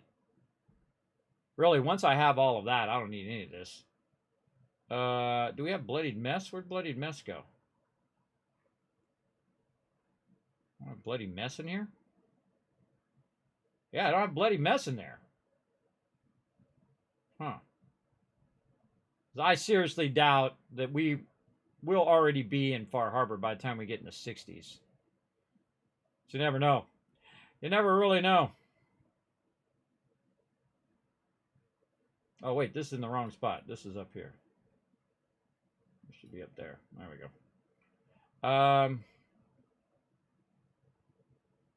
Yeah, because right about level 30, if you're super geared up like me, you could probably take on Spectral Island. I mean, you could probably do it at level 15. I've done it really low level before. It's crazy. Like, I've taken on, God, what's his name? Swan at like level 10, everybody. Very hard at level 10. But of course, I had the Overseer's Guardian, and I have a bunch of weapons and a bunch of ammo, and so I could just keep shooting him until he dies. And I killed him. I got him. Wasn't easy. All right. I don't like it to be too easy anyway. I mean, it is pretty easy for me. Any Fallout game, by the time you hit level 40, everybody, every Fallout game is easy. For me anyway, even in survival mode. It's pretty easy because this is what I think about. I think about how my character is going to develop over time. And plus, I've already played it before, so I have a bit of knowledge of what's going to happen perks-wise and how I want my armor to be and all of that stuff. And you do a lot of theory crafting. And the theory crafting is so incredibly powerful, everybody. It is nuts level powerful once you get that theory crafting down. And just completely optimizing the set that you want to build when your perk points. Now, one of the cool things is in Fallout 76 is you can change your perk points at any point once you hit level 25. You can change your perk points around. You can change your cards around all the time, which makes Fallout 76 amazing. One of the best systems in the game is the actual perk system and the legendary perk system that they have. But here in Fallout 4, you make a choice. That's it. That's your choice. You made it. That's a permanent choice, everybody. So when you make a permanent choice, boom, you are in it to win it at that point. Good morning, Pride Alliance. Thanks for coming in. We're in it to win it here today, everybody. In it to win. Oh, hold on. I should have took a break earlier. All right. So that gave us some ideas of what we want to do. I think we're going to go with that. We're going to go to Spectacle Island. That's exactly what we're going to do. So we're going to get geared up for that. First, we're going to take a break, though. I'm going to let you guys play some more words on stream while I take a quick break. And then I shall be right back in just a minute. Here we go. There we go. Oh, did I turn it on auto? Hold on. Let's see if I got it on auto. Yeah, there we go. All right. I shall be right back. Watch as I use my stealth boy.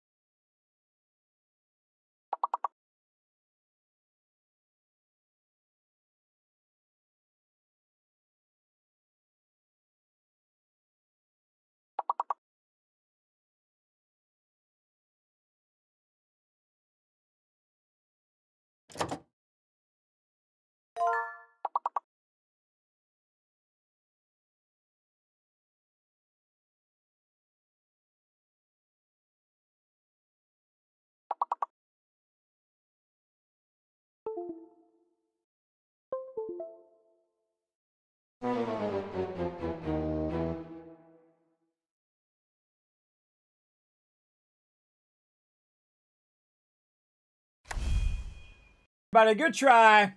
Sadly, don't think you had enough peeps helping out there. Let's go ahead and give you guys some love. Boom, boom, boom. Right there in the stream for crushing. Oh, and you guys got the 10 retweets as well. Let's go ahead and give you a couple thousand for that as well. We're going to get back to some Fallout 4 here. Press all the buttons and flip all the switches. There we go. All right, let's get back to it. Let's see. It's time to go to Spectacle Island at low level, everybody. Of course, with my XO2 Enclave power armor that I've got right now, which I absolutely love. It looks epically awesome. Very, very cool. I can see someone cosplaying as the XO2, everybody. Absolutely. All right. I kind of feel like we might want to gear it up just a little bit before we go, though. Let's go ahead and go start our drive-in. We're going to try to max out what we can do with it. And I have a feeling we're about to get a couple levels here, too, and a whole bunch of loot along the way. That's for sure. That is for sure. All right. See if we got anything we can drop off in here before we leave. Oh, we got our Brotherhood stuff. Let's just stick it in here with this. And we'll deal with it later. Yeah, our Brotherhood power armor there. We'll put in there. I like this orders eliminate Kismet. I like how it says your name in there. That's cool. That's a good change. All right, what else do we got? I think we're good. We're at 68. Okay, let's really gill this power armor because we're about to do some crazy stuff.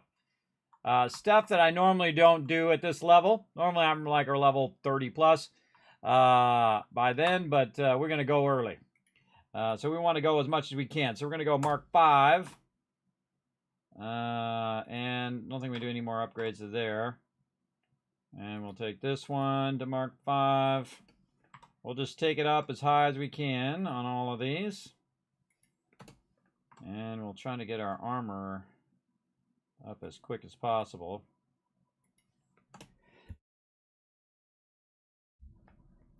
Try not to sneeze in your guys' ears there. Let's see. I like that Devil's Inferno thing. I like how it catches them on fire. All right. And then our torso just went up by another 10. Yeah. Very nice. Mark 5, Mark 5, Mark 5. Okay. We got all that going. And I already forgot when we're going to get our armor. When we're going to get our next armor. Armor 3 we just got. Where's armor 4? Armor 4 is 39 is the quickest we can get it. So that'll be 40. Okay. That'll be 40 before we get our jetpack and all that other fun stuff. That'll be fine. We'll use this while we're at it. I'm glad I went and got the XO2 first and not the Hellcat.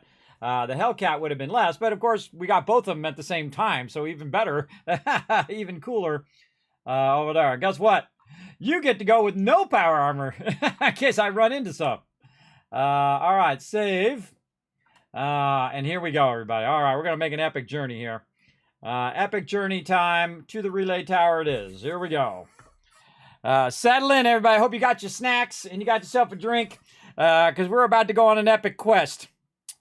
Sorting system. Does the machine have to pull the items from the main workbench, or can you pull it out of any other workbenches so you can put in yourself? You can totally just put it into a workbench, or you can just put it on the belt if you want to. But you can actually have like a storage where the vacuum hopper pulls it out of another storage. So say you're pulling the vacuum hopper out of the workbench and it goes into a storage. Well, then you can have another vacuum hopper that's pulling it out of that storage, and then you can put it in the storage, and then it would go and pull it out via the vacuum hopper. So there's a lot of things you can do and just kind of manually put it in there as well. But you can put a storage up front and then have it pulling it out of that storage, right? Out of your belt storage. Not just like not like a storage like you put down like a what do you call that? A locker, and then you're trying to pull out a locker. No, it's got to be one of the contraption storages, right? Where you have your vacuum hopper, and then you have your storage normally attached to it, or you have your storage attached at the end. You can pull it from multiple storages. So you can have it come out and do all sorts of complex things by using the vacuum hoppers to transition between one storage to another storage, or transition from the storage into the belt where you could put stuff in the storage and it would just do it. You can do all sorts of complex things with it, but the vacuum hopper is the key. That's the key to all of that, Pride Alliance. And great question, by the way. 1,000 Kids Caps. Let me know if you understood that, and if not, I can try to explain it a different way, or even show you if I need to. But for right now, let's go ahead and make a journey, custom destination, right over here to the castle. And we're going to go to the castle without doing any of the Minutemen quests, which will be the first time I've ever done that. You ready, brother? We're going to get there's going to be a lot of action through here. We already got one person dead. Traitor on the dead on the hill. Whoa! Whoa! Whoa! What do you got down here? Super mutant skirmisher. I'm just going to snipe you. I swear I heard something. Find him! Oh, he's a super mutant master.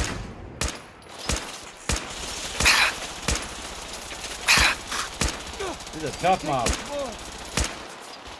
that all you got? The hell are they? Legendary super mutant enforcer down there with the critical. Hasta la vista, baby. Smoke him. Oh, somebody else. Pretty sure we're not alone.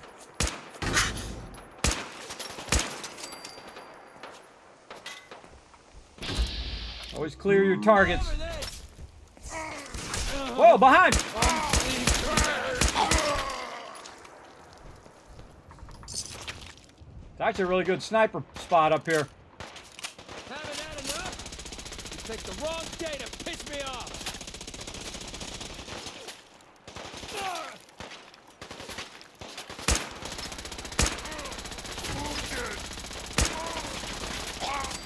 I am a super mutant. I am Well, thanks for announcing it first before you hit me. He told me he was a super mutant. I could hear him behind me. And I was like, oh, really? Bam! Die!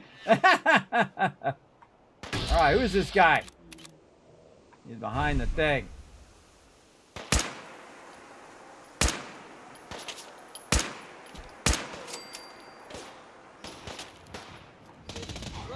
Give up already. Back for more? Sniping for on high, everybody. Get my snipe on. Ooh, mama. That was a good one. Alright, down we go.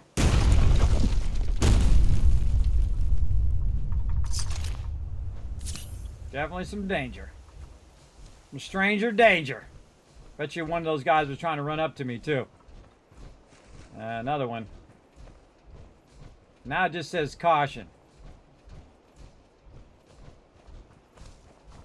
Oh, a little something, something. Super mutants typically don't have that much stuff. Oh, Raiders got smoked.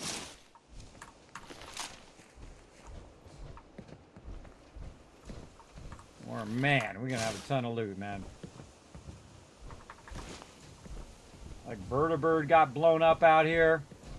Couple vertibirds. Where'd that legendary guy go that I sniped?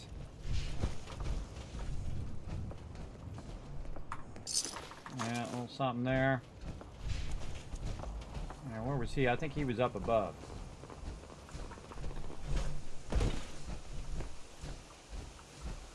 Might as well clean out the kitchen while we're at it. Anything in there? Nope.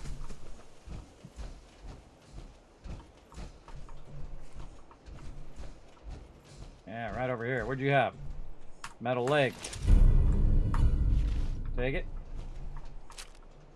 Type rifle, some more ammo. Okay, we'll take all the ammo. Remember, ammo doesn't weigh anything in this mode, so you can take it all. Get that XP. Oh, we should have got a lover's embrace.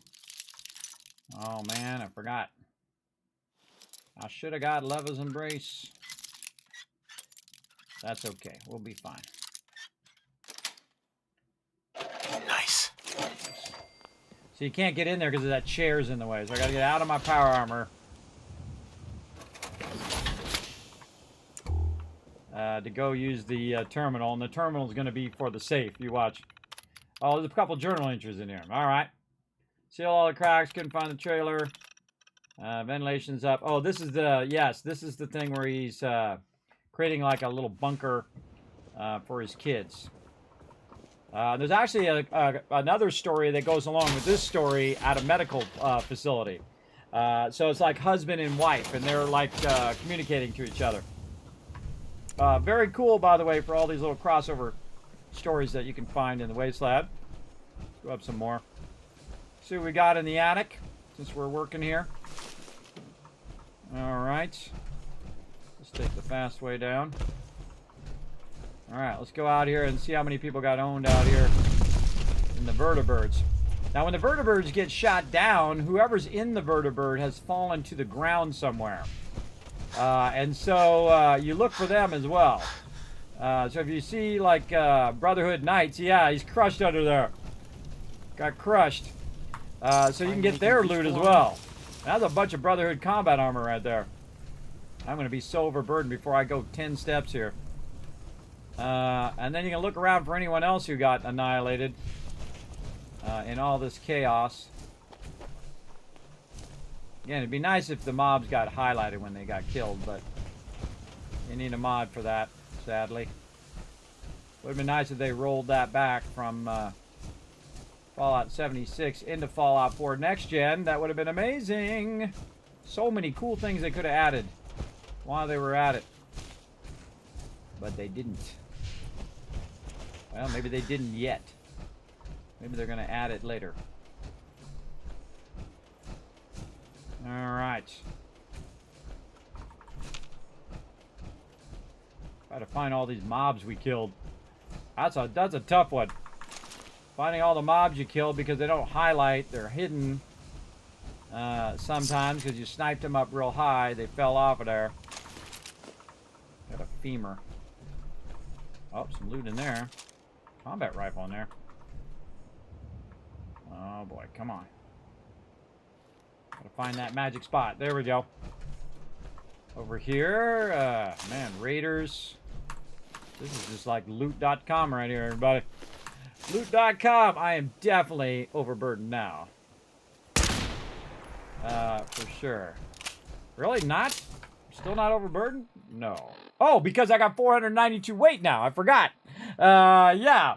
I got 492 weight now because I got the new power armor and we geared up the power armor with the additional carry weight. Ah, well, that was fortuitous timing, wasn't it? Awesome. That means we can just teleport all this loot out of here. There was a guy up here with a chain gun somewhere. Right here. Yeah, he had a minigun. And I got this guy. More dead raiders. Oh, and a magazine. Tales of Junktown. Permanently gain better prices when buying from vendor. That means I don't have to put my blue suit on as much. Very cool. Another dead raider. Wants to give me all of his loot. Auto caps, more combat and raider armor there. Dab packs. Oh, we found some super mutant arm guards for a future friend of ours. Which we will get eventually. And I suggest to jump up on top of this stuff because sometimes there's stuff up on top. It's almost like they're doing, see, they're doing it on purpose so you can climb up. You can also shoot mobs through there. Any other mobs here? I don't see anything else. Nothing I love more than standing out in the open, waiting to get shot. How about that, everybody? He asked for it. He asked for it. That's what he loves. He said he likes that. I thought I'd help him out. I had to shoot him. Did we go up there on top? I don't think we did. We didn't go over here. Let's go over here. Oh, there's a button. Let's get all the loot first before we press said button. Oh, up here too. Wow. Okay. Wow, this is a great spot for loot right here. Auto cap mine.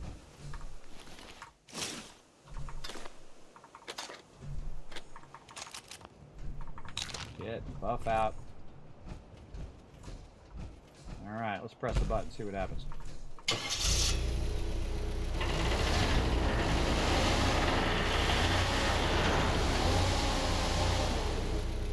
Oh, it opened the gate. I see. Hello, Mr. Raider guy. All right, now I'm overburdened. Okay. Now we need a place to put this loot.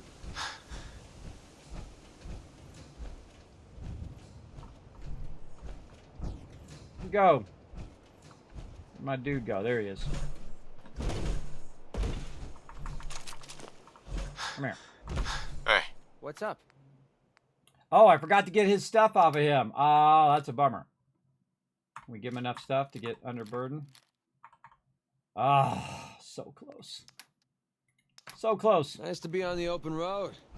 Good neighbor was starting to wear out. Yeah. All right, now we need a container we can put stuff in. Oh my God, there's more dead peeps in here. More dead peeps in here. Now again, you got to get all this loot because all this loot's going to reset when you leave. And that's why I try to grab it all before I go. And you can see it was like Super Mutants versus Raider versus Brotherhood. Right here is a good one. All right, we're going to use this right here. I'm going to put a bunch of this random stuff in here. Not the minigun. Just so we can come back and grab it in a second. All right, now we're going to go... where are we at? Big John Salvage. All right, I got to remember that. So back to Red Rocket.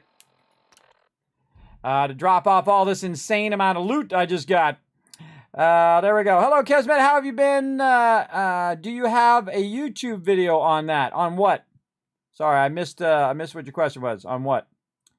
I just wanted to try out your sorting system when I can set workbench somewhere else, the vacuum pulls from it, and make it so much easier. Yeah, you can totally just set it right in the middle of nowhere. So if you want to get that going, you go over here to your power, and then go to manufacturing, go over to miscellaneous, put the conveyor storage down, and then just put the loot in there, and then it will just stay in there. But you got to do a vacuum hopper that pulls it out, because this is in. This only goes into the thing, right? So if you wanted to come out of there, you got to vacuum hopper it out of this storage, whatnot. But you can use this as your storage as well if you want. Now I put it in the workbench so that I don't need extra things at my particular location. That's what I do it. But sometimes it's better to not use the workbench, for sure. All right, let's drop all this in here, and let's try to remember this time to get... Hey. Well? What are people doing over there? Over here. Yeah, sure. I'll trade with you. All right, McCready. Give me all this extra stuff I gave you. Got to empty out all of his loot. There we go. What's the point of picking up that junk? Hey, quit questioning me, bro. Am I questioning your life choices? I don't think I am. I don't think I'm questioning your life choices. All right, back over here. Starlight driving. And again, the trick is that you use an outside storage in some place that you don't think it's going to reset. Normally, even if the area resets, it takes a while for it to reset. So maybe a jump and then one more jump like I'm doing here. The loot may still be there when we go back. We'll see. And then we'll go ahead and put all this stuff in here. We got a legendary that goes in here, a minigun that we'll deal with later in there, and then again put all this in the workbench, and it should manage it for me. And combat armor and all sorts of goodies. That's a legendary. We'll put that in our legendary stuff.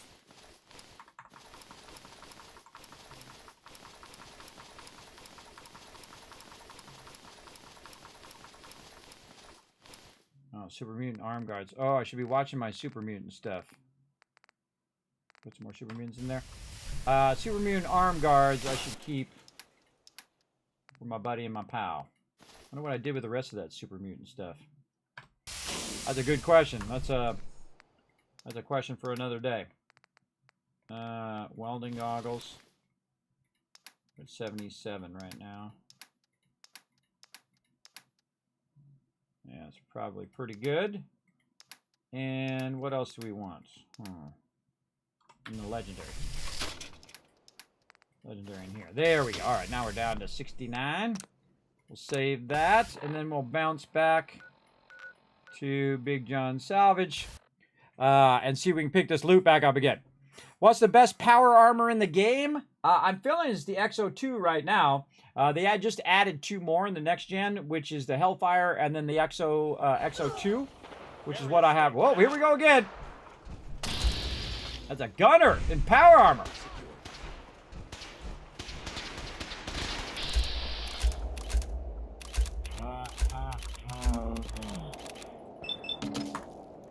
No, no, no! That's a Brotherhood Knight.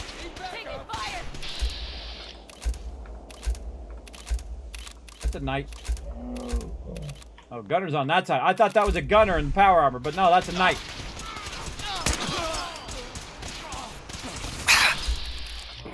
Eeny. Meeny. Miny. Hey, Mo! Woo! What's up, my brothers? Another one.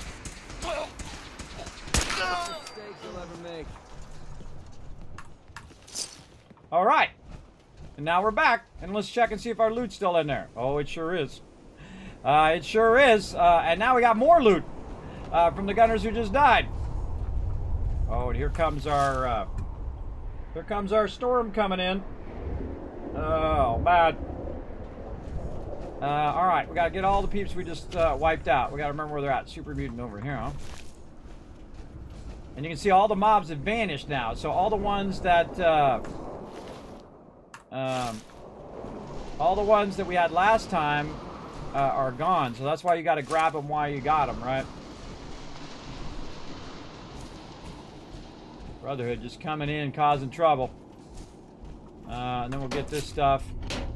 I think we're okay for now. Yeah, we're 165. Okay. Oh, maybe not. More gunners. I forgot I shot all these gunners back here too. Holy moly. Now this is why a lot of people will stop looting, everybody, because it's a tremendous amount of loot in this game. But I love looting. It's like my jam. It's like my thing. I'm good at it. Real good.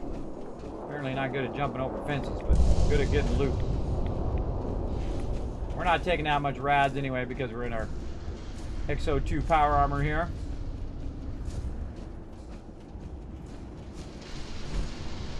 Now, personally, my favorite power armor, by the way, is the Nuka-Cola XO2 power armor in the vanilla game.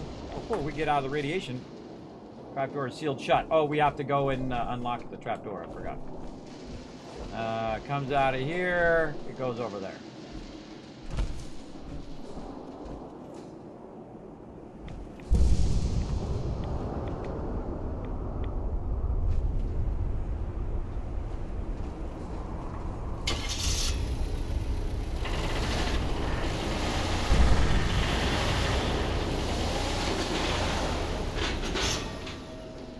Cool. Where's the thing that opens that up? Has arms right there. Goes here. Goes down here.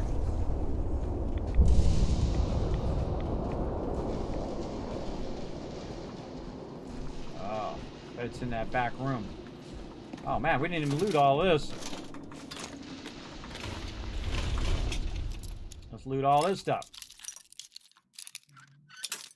Nope.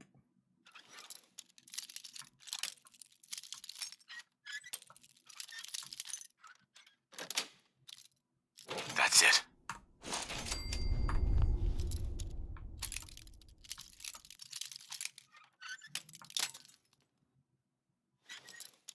Pressing it too much. You want to just stop when it starts to do that little snagling thing. Huh.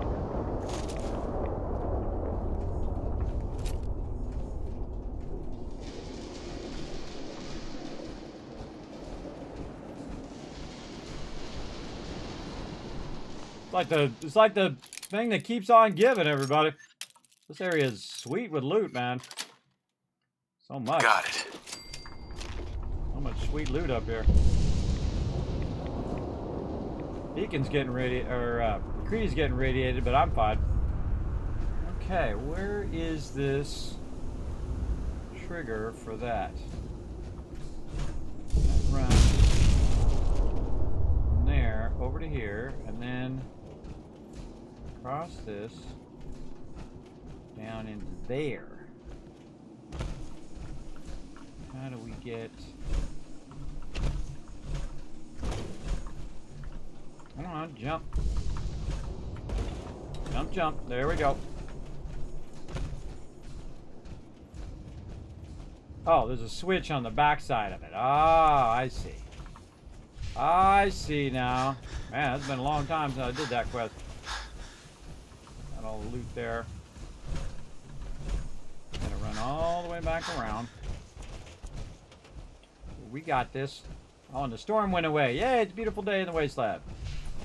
Yes, we gotta flip this switch.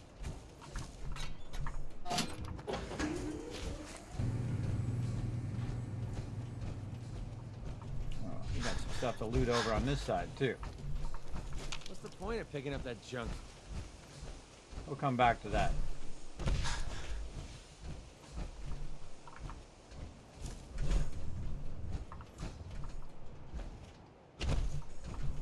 All right. There we go. Get some more loot. Yes, conveyor belt sorting. Where's that smell coming from? Anyone out there? My family needs your help. We're trapped in our bunker. Big John's salvage yard. The generator running the ventilation died, and now the hatch is shut tight. Vacuum sealed. Please, someone. We're almost out of oxygen.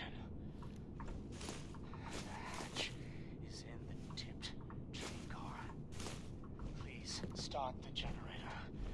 Kimmy, stay calm, honey. Breathe slowly. That's it. Slowly. This has been a pre-recorded message. Message repeats in 3 seconds. Stuck in their bunker and they can't get out. John, anyone out there? My family needs... Josh. He didn't make it. He didn't make it out. Oh, Big John's safe key. Yeah, it was Big John. Sorry, brother. Should have made sure that you had an emergency release if you run out of air. That would have been smarter. Plus, you would have went out there, the super mutants would have killed you anyway. Baseball and a teddy bear and a shovel. He's digging himself a little tunnel out here. Oh wait, those are like graves. Yeah, I think those are graves. Well, I'll repurpose all your stuff. By the way, it's really freaky. Let me show you something real freaky. Hold on. This happens to me a lot in survival mode. Not so much in normal mode. But in survival mode, to save, you have to sleep in a bed. So if you sleep in this bed, you're basically sleeping there with a bunch of corpses right next to you. So you're sleeping with the corpses in there, which I think is pretty funny. You have to watch the Dark World episodes. It's not a specific video. Always play the same. Oh, the sorting in the conveyor belt building. Oh, I see. There are some guides on my YouTube channel that do talk about that, by the way. Some older guides that I did. I can hunt those down for you. I think I have a playlist that I can find for you. Hold on a sec. I'll take a minute. Hook you up. Let's see. Kismet guides right there. Boom.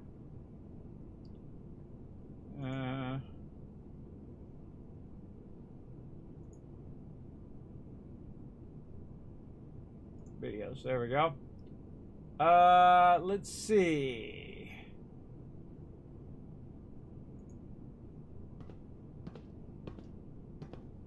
Oh, these are Oh, these are my other guys. Hold on.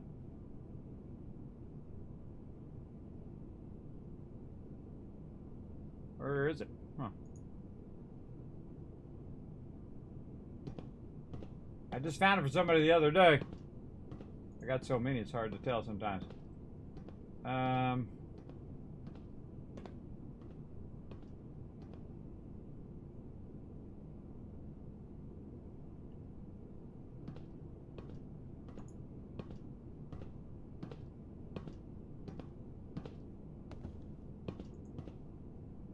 I know they're in there. Hold on a sec. I shall find them. Search it out. I'm gonna search out guide. By the way, you can always just search out Kismet guide. By the way, yeah, Kismet Killbot guide right here. Let's see if it tells me what the playlist was. Oh, Kismet guides. Oh, okay, I was right the first time. I just didn't see it in there. That's my problem. I just am blind. Blind to all that walks the earth. Oh, I didn't go back far enough. That's what it was. I got 90 of them in there. Of various different games. Okay. Let's see if I have one on the sorter.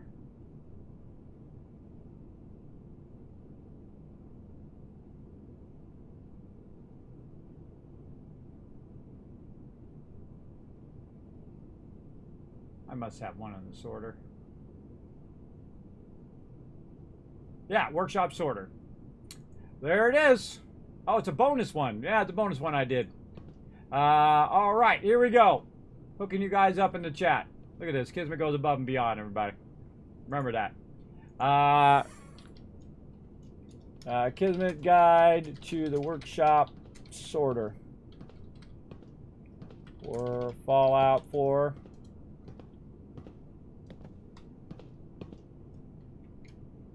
Mega sorter, actually. Boom! There you go. Link in the chat. Enjoy. I literally thousands of videos over there, but guides, highlights, super builds, entire streams, entire sequences of streams. Like this is episode 7 of this, everybody. I mean, huge amount of stuff over there. So at least hit the subscribe button for me tracking down that video for you. While you're over there. So you're getting that good Kismet videos coming your way. I got even more going as well. I was working on some of them today. And I might do some updated guides as well for the next gen. I put that on my list of maybe if I get time. I'm a busy guy, everybody. I got a lot of stuff going on. A lot of stuff going on. There you go. You're welcome. You're welcome. There you go.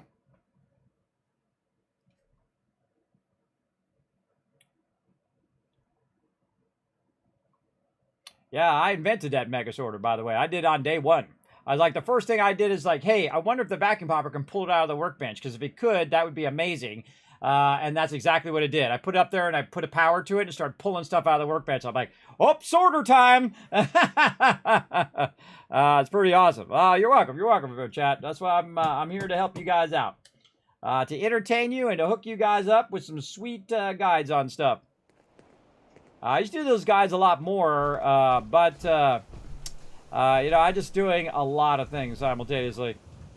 And really actually kind of winding down on a lot of other projects that I've been working on, so I can, at some point, do more of that stuff as well.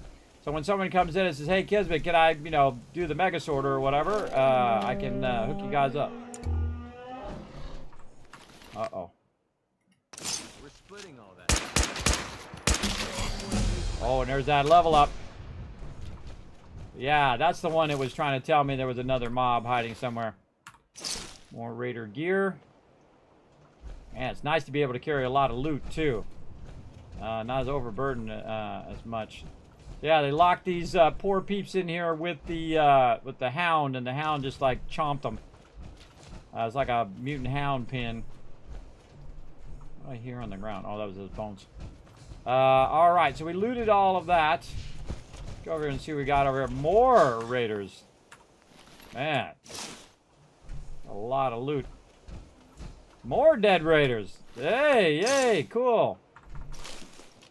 I love, that's what I call free loot, everybody. When you just walk up there and they're already dead, you just get the loot. Oh, look out! It's coming in and showing some love. Resubscribing for that 2 months sub love. Thank you very much for that. Thanks for the follows, by the way, tonight. I see you there, Nash and Code. Reed, thank you very much. Also for the 55 months of sub love. Did I already say that earlier? I can't remember. I'm going to do it again. Here we go. Thank you, Reed, as well. Let's show up some love in the chat, everybody. That's why you have that emotes in there. You have a thank you emote if you're a subscriber. And you also have, as a viewer, if you just hit the follow button, you get a bunch of epic emotes as well, where you can do a tip of the hat, you can do GGs, you can show some love to the peeps that keep this stream going.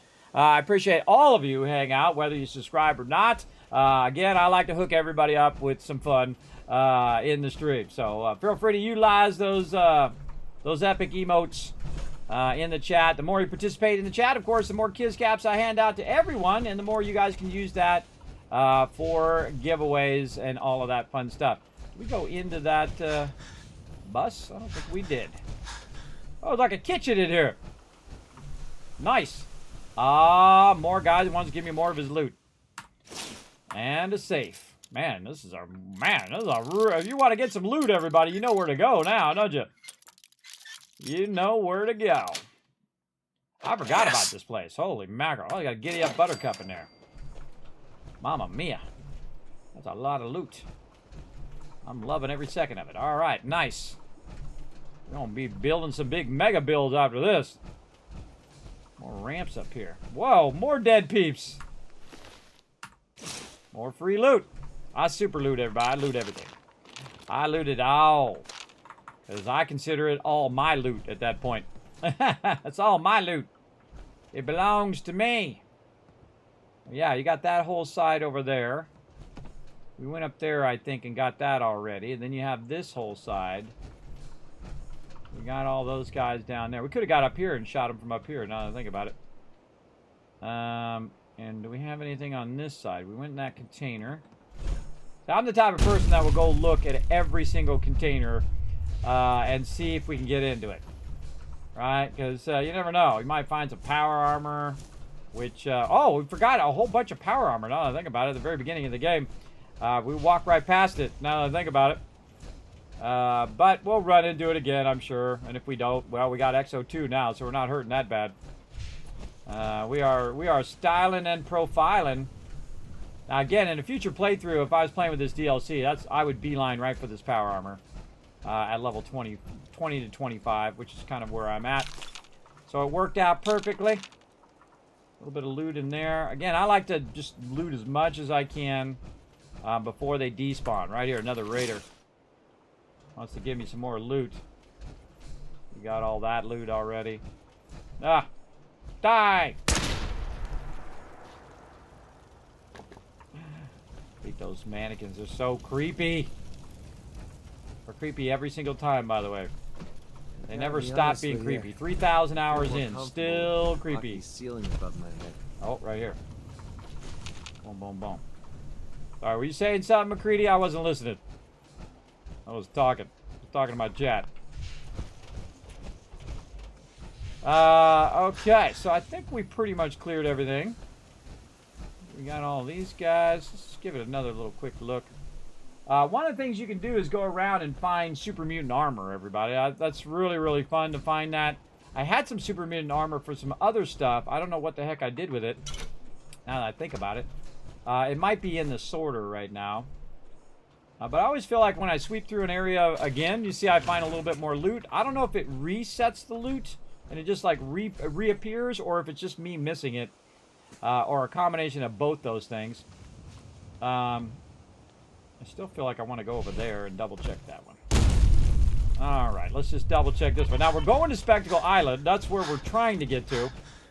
But right now, you know, we should always just kind of check for the loot. There we go. Check for the loot as you're going through. Because you're going to be more attuned to looking for the loot as you're going through than you will be later on. If you come back and loot it. I find. At least that's me anyway. I'm more attuned to, yeah, see, look, even more loot. Stab packs and rataways and another, my favorite kind of raider, the dead kind. Another raider, another dead raider right there. All right, so we got that. Let's go up this way. I think we definitely already came up here because this is the guy that had the 50 cal. We got that guy. And we got all of this. Yes, we did. Okay, we did it. We got it. Looks good. How we doing on our weight now? Are we overburdened again? Oh my god. We're 466 of 492. All right, back we go again. Man, we're not even getting out of this place. Okay, while we're traveling back, everybody, we're going to go ahead and take another quick break. I got to run down and put my stuff in the dryer. We're going to go ahead and bring some more words on stream up for you guys just for a few minutes while I run down there and put them in the dryer, and then I shall come right back. Let me get that where I can click on it. All right. Got that turned on. And then we'll just pause the game. Probably a good idea to save the game, too. Let's do that while we're at it. Yeah, there we go. Save the game and pause. All right. And we'll go ahead and run another one. Here we go. And I shall be right back in just a moment.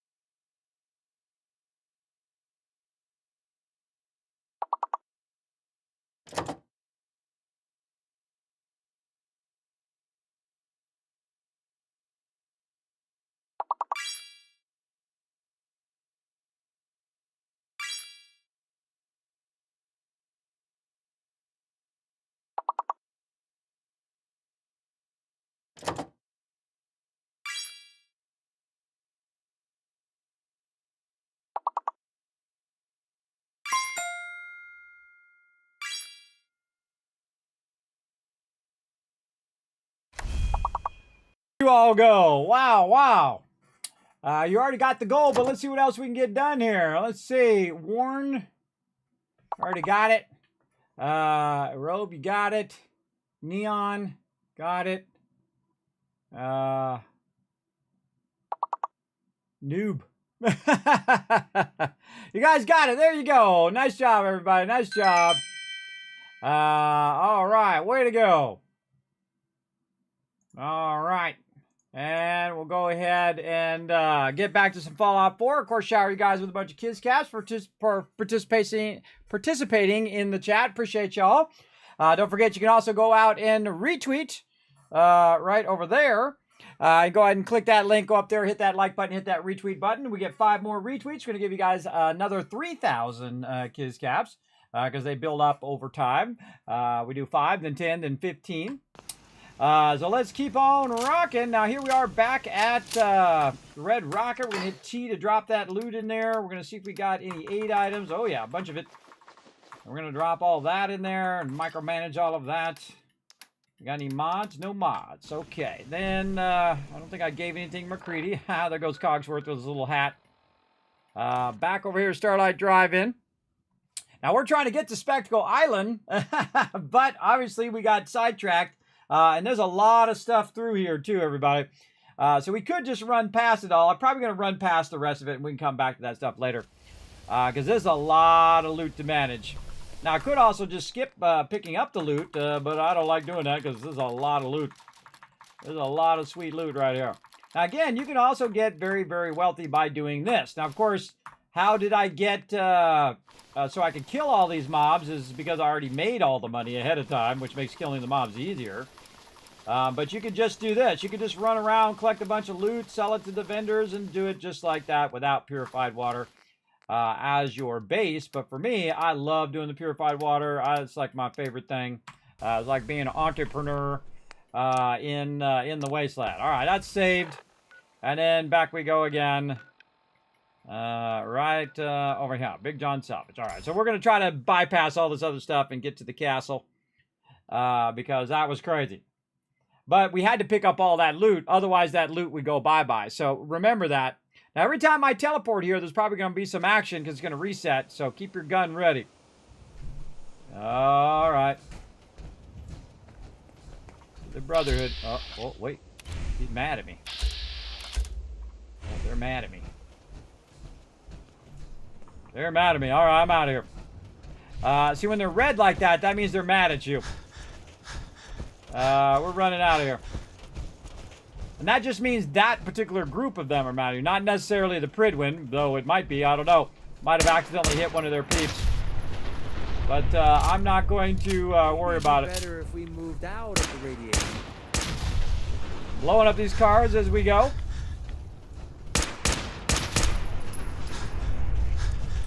I got a little present for you, McCready.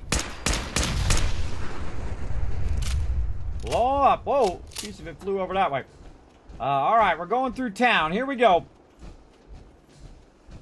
I'm kind of hanging to the right. Over here. And look, there's a door right there. We can go in that building, see what's in there. All sorts of stuff over that way. Oh, what's this? Rust devils. There you are, you bastard. Come on, pin him down. Surprise, suckers! Sometimes I need to shoot you guys. Apparently a lot.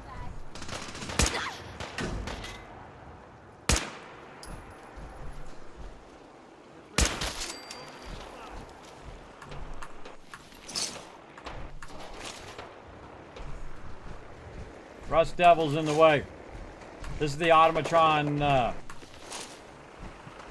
thing. I hear more vertebrates coming in here trying to cause some trouble. Okay. We're going this way. Along here. Trying to reduce the amount of action we get into. The Brotherhood always stirring stuff up. Oh, we gotta go there eventually too. Don't need to go that way. Take him down. Now he's just starting to have fun.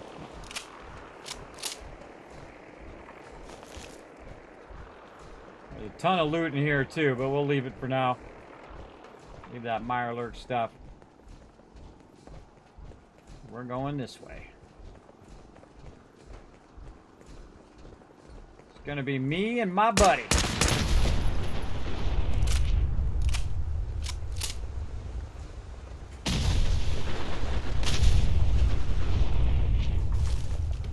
Explosions. Cooking some rag's head meat on the thing. Nice. I forgot about that. There's the Lone Wanderer right there. That's the name of the motorcycle for those who don't know the Fallout lore. That's what that is called. Also, your character sometimes is considered the Lone Wanderer if he's wandering around by himself. There's even a perk named that as well. Let's see what happens when we do this by ourselves without Preston.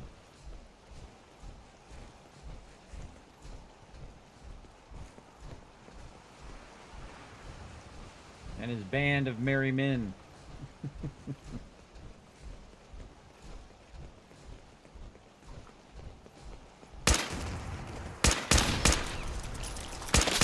Oh, big mistake.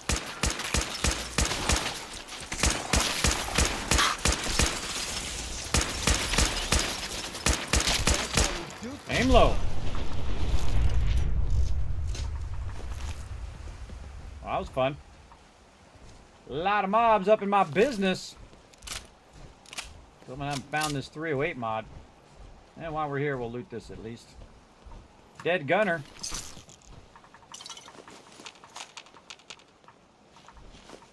And we're gonna get all of this. Let's run over here and grab what little stuff is in here. And then we don't have to ever go here again. There's usually not that much on these little boats, but I'd look for the little first aid kit. Usually you can find one of those on a boat. Even the ones that are sometimes underwater, by the way. Alright, here we go. Going to the castle without Preston's quest. For the first time. Well, we're going to go over there in a minute, too. Here we go.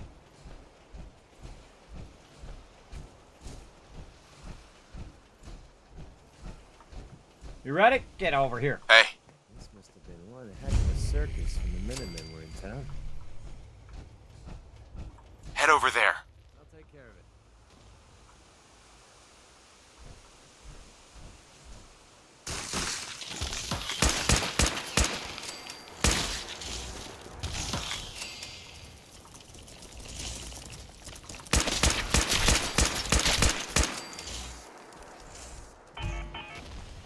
Get him!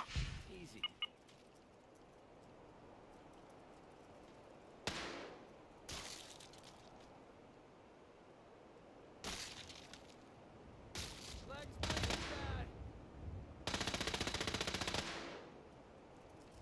Just so pitiful.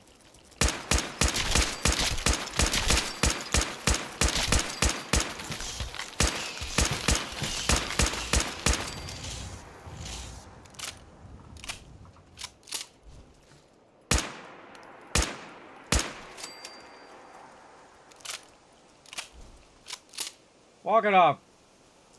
Yo, psst, over there. Easy.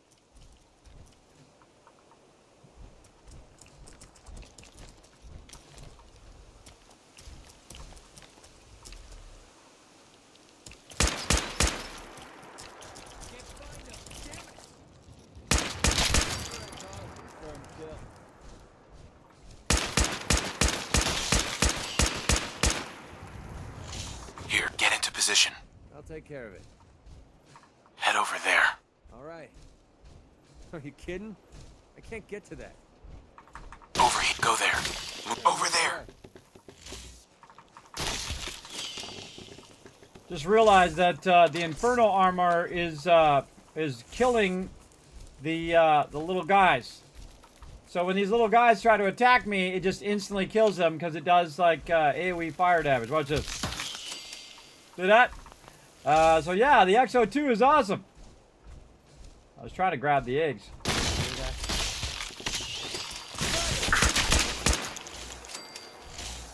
I can just walk up here and it will just instantly kill them. Find anything useful on him?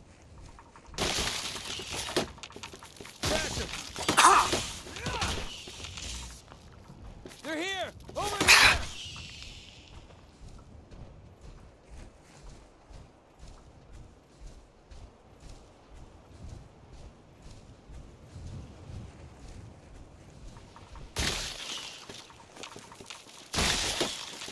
Bring in the pain.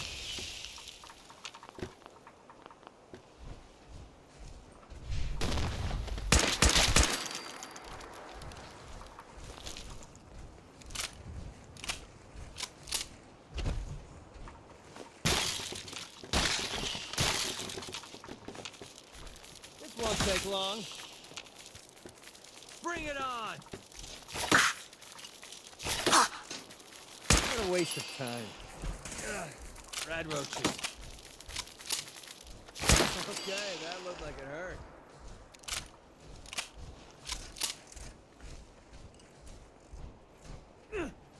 All right, let's see what happens when we do this.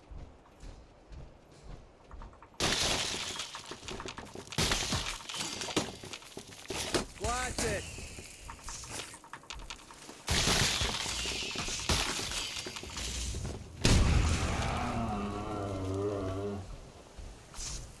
Where?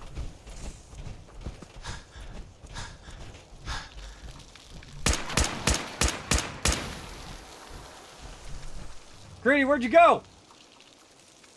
Get over here.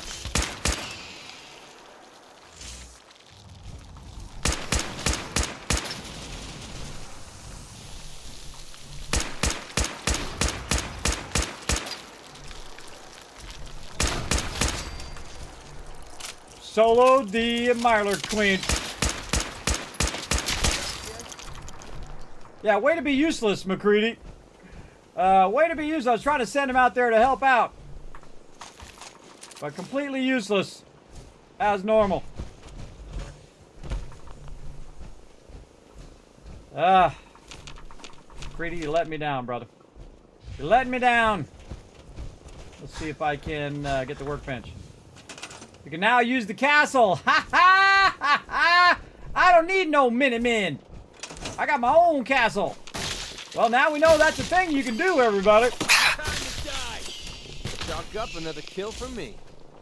That's a thing you can do. You can just not. Oh, help Hangman's Alley. Oh, we gotta go help them. Grab all these eggs first. Yes. So that means we can just go straight over here. Now we know.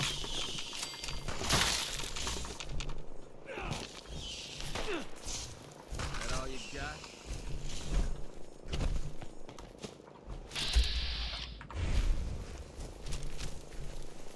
Where you going? Alright, so we got the castle. The castle's ours. We better save because that went pretty well. That went a lot better than I thought it was going to be. Yeah, when I go to Preston, he's like, hey, you want to help me save the castle? Already did it. Already did it while you're taking a nap. Sitting over here whining like a big baby. Keswick's out getting it done. Alright, we got to get from here to over there. We actually want to go this way. But...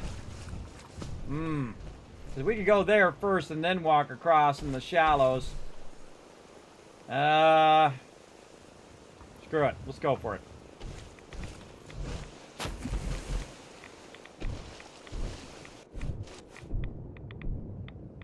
Now you can drown in your power armor. And I would hate to lose this XO2 power armor down here in the water. That would suck.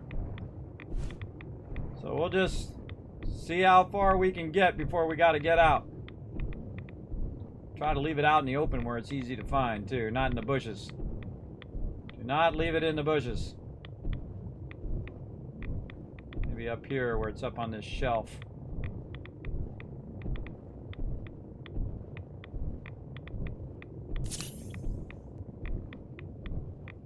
Alright, this seems good enough. So again, your power armor doesn't protect you against drowning. So you get about that far, and then you go back down. You try to stay very close to where your power armor is. It's going to be sometimes hard to find. There it is. And then keep walking. Now in Fallout 76, you just pick it up, which is awesome. I like that a lot. Now, of course, you also got the time of the fact you got to swim down and do all of that. You're not fooling around, are you? Nope.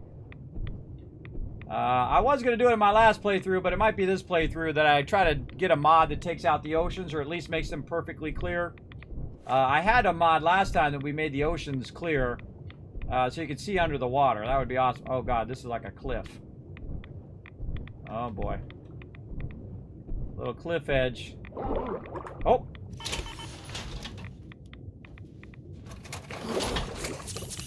Use your step packs. Go, go, go. Alright. Now the hard part. Find out where I did my power armor.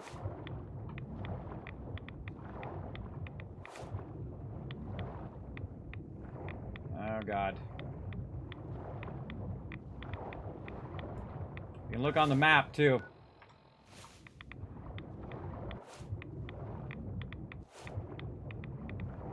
Can't see it.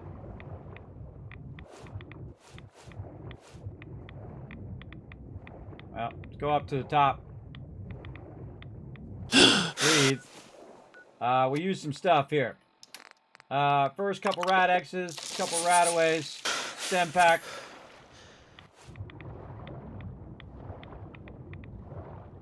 See, this is the toughest thing, is finding it again under the water.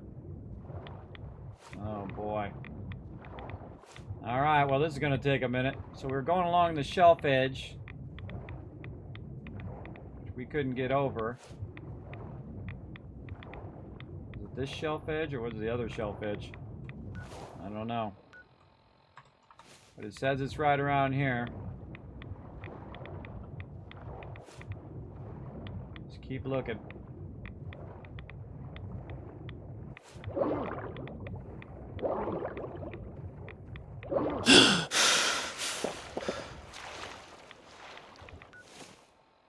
Oh boy.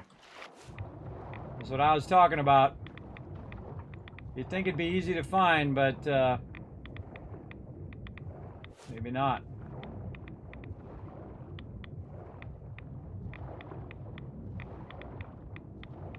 In the dark water.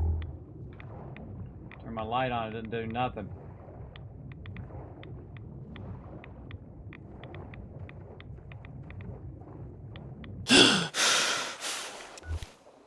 Oh boy.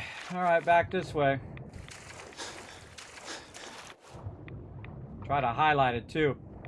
Oh, I should have done the other thing. It just dawned on me. It just dawned on me what I should have done. I should have done that. Alright, well, if we find it, we'll do it.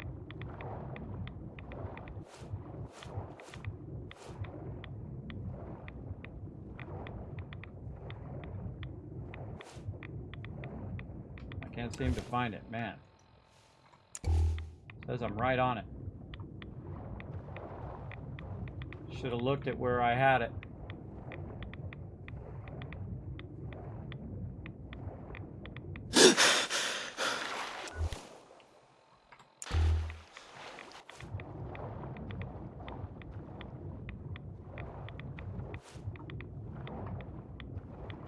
Cannot find it, cannot see it. We were walking along an edge. Right there. Okay. Right here. We better put a marker right where we are. Oh, we can't put it because the other thing's there. Okay, so we know it's right there, right below us. I'll show you a great little trick. I should have done it at the beginning. I can't believe I didn't think of it. I've done it a million times. Hey, McCready. Hey.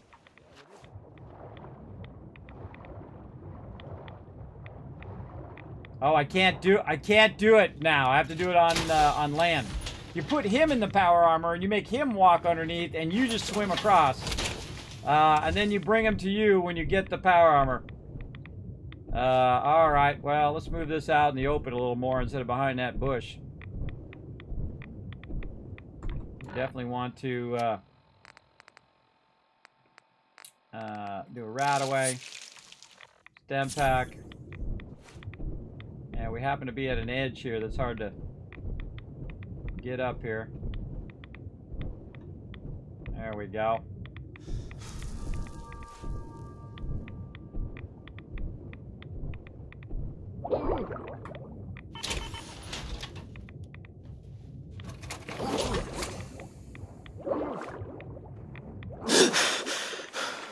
Funny irony, when I get to the top, he's drinking purified water. It's still got a long way to go. Long way to go. Straight down. See, it looks tiny when you get down here. Alright, let's keep going. We got this. Where's my power armor? Exactly. Doing good, Michelle. Thank you for coming in.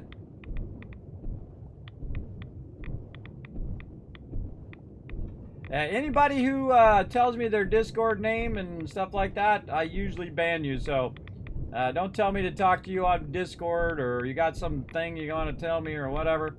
My mods will ban you. Because that's like a scam that's going on right now.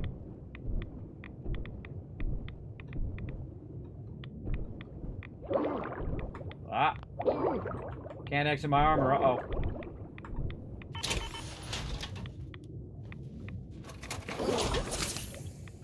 Still uses stem packs even underwater. This is going to be a long walk. Can't believe I didn't think of that first. Oh boy, here we go again. All right, here. Problem is, it takes time for you to get in the power armor, so that comes out of your walking time.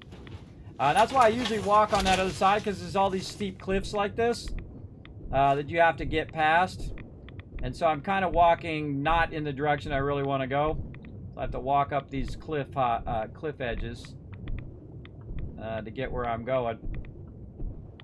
And we really want to just go straight this way. Trick is keep it out in the open where it's not going to be too hard to find. Now, if you had the Aquaboy perk, you can do this all day because you can breathe underwater.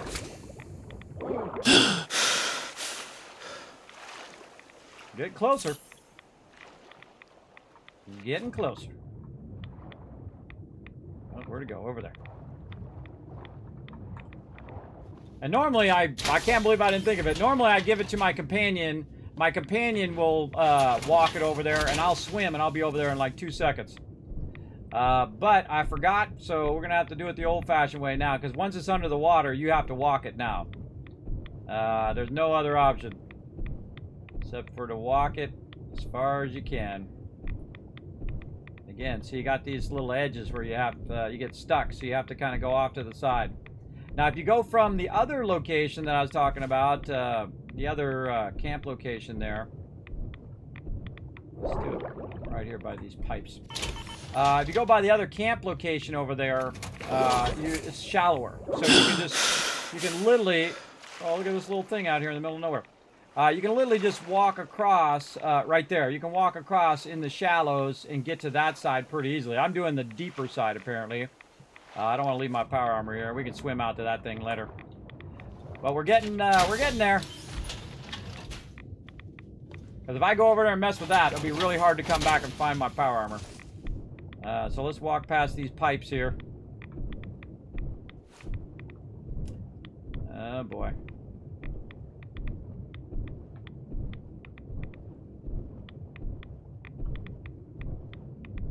Oh, we're gonna go back down again.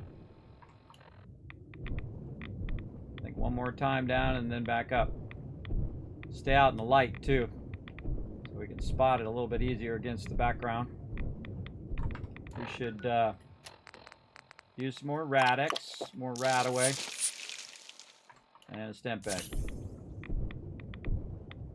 We should be using our marker too, so we know we're always going the right direction. There we go. Oh.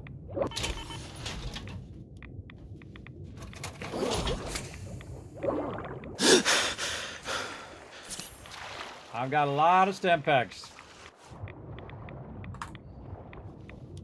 Slowly do it. I do have a perk point, but it's not going toward that. I don't do this that often. I can't believe I didn't think of that. I can't believe I didn't think of it to give it to my companion. But that's the easiest way to do it. Give it to your companion. You can just swim across, and then you're good. But also there's a more shallow location. Where's my marker? There's a more shallow location to walk across. So you're not so deep in the ocean like I am right now. Though I am coming up on the shore now. We're getting there. And this is pretty scary to do at low level. I'm just going to press the stem back because I can see the edge of the water. And we good. All right, we made it. Looks like we made it. And now we can teleport over here, everybody. We don't have to use the... we don't have to go into the water anymore. Unless you're in survival mode, then you can use a vertibird. But there is a quest, actually, that takes you over here as well. So we made it. Now we got to just do the thing. Glowing or something? Oh, we're going to do some glowing. We're going to do some crazy stuff here in a minute. Now what I'm going to do is stay along the shore, and there is a Mirelurk King over there that could probably kill me. But let's try to get a free shot in on him first. I'm feeling eyes on my back. Oh, I got a free shot on him first. Behind.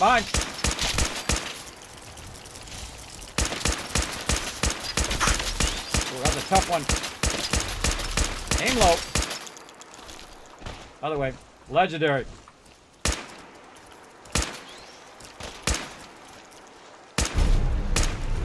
Very angry. Best mistake you'll ever make.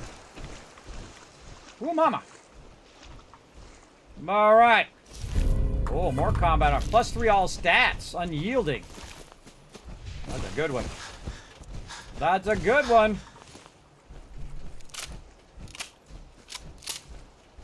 Okay, now, heads up, everybody. You want to walk along the edge when you come over here. And you want to get to that green boat right there. Well, that's what I'm going to do. And we can do all the settlement stuff later. But first, we're going to get to this green boat. Now, it's really fun if you already have artillery, because you could use artillery here as well. But I'm getting to this green boat as fast as possible. And then I'm going to tell dude... Heads up. Here. Go there. Yep, you got it. Oh, why is he not doing his thing? Heads up. Sure, no sway. He ran out of... See what you got. He ran out of fusion cores. That's exactly what he did. All right, I got plenty of fusion cores, bro. I got you hooked up. I got plenty.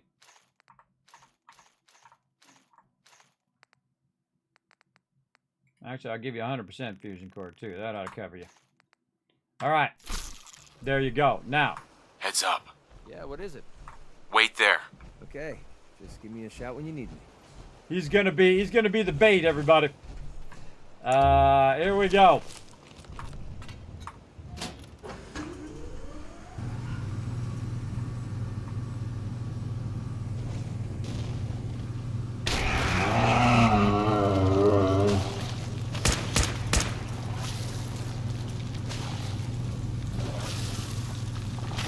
Already downed.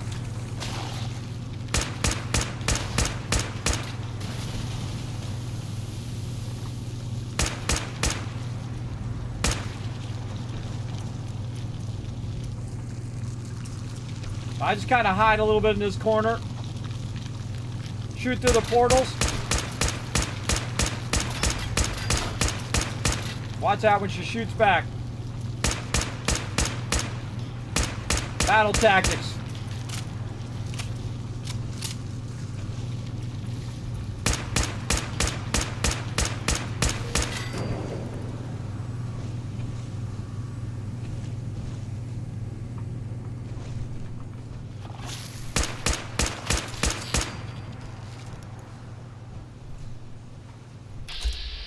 In the water.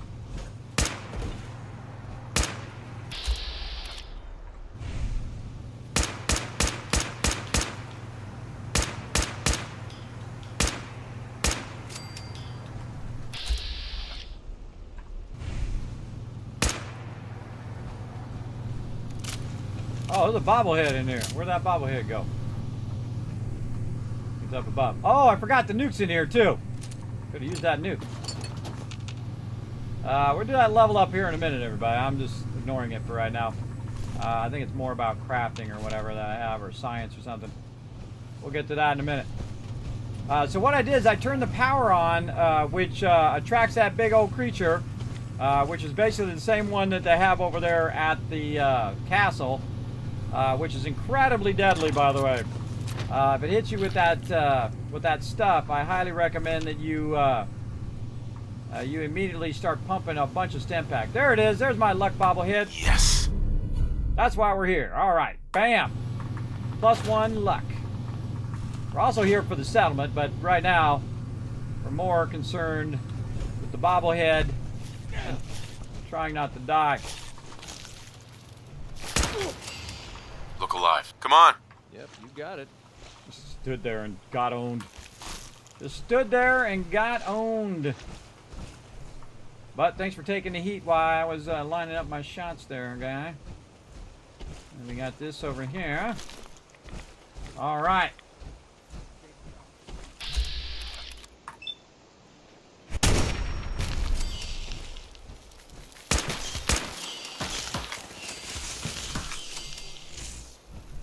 Yeah, they all ran off because they couldn't get me. Okay. Going toward the thingy. I always forget there's like so many trees here. I usually take all those trees out and take all this stuff out. This is the largest settlement in the game. It is called Spectacle Island. It is my favorite place to build bases because you can build massive bases here, even in the base game. Make sure the wires of the generator are all connected properly. Last thing I need is another short blowout. The generator must be on before turning the signal tower. I suggest you stay out of the water when flipping the generator. switch. Just saying. Okay.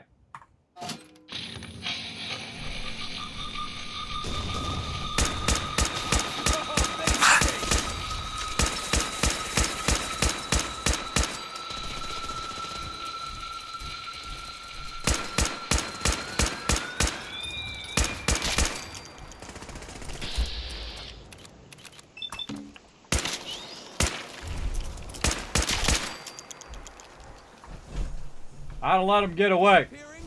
Are you serious?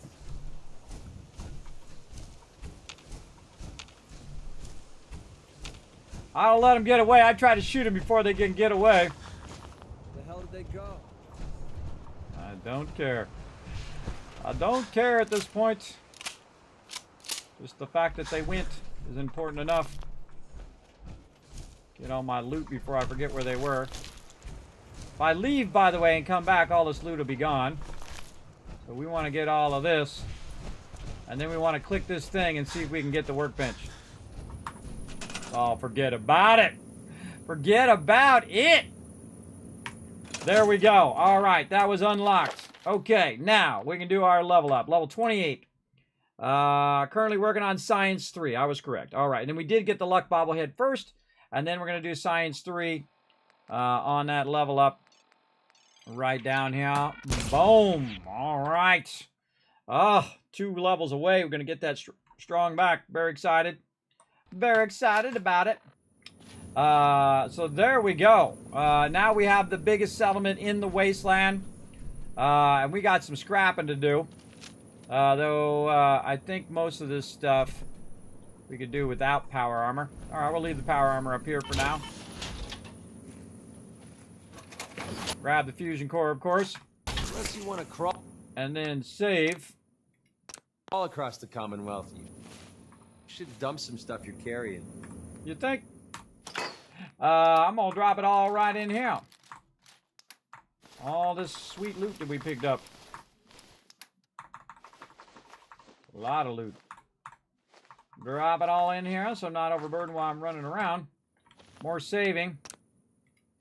And now it's time to super loot, everybody. This is so much loot over here. I mean, if you just beelined over here, you're going to have crazy tons of loot. Like I just did. There's pretty much a beeline over here. Because those mobs are pretty tough at low level, especially if you don't have the Overseer's Guardian or Rifleman perk.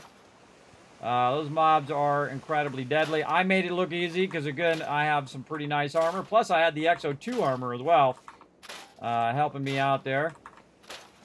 So I'm just going to go around and clear all this stuff out. Every bush, every pile, every tree. Because I don't need the trees. What I need is the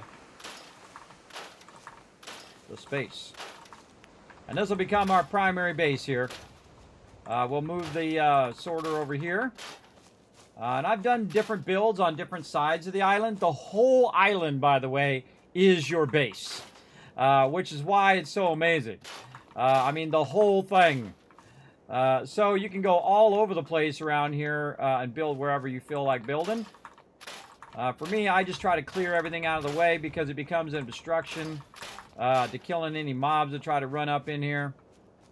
And I take out any and everything I can. I can take out these posts. I can take out this bed. That thing went in the workbench. With these guys, you can pick them up and throw them off to the side if I don't want to look at them. And then over here, get this guy. Throw him over to the side. You can also walk them out to the water and throw them in the water and let them sink or float away. But again, I try to get every bit of resource I can. So we're just going to kind of walk around willy-nilly for right now and just hit anything we run into. Always thinking, though, that you might aggro some more mobs as well. But there is a ton of resources here you can do. Since it's all within our settlement, we can scrap it all or save it all or readjust it or do whatever we want to do.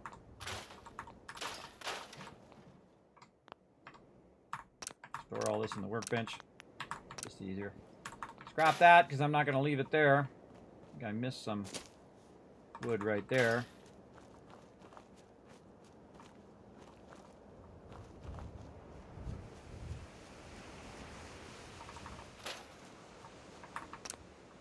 A lot of skulls.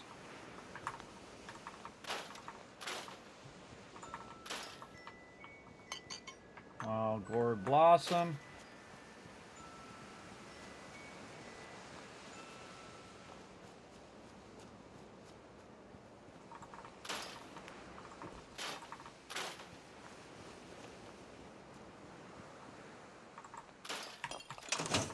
It's just easier to pick up when it's on the ground. Workbenches, don't need those. We can actually just store them because I'm going to just pull those out of the bench again.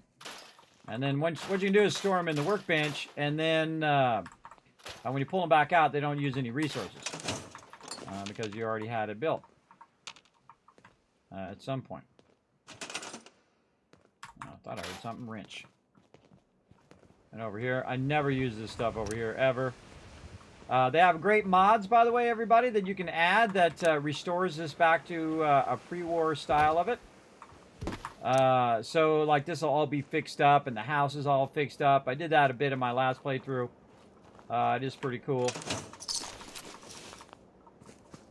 This person, and oh, I can't get them out of there. Can't get them out of there. They're stuck. That's just the way it goes. Got rid of the tree swing. Store all that in the workbench. Store, scrap.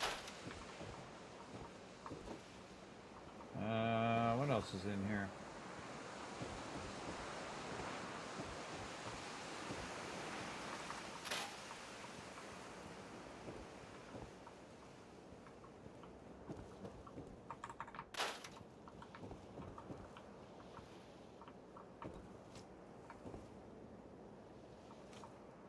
See if there's anything else up on top.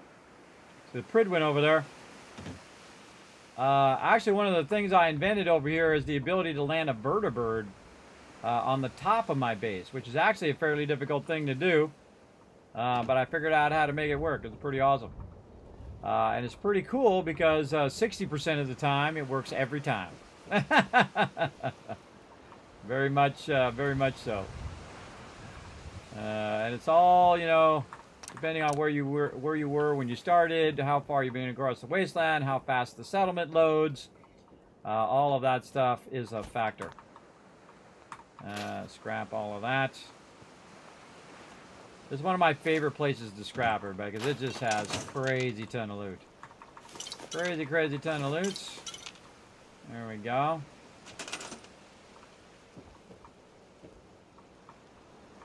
Have our lobster trap. I suggest to scrap everything in the boat first. Like this. And store it. Scrap the rudder. I don't think there's anything else in here to scrap. That's it.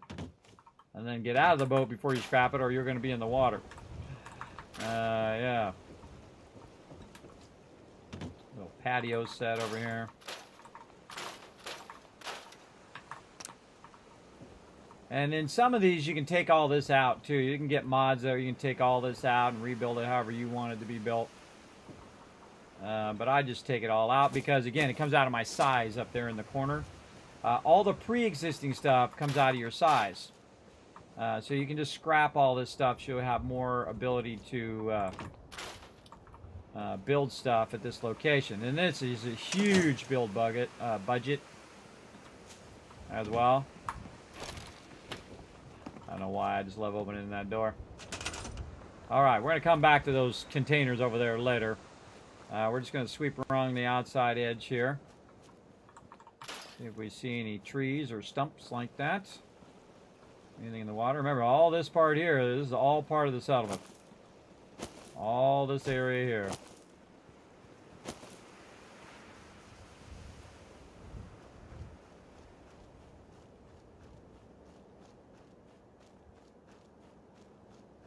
Walk back up this way. I see a tree I missed. Oh!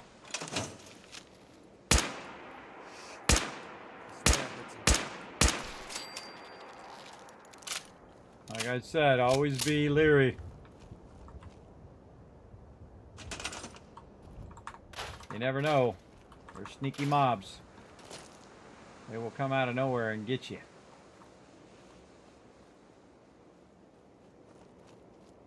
Sniped him. Worse is when you're in the workbench. Wow.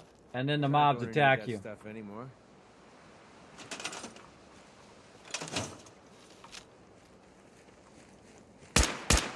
Pretty sure we're not alone.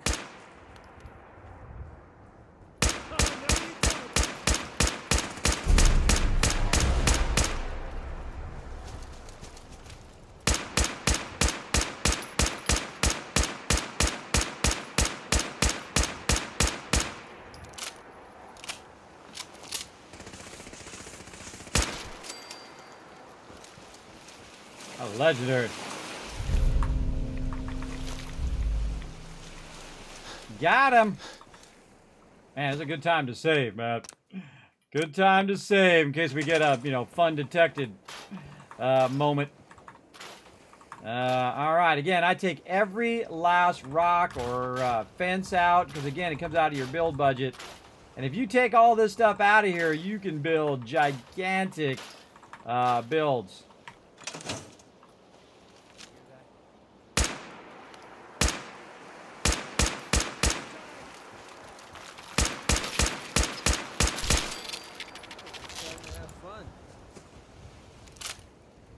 Gigantic builds in the base game. Alright, taking out some of those mobs. Again, we'll come back to those containers. We got a lot to do over there, but I'm going to do all this general stuff. I was hoping it would get light at some point, but apparently not. I guess I could always forward time. Now, when you're walking around, you want to put your little green square on everything that you can find. Something moving up there. I'm not in there, sucker.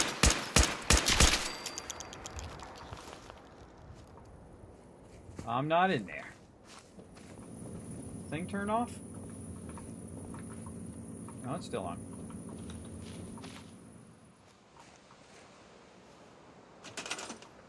Alright, keep at it. Because you think like the whole entire area is clear because you threw that switch and then they all ran off. But I have a tendency to circle back on you. Or new mobs will spawn. And they're the ones who come and get you when you think you're safe.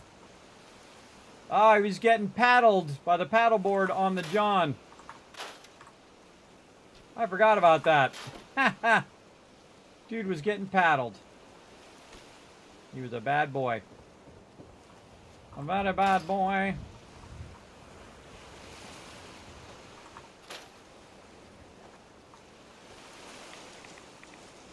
I also look for stuff in the water. And see if you can scrap that. There are a lot of places that have stuff in the water. I just take out all of it. And this is one of the ones that has takes the longest because it has the most stuff.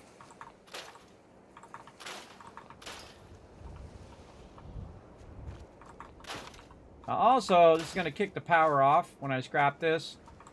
Because this power is pretty much useless to me anyway. But it is nice to get that free power from the ship. But I just scrap all of this, and you can always come back later and reconnect it if you want to. I don't think I've ever built anything right by the ship. That's a good question. I don't think I've ever built on this side.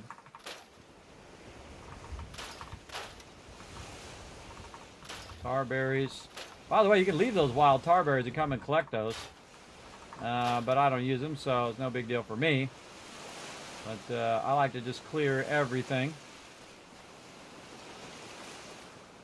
Lots more to go. I just started a new save yesterday. Awesome. Pop by and knows you're playing Fallout 4. Was just playing it myself. Yes, I've been playing it since the next gen came out. I've actually been playing it for a while. We did a mega run before this. But now we're playing next gen, the Dark Wanderer. The Dark Wanderer has been jaded by getting screwed over by vault-tec, so he's going around and just treating everybody like crap. He's sarcastic. He's upset. He's grumpy. I'm doing all the selections I typically don't do. You know, I'm always the nice guy. Okay, let's help Preston and do all his quests. Well, this time, Preston's like, Kismet, the Minutemen need your help. And I said, no. No, Preston. I don't want none of your quests. I ain't helping the Minutemen. And so I didn't. And I didn't know, if you say no to him at the very beginning, when you bring him over to Sanctuary from Concord and you say no to him, he'll never give you a quest. He'll never give you a settlement quest. See, normally I just tell people to avoid Concord altogether. But you can just say no. And just like they say. And he'll never give you those settlement quests. So if those settlement quests bother you, just tell him no. No, you're not going to help the Minutemen. He'll keep coming up to you every now and again, though, and asking you to help. And you just keep saying no. And then eventually, just get out of there. Where he's not near you, asking you to do stuff for him all the time. Get rid of all these shack floors. Comes out of my build budget. My favorite kind of raider. The dead one. The dead kind.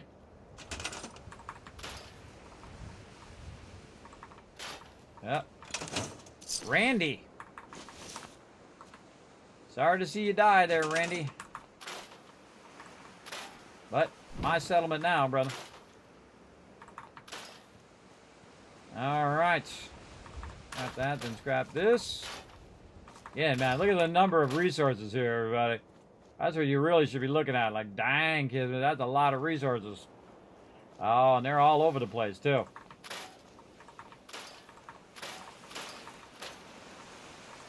Anything that highlights is something you can scrap and get resources from. Sometimes there's stuff in the water over here, too. Yeah, see? Actually in the water as well. They're just on the edge. I'll kind of run around and see what I can find. I get every last little thing.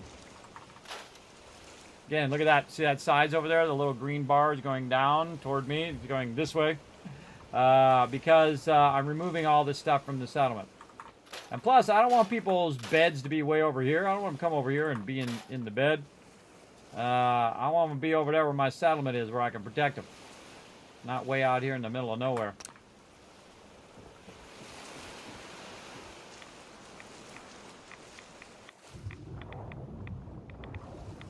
Car under here. Sadly, you can't scrap the boat. Because it's part of the quest. Scrap all that stuff. Scrap these, I believe, the conduits. Yes. Now, I do suggest that you leave the last one. And the reason why you want to leave the last one, this one right here, power pylon, is it's a little hard to run that through the window. So you definitely want to leave the window there, for sure. And we're just getting crazy tons of loot here, everybody. This is stacking more and more loot. Generator's on right now. I wonder if I turn it off. I never tried. The answer is no, you can't turn it off.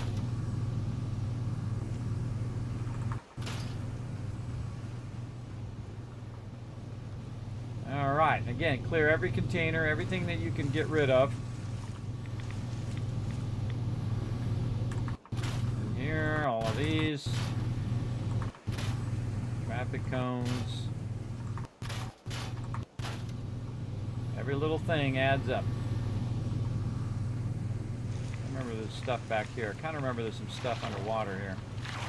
Kind of hard to see during the nighttime. We'll go look. Oh, yeah. Yeah, I can't really see it. Oh, there we go. Definitely some stuff under there. Barrels. Another capsized boat here. Another barrel in the boat.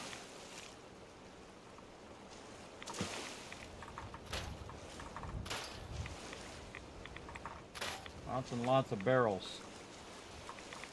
It's been so long since I actually bothered to scrap the, that was stairs. To scrap the underwater stuff over here that, I don't remember what this is. More stairs. Concrete. Center block, center block.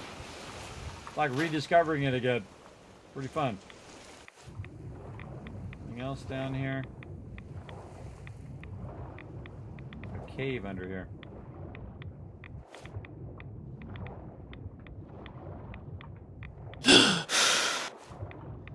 Again, your light's not very bright under here either. You can mod your light to be brighter. Can't remember if I did on this helmet or not. And really, you want that brighter light for underwater. Because it's really dark and murky under there. Alright, I think we did good enough over there. And we did all of this. Oh, missed that stump. And we'll just kind of see if there's any kind of bushes or stuff we might have missed up here. Up on the ground. There's a tree we missed. It looks totally different now, doesn't it? With all the trees gone. It looks absolutely different. Wild corn. Take that out. Let's go over here to this boat. Bunch of driftwood. Suitcase. Oh, look at the person's in the sand. That sucks, bro. Gold-plated lighter. On little knickknacks along the beach. Let's see what we got out here.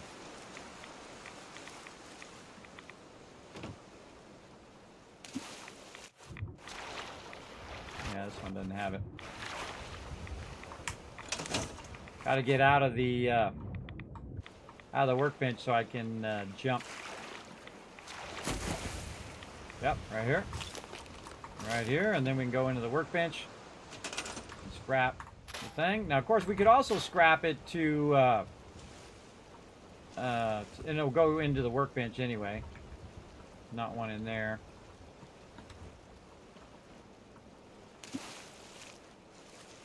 All right, not much else over here. All right.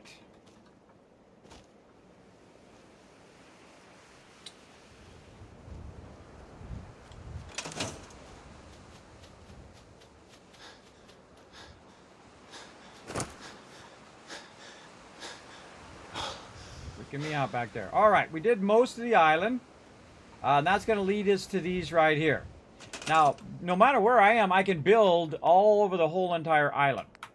And so what we're going to do is we're going to go ahead and just put a chair down. The reason why we're going to put a chair down is so I can forward time now. So I'm going to go ahead and hit T. My forward time, I don't know, let's see, 4, 5, 6, 7. Let's say 4, 5, 6, 5, 6, 7, yeah. To about 7 o'clock in the morning when it's not dark. All right, even 6:30 is enough. There we go. Oh, Hangman's Alley successfully defended itself. I totally forgot about Hangman's Alley. I'm so glad it did itself. Whenever it defends itself, everybody, and you don't have to be there, I suggest you save right after, because if you die, you come back, and then they could lose. I've had that happen to me before. All right, then we'll store that back in the workbench. That's just so I can forward time so you guys don't have to watch me do the rest of this in the dark. And so I don't have to do it in the dark either. Because there's a bunch of stuff over here that we're going to need to try to scrap. There's another dead settler. Like a liquid nitrogen thing. And then this we have to unlock that. Doesn't let us store it in the workbench.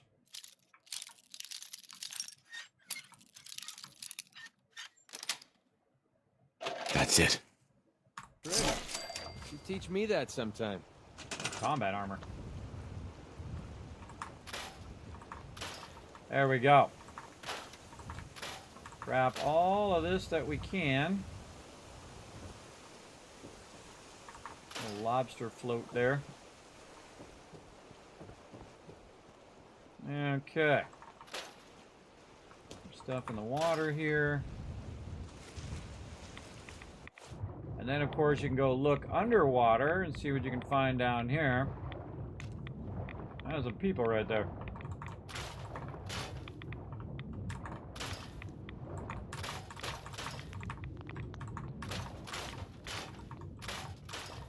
I kind of like, sometimes I like doing the above water stuff first, and sometimes I like doing under the water stuff first.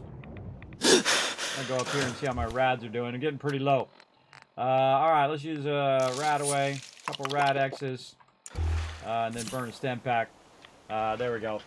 It was pretty high rads there. Alright, back down here.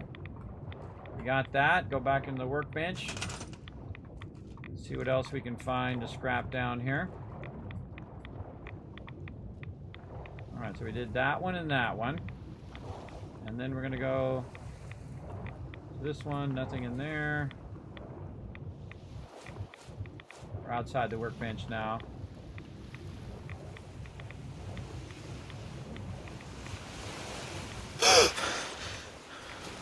Yeah, oh, and scrap all these radioactive barrels as quickly as possible.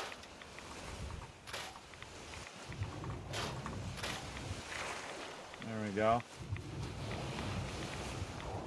Wooden crates. Again, since it's in your settlement, when you scrap it, it'll put anything that's in those crates into the workbench. I think we can get into those and these. No. Wild tar berries. We're just going to get rid of them. More barrels. We just did that one. Alright. Those are all not ones we can get into. Grab our blood leaf while we're at it. Okay, I'm going to do this one over here. I know there's another one that has a bunch of stuff in it. Yeah, right here, a bunch of dryers.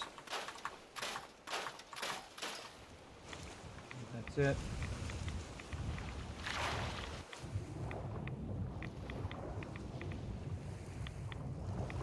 Can't get any of that. It's too far out of the settlement. A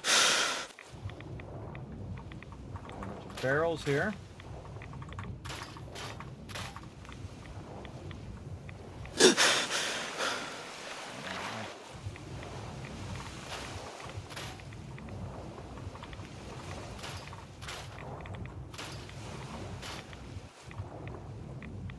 Far out of the workbench. Rads. Rads don't look too bad. Okay, more radioactive barrels. You don't want your people glowing. A barrel there we could get. And we got all of these. We did. It's really hard to see under the water. The only time I really crank up my thing is when I'm doing a bunch of stuff in the water. Alright, we got most of the water stuff done. Probably a good time to save, too. That was a whole bunch of work right there. Let's save that stuff. Alright, now we're going to do all the stuff that's on the barge here. Up on the land side. They're a little tricky to get, but do it just right. You got them. And in here, grab this. That light's just going to disappear when we take out stuff underneath it. There we go. More barrels. More settlers. I held down E, by the way, to pick up a settler, just like you'd pick up an item. So you can pick up these settlers and just, you know, let them return to the sea. There you go, if you don't want to look at them. Sometimes they bounce back, especially at certain ones. You'll have ghouls like jump back even though you took them and moved them out of there. A bunch of resources in there. You gotta be a little careful because there's actually a stepway over here that we don't want to miss out on. So we're gonna take all this stuff out first. Again, this is just tremendous resources. Just takes the time to get them going. All right, this one we can get, that one. And this is like a ladder here, so you can see there's like a step way up. I suggest to leave that. Get rid of those creepy mannequins. Always start from the top down. It's going to help you a lot. Again, there's a ladder there. We don't want to get rid of that. We can look around this side to see if we can get in this side, which is a no. More creepy mannequins. Creepy mannequins. Nothing back that way, but we can go this way. Get all of these. Lots of steel. And then this way.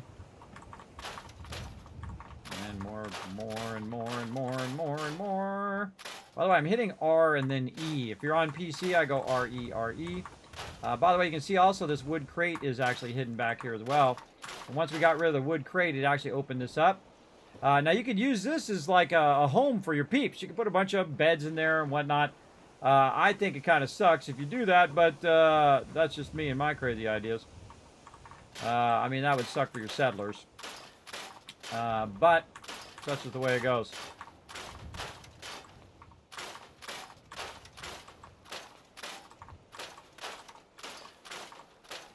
Okie dokie. Still getting that loot. Oh, don't get the bottom one. Get the top ones.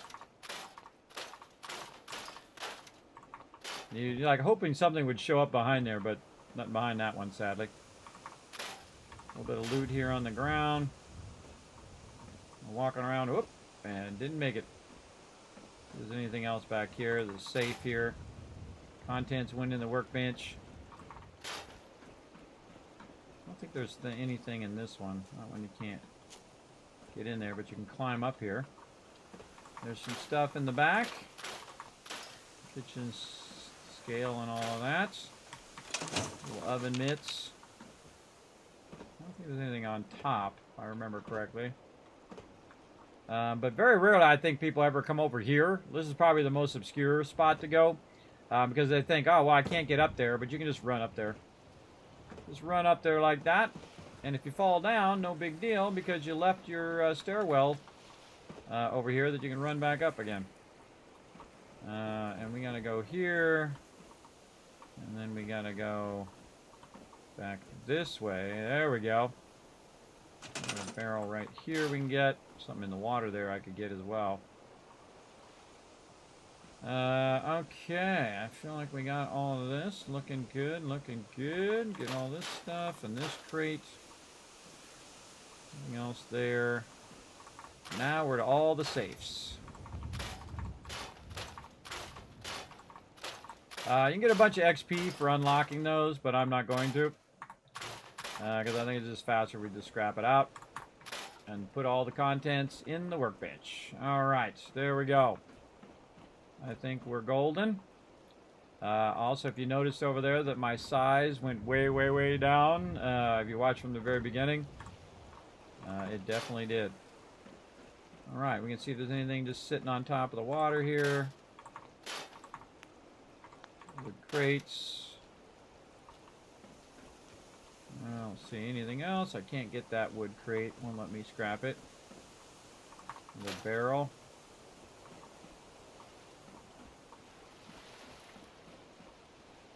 I think we're pretty golden. Alright, now at this point, I start taking this stuff out. In fact, I should probably take the one out here first. And you'll see it takes the ramp out. Now you can't get back up there. Unless you build something, which you totally can. You can just build your own ladder. So if you want to take that out and just go back, I don't really need it after this, but you can, if you do screw up and accidentally take that out, I suggest just to use a ladder like this, which you can actually sink in the dirt, as you can see, and just do that. There you go. Then you're golden. But I scrap it because I want every bit of that loot, and I'm not coming back over this way anyway. Alright. Oh, and speaking of, I should get my ladder out of there that I just put in there as well. If I can get it from down here. Gotcha. Put it there and then scrap it. Alright, anything else we can scrap over here? Kind of feel like we all good. Dead body in the water. We got all of that. Beautiful day on Spectacle Island. Another cool thing is you live on an island, everybody. Your own private island. Look at this. Pretty awesome. Pretty awesome sauce. Alright, let's swing by over here. Again, you can take these guys and bring them over there and throw them in the ocean if you want. I'll just leave them there for now. Checking to see if there's anything I might run across that I might have missed. Right here. No. Nope. Just roll over it with your little green triangle or green square and see if it highlights anything.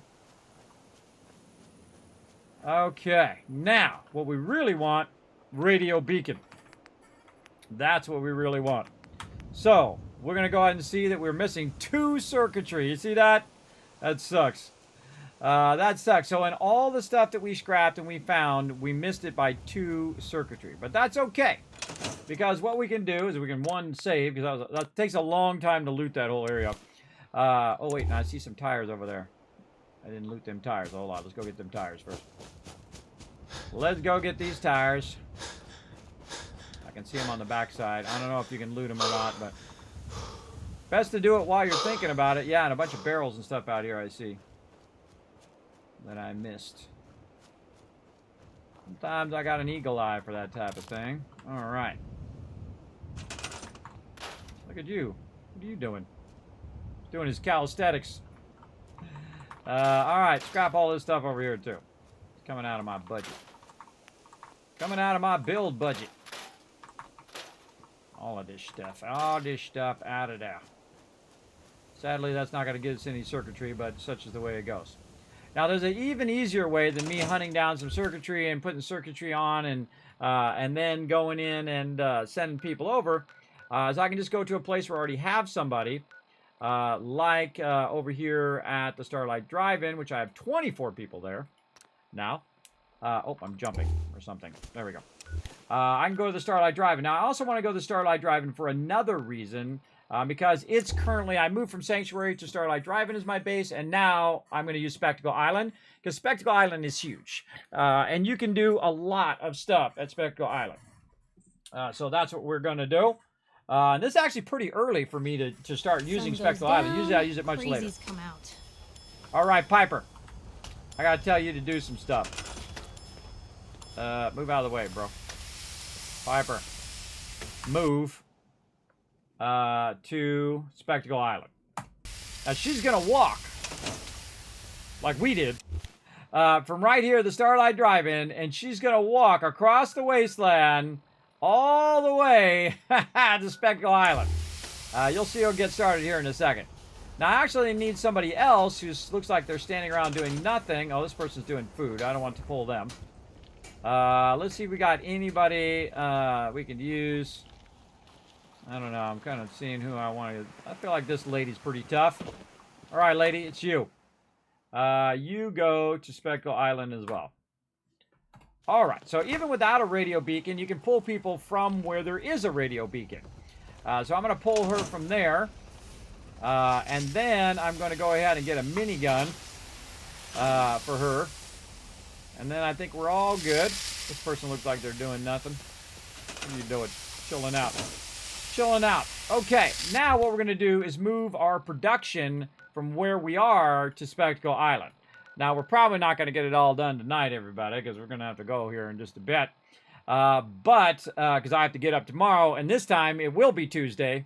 I totally was like, I thought it was Tuesday. I thought I was running late for the stream, but I wasn't. Yay, me! I wasn't running late for the stream. Yay!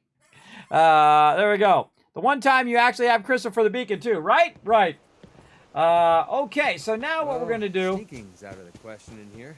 is if you notice where you teleport, you end up right down there, like you're coming in the dock.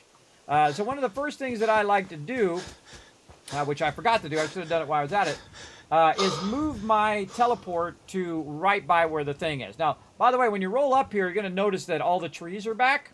I don't know if you just noticed them, just disappeared. Because all the trees will come back and show back up, but it takes a minute for it to redraw, and then they'll all go away again. Because now, look at this. You got all of this, this whole entire thing, to build whatever the heck you want. And last time I built a sorter that pulled it out of here, ran it down the side, and ran it all the way to that other side over there, which is pretty fun. This time, we're not going to run it that far. Actually, my favorite place is right here on this high hill. Because you're kind of above where you're all the other places around here. And I usually build a tower right here, the Kismet Tower, which I feel like I'm going to do, and we're going to take it to a whole nother level in this playthrough with the Kismet Tower. It's going to be pretty fun. But the first thing we want to do, of course, is move our true target, or not a true target, our, what do they call it in here? They call it the fast travel target. True target is from a game called Lineage, by the way. I'm mixing up my things. And I'm going to put it right here. So if I teleport in and people are attacking, I'm going to end up inside. And so I'm a little sheltered inside here. So I'm going to end up right there. Now, I have 2 people coming here right now. I have, of course, Piper on her way over here. And then also the NPC. Now, what I'm going to do is put this little bell out here. And I usually try to put it in a place where I can see them. Let's say out here in this little flat spot. And then I had that chair, but I stored the chair back again so I could just pull the chair back out again, which you can see it's stored. You can see the one right down here. So that I can go ahead and just sit by the bell. Now, the reason why I want to sit by the bell is because I want to hit the bell, then get in the chair, and then forward time by 1 hour. Boom. Now, what that does is instantly make any settlers that are nearby will suddenly appear. Now, these settlers are not nearby. These settlers are walking from way, way over there. Now, of course, I could have chosen a settlement that was closer. I could have chosen Hangman's Alley. But that's okay. I've got plenty of time. So what I'm going to do is, because I can forward time. I have the power over time. So I'm going to put a little bed here as well. Just so I can get my well rested while I'm at it. And go 6 hours forward.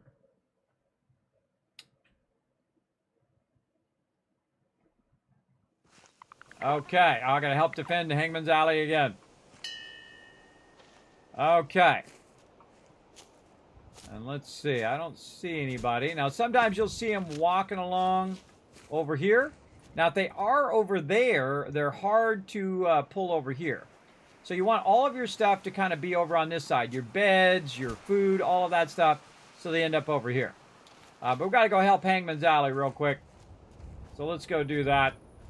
And have a little fun helping Hangman's Alley. Let's see my perk tree. Well, here's what you can do. Even better, watch this. I got a whole spreadsheet. Boom, you can even see every single perk, what I picked, in what order, and everything. Because Kismet's all next level, but everybody else down here. Kismet, way up here. It's right here. There it is. All my perks, in what order I picked them, in what order, right over there. And even my starting stats for this particular playthrough number 11. Right over here, I started with 6, 3, 1, 9, 7, 2, and 1. Right over there. And then you can see all the perks that I picked so far. We're pretty early in this playthrough. Normally, by the way, in my other playthroughs, when I'm doing mega runs, I'll be like level 40 before I even get out of the starter plane because I'm doing all the settlements. But in here, we're not doing all the settlements this time. We're not doing any Preston settlement quests. But sometimes the settlements need our help. And in this case, since I'm in the regular mode and not in the survival mode, which is normally what I play in, I've played over 3,000 hours live here on stream. Actually, I think I'm almost 3,300 hours and 11 playthroughs live. And I prefer to try different things every single one. This is the Dark Wanderer playthrough, where my guy is jaded. He's choosing all the sarcastic stuff. He doesn't care if Preston needs help. He's like, let him die. And he's like, hey, Kismet, I need some help. Well, better get some. I'm out of here. And I leave. I help some people. Well, let's get into some fun. Let's go. Kismet, Killbox, do your job. This time. That was it. Kismet Killbox just murderized all of these gunners. I like how they turn the thing on after they're dead. Gunner's just bringing me tons of combat armor. I appreciate it. I love free combat armor for my peeps. Oh, there's a legendary there. With a metal arm there. We cut those raiders to pieces. Those weren't raiders. Those were gunners, but okay. They damaged our food supply, though. I don't like that. Okay, turn the thing up. We get it. We get it. There was gunners. Easy living. All right, now not only did they fire over here, but sometimes the mobs show up here at the end. I was right. So make sure to go check over here as well. And they got smoked by the Kismet kill box right up there, everybody. Look at it. Oh, it's so effective, everybody. It's the ultimate protection in the wasteland. Set those Kismet kill boxes up. And watch your enemies just supply you with free loot. Just like that. So they got annihilated over here, and they got annihilated over on that side. Yes? It's all gold. Look at them collecting me loot. Yeah, keep working on it. Keep working on it. Give me that loot. Now, if your stuff does get damaged and you are your food supply has gone down, you can simply go in and hit E and E again on PC or whatever it is on your appropriate thing. Notice I got the loot first before I went in to fix the food. And then I just hit E again. What I want to do is make sure that says 24, because I know what my max food should be. So somewhere there's another mute fruit that got damaged. I can find it. Now they'll actually repair it themselves over time, by the way. But you want to know what your maximum is. There's definitely one that is not repaired.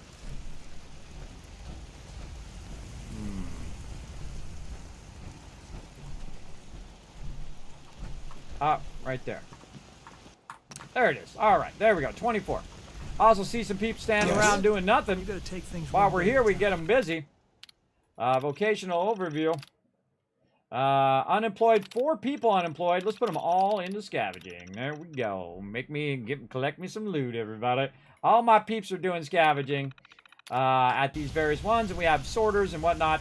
Now we're not gonna have time to move all of our sorter and move all that stuff. Something. Another day of hard work. You hear about that farm run by ghouls? Oh my gosh, so many people talking to me at the same time. All right, people, I appreciate you wanting to talk to me, but I gotta get out of here. Look at this guy. Walking into the wall.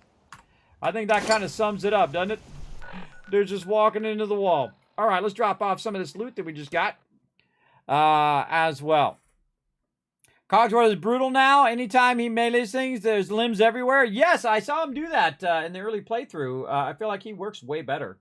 And I saw you post that also on the Discord. I saw that. Very cool. Okay, back over here. We're going to drop off all of our resources that we don't want to lug around anywhere else. Drop all this in here. We're going to manage all this stuff later on, by the way. Over here. And ammo. All good. All good. Okay. Now, we got that done. Now, what we got to do is we got to connect Spectacle Island to Hangman's Alley. Or, of course, we could also do it to the castle. We should send somebody else to the castle as well. All right, who's going to be the lucky person here from Red Rocket who's going to walk all the way to the castle? That's my provisioner there. All right, who's in here taking a nap? You're a slacker. Oh, wow, it's like the same lady I sent to the other thing. All right, let's send somebody else. You in the blue shirt. You ain't doing nothing anyway. You're unassigned. All right, fine. Slacker. So I took over the castle without Preston, which I didn't know you could do, but apparently you can. All right, I thought I signed these been people. up to see Grey Garden. You should go. The whole place is run by robots. I got people doing nothing over here, too. All right, let's get them some jobs, some JOBs. Signed to scavenging. Oh, I only had one more scavenging station open. Because, see, I had 2 settlers left, but it only had an option for 1, which means I need more scavenger stations. Now, the reason why I use the scavenger stations is so I don't have to do it. Though I do it anyway. I'm collecting massive sums of resources. But at some point, I don't have to at all. In fact, I don't have to, at this point, I don't need to pick up anything. I don't have to pick up any resources at all. Because you can see I can make 1,977 scavenging stations. If I wanted to do turrets, I could do 112 turrets. How did I do it so fast? That is all via purified water, which is how I got the nickname, the Wasteland Tycoon. Because I make millions, billions, and trillions with a T of caps. And I'll show you how right from level 1, everybody. And that's why I have the Overseer's Guardian. And I was making 30 grand by level 15 every few days in game right here at Sanctuary. You can't quite see it right now, so we'll kind of forward time here so you guys can see it in the daytime. We'll go ahead and put a little chair down over here. Here comes Trash Can Carla, my sweetheart of the wasteland. She might be a little gruff, everybody, but I love her all the same because she's the one that makes me rich and I make her a millionaire in this game. She is so rich, everybody. Very rich. All right, let's go ahead and forward time right over here so we can just kind of bring up the daytime. Give you guys a little peek. There we go. Getting in the power armor. There you go.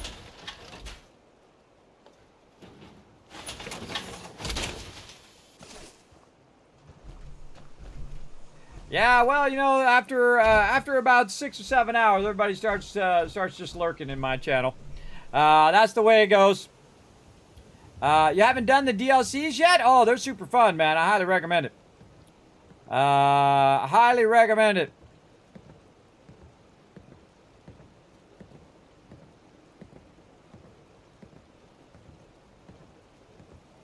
Hold on a second.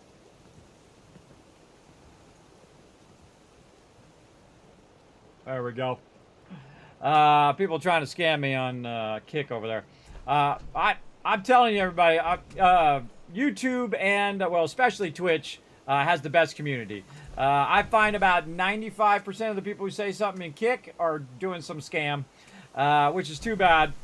But there's a few awesome people who come in from Kick, so say hello to all of you. But here we go, everybody, right here, purified water. Now, how did I get this going for all you new peeps just wandering in? Well, what I did is I scrapped all of the resources here. I also grabbed all the resources up at the top. You know there's a bunch of resources on Vault 111, and not the resources you might think. There's actually a whole bunch of barriers up there. There's tires, there's cones, and you can pick it up with E, and on PC or whatever your pickup key is on, or your interact key is on console. And you can pick that stuff up, and then you let go of that interact key and you hold down another key, in my case the R key, and it will throw the item off of the Vault 111 up there down into where the bridge is, and then you can take it onto your settlement and then scrap it, and boom, you get the resources from that item, which is pretty awesome. And so I started with several purified water, and again, you go back and watch episode 1 if you want to see how I did it. Over on youtube.com/KismetVP. I'll throw those in the chat for you if you guys want to check that out. Hit that subscribe while you're over there. So I started with just a few purified waters, and so then I made a bunch of purified water. Then I went and got Trash Can Carla, who comes over to Sanctuary. I sold her the purified water. I bought more resources, put more purified water down. I got more purified water. I bought more resources, da-da-da-da-da-da-da-da-da. You get the idea. Bought more power, bought more purified water, and now I'm producing 2,000 purified water right here. And of course, I have very high charisma, plus I have outfits that boost my charisma, plus caps collector, and of course now I also have magazine that's boosting my trade rate. So I'm at max trade rate, meaning that's the minimum amount that you can pay for stuff and the maximum amount you can sell stuff for. And so then I went and just kept selling it to Trash Can Carla to build it up. And then once I built it up to 2,000, it's basically making me around 33,000 if you look at the total amount, but really about 25,000 every few days in game. In fact, it's making me that money right now. See it right there? It's pulling that out of the workbench and storing that purified water. Now, right now, I've got 19,000 purified water right there. We can also pull it directly out of the workbench over here. Oh, also got some caps going there from all my vendors. We'll just pull that directly out and combine it over here, which we can do manually, or we can let the Contraptions Workshop do it for us, which I prefer to just kind of let it pull most of that out of there after a while. And we have a whole bunch more purified water in that other sorter over there as well. And there we go. So now we have 20,000 purified water. Now, it says that's worth 20, but it's not really worth 20, everybody. It's worth whatever it is when you sell it to the vendor. And, of course, when I have very high charisma, I have 9 charisma, plus I have outfits that boost the charisma to 16. 16 is the highest value you can sell your purified water to the vendor. Even if you have max caps collector and using all your buffs and all that, you could have 25 charisma, and it doesn't matter. It's the highest it's going to sell. So, if you take 20,000, hey, Suri. What's 20,000 times 16? 20,000 times 16 is 320,000. That's 320,000 caps sitting right there. Sitting right there in that box.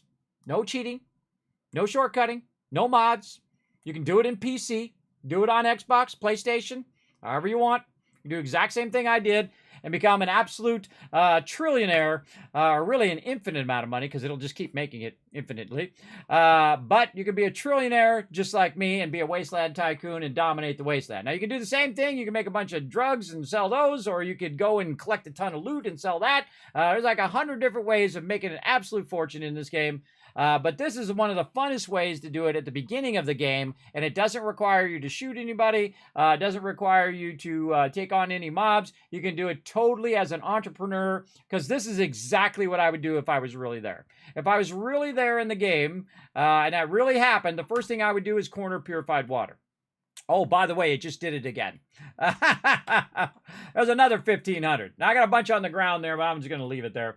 I'm tired of picking it up. Right there. It just does that sometimes. It glitches out and ends up on the big pile on the ground. I'm just tired of picking it up. But we're actually going to move our production away from Sanctuary and move it now to Spectacle Island. Spectacle Island is an island, one. And we're going to try to see what the maximum amount we could get purified water around there over at Spectacle Island. That's going to be pretty awesome for sure. How much time we got left? Oh, just a couple minutes. All right, so we're going to get it going. You only have half the achievements? Yes, Samus. That is a bummer that it disables it, but there are mods that will re-enable the achievements if you want. It's up to you. Whatever you want to do with your thing. I don't like to do that. I like to, you know, play it the vanilla version, and I'll come back and do mods usually at the end of my playthrough. And I don't know if I'm missing some achievements. I don't really care. But if I run in, I get an achievement, awesome. But I typically play without mods just to see how it plays. Because now it's a next-gen update, so they changed it and want to see how it plays normally. Without the other factors of the mods might be causing instability. Very, very important. To do all of that. All right, so still, here's Piper finally showed up. What up, Piper? Where's our other person at? Get out my power armor. There's another person should be showing up over here. Let's go ahead and forward time. Now, I have the sound off right now, so we're going to... Oh, we should have just dinged the bell here. And then also, by the way, you can use the bed. You can use bed or you can use the thing. But here we got Lover's Embrace from Piper. The lady still hasn't shown up. I know we got two settlers here because I saw it when I looked up there. See, two people. So somewhere around here, that person is still... There they are, right there. All right. I knew they were around here somewhere. All right. Supply line. And we'll send her to the castle. Because this way she only got to go from here to the castle. And they'll literally walk under the water, by the way. It's funny every single time. That they have to walk under the water there. Oh, and I'm overburdened as well. Hold on. Let's just go ahead and use what I call a quick bench, where we go ahead and get a crafting table. And we go ahead and put this in. Now, we don't have a lot of resources here right now. Oh, and time's up. We don't have a lot of resources right here right now, but we're going to go ahead and put a bunch of this in here. And next time, which is going to be tomorrow night after some Skull and Bones around 2 a.m. So around 3 hours ago, your time, which would be about 2 a.m. my time. We're going to be doing it after Skull and Bones. So we're going to be doing some Skull and Bones with my crew, then some Fallout next gen. And what we're going to do is start working on our ammo generation, as well as moving all of our production over here to Spectacle Island. And it's going to be awesome. For sure. All right, good time to save. Now that we offloaded all that loot, make sure we do not have a thing in there. No, we do not. And then one more thing we could try to get here is we can go to the castle and see what happens when you leave the castle and you put somebody there. What normally happens is they clean out the whole area. They'll clean out the whole castle and all of that if you've kind of cleaned it out. And so when you come back, you should see this stuff starting to be gone. But currently, it doesn't look like it is. So... we'll see what happens. We'll see what happens. And by the way, we did none of the Minimin quests, not one of them over here. But now it's our thing. I didn't even know you could get it if you didn't do Preston's quest, because I always do Preston's quest each time. So again, we're going to use the bed this time. We're going to hit the bell. We're going to forward time by 1 hour. It's always dark and dingy in the... There we go. There's our person right there. And so we're going to go ahead and have this person go to Hangman's Alley. So they're going to be our Hangman's Alley provisioner. Yes, they don't have anything to do right now. Hangman's Alley. There you go. And now all of my settlements are connected. So now I can use my resources from all of those places. And that means that I can just start by putting a radio beacon up and start using that straight away to recruit more people. So we're going to go resources. There we go. And we're going to put, nope, not resources, power. Power. Then radio beacon. There we go.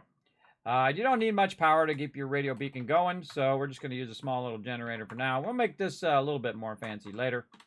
Right there. Oh, trying to put it there. Oh, it's a little too far back. There we go. All right, radio beacon up. And so those people are going to show up, and we're going to work on those settlements later.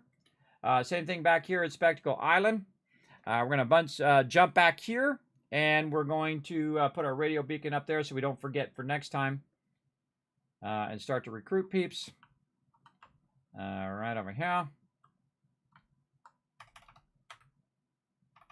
And radio beacon right up there. A little bit of power. Right over there. I like to put my stuff up high, a little less chance it's going to get wrecked. All right, so now we're going to get more and more people. Now, of course, this is the first place I'm going to actually build like a nice place other than I did at Sanctuary. And in this particular playthrough, by the way, we're going to decommission Sanctuary.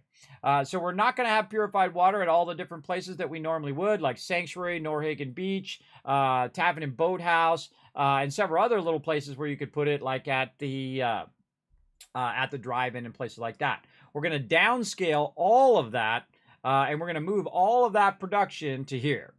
So this is where it's going to be producing the water, and I don't really need it to produce the water at all. I could just leave it at Sanctuary and do it there, but Sanctuary is going to keep getting attacked.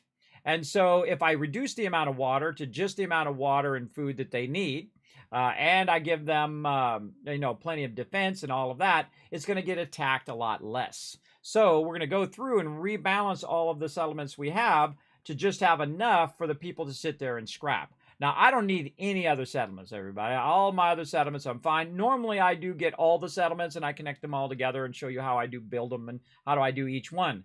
But in this particular playthrough, we're going to go a lot slimmer on our settlements. And just, of course, start to combine here at one mega settlement here at Spectacle Island, which is my favorite place to build, again, because it has such a massive amount of size to build at. So we're going to go ahead and call it right there, and we're going to go ahead and save with McCready staring at me. We're going to go to the Kismet Love Train. Let's go. Off we go.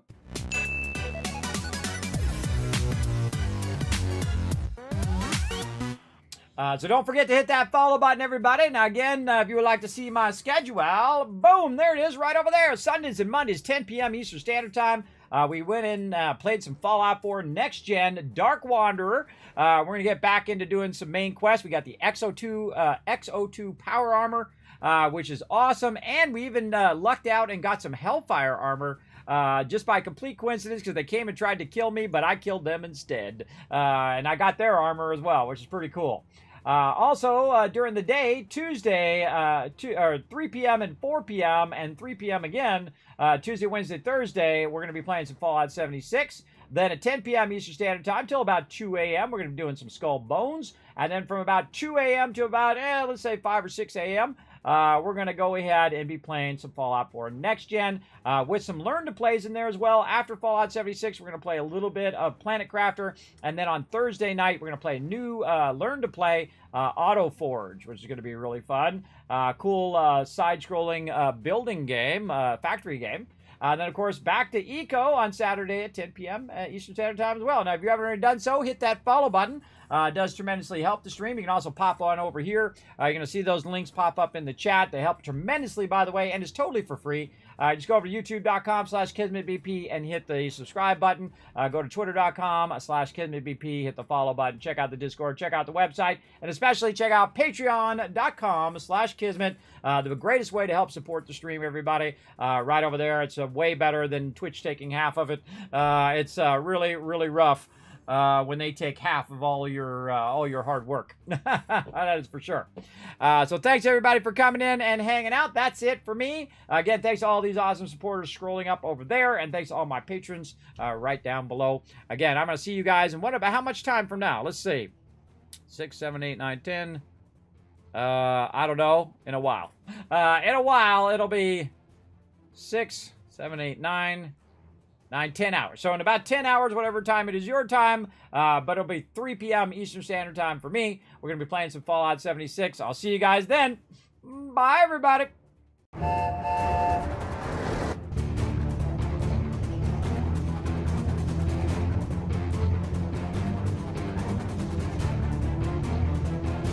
Hi, this is Norver. Thanks for watching.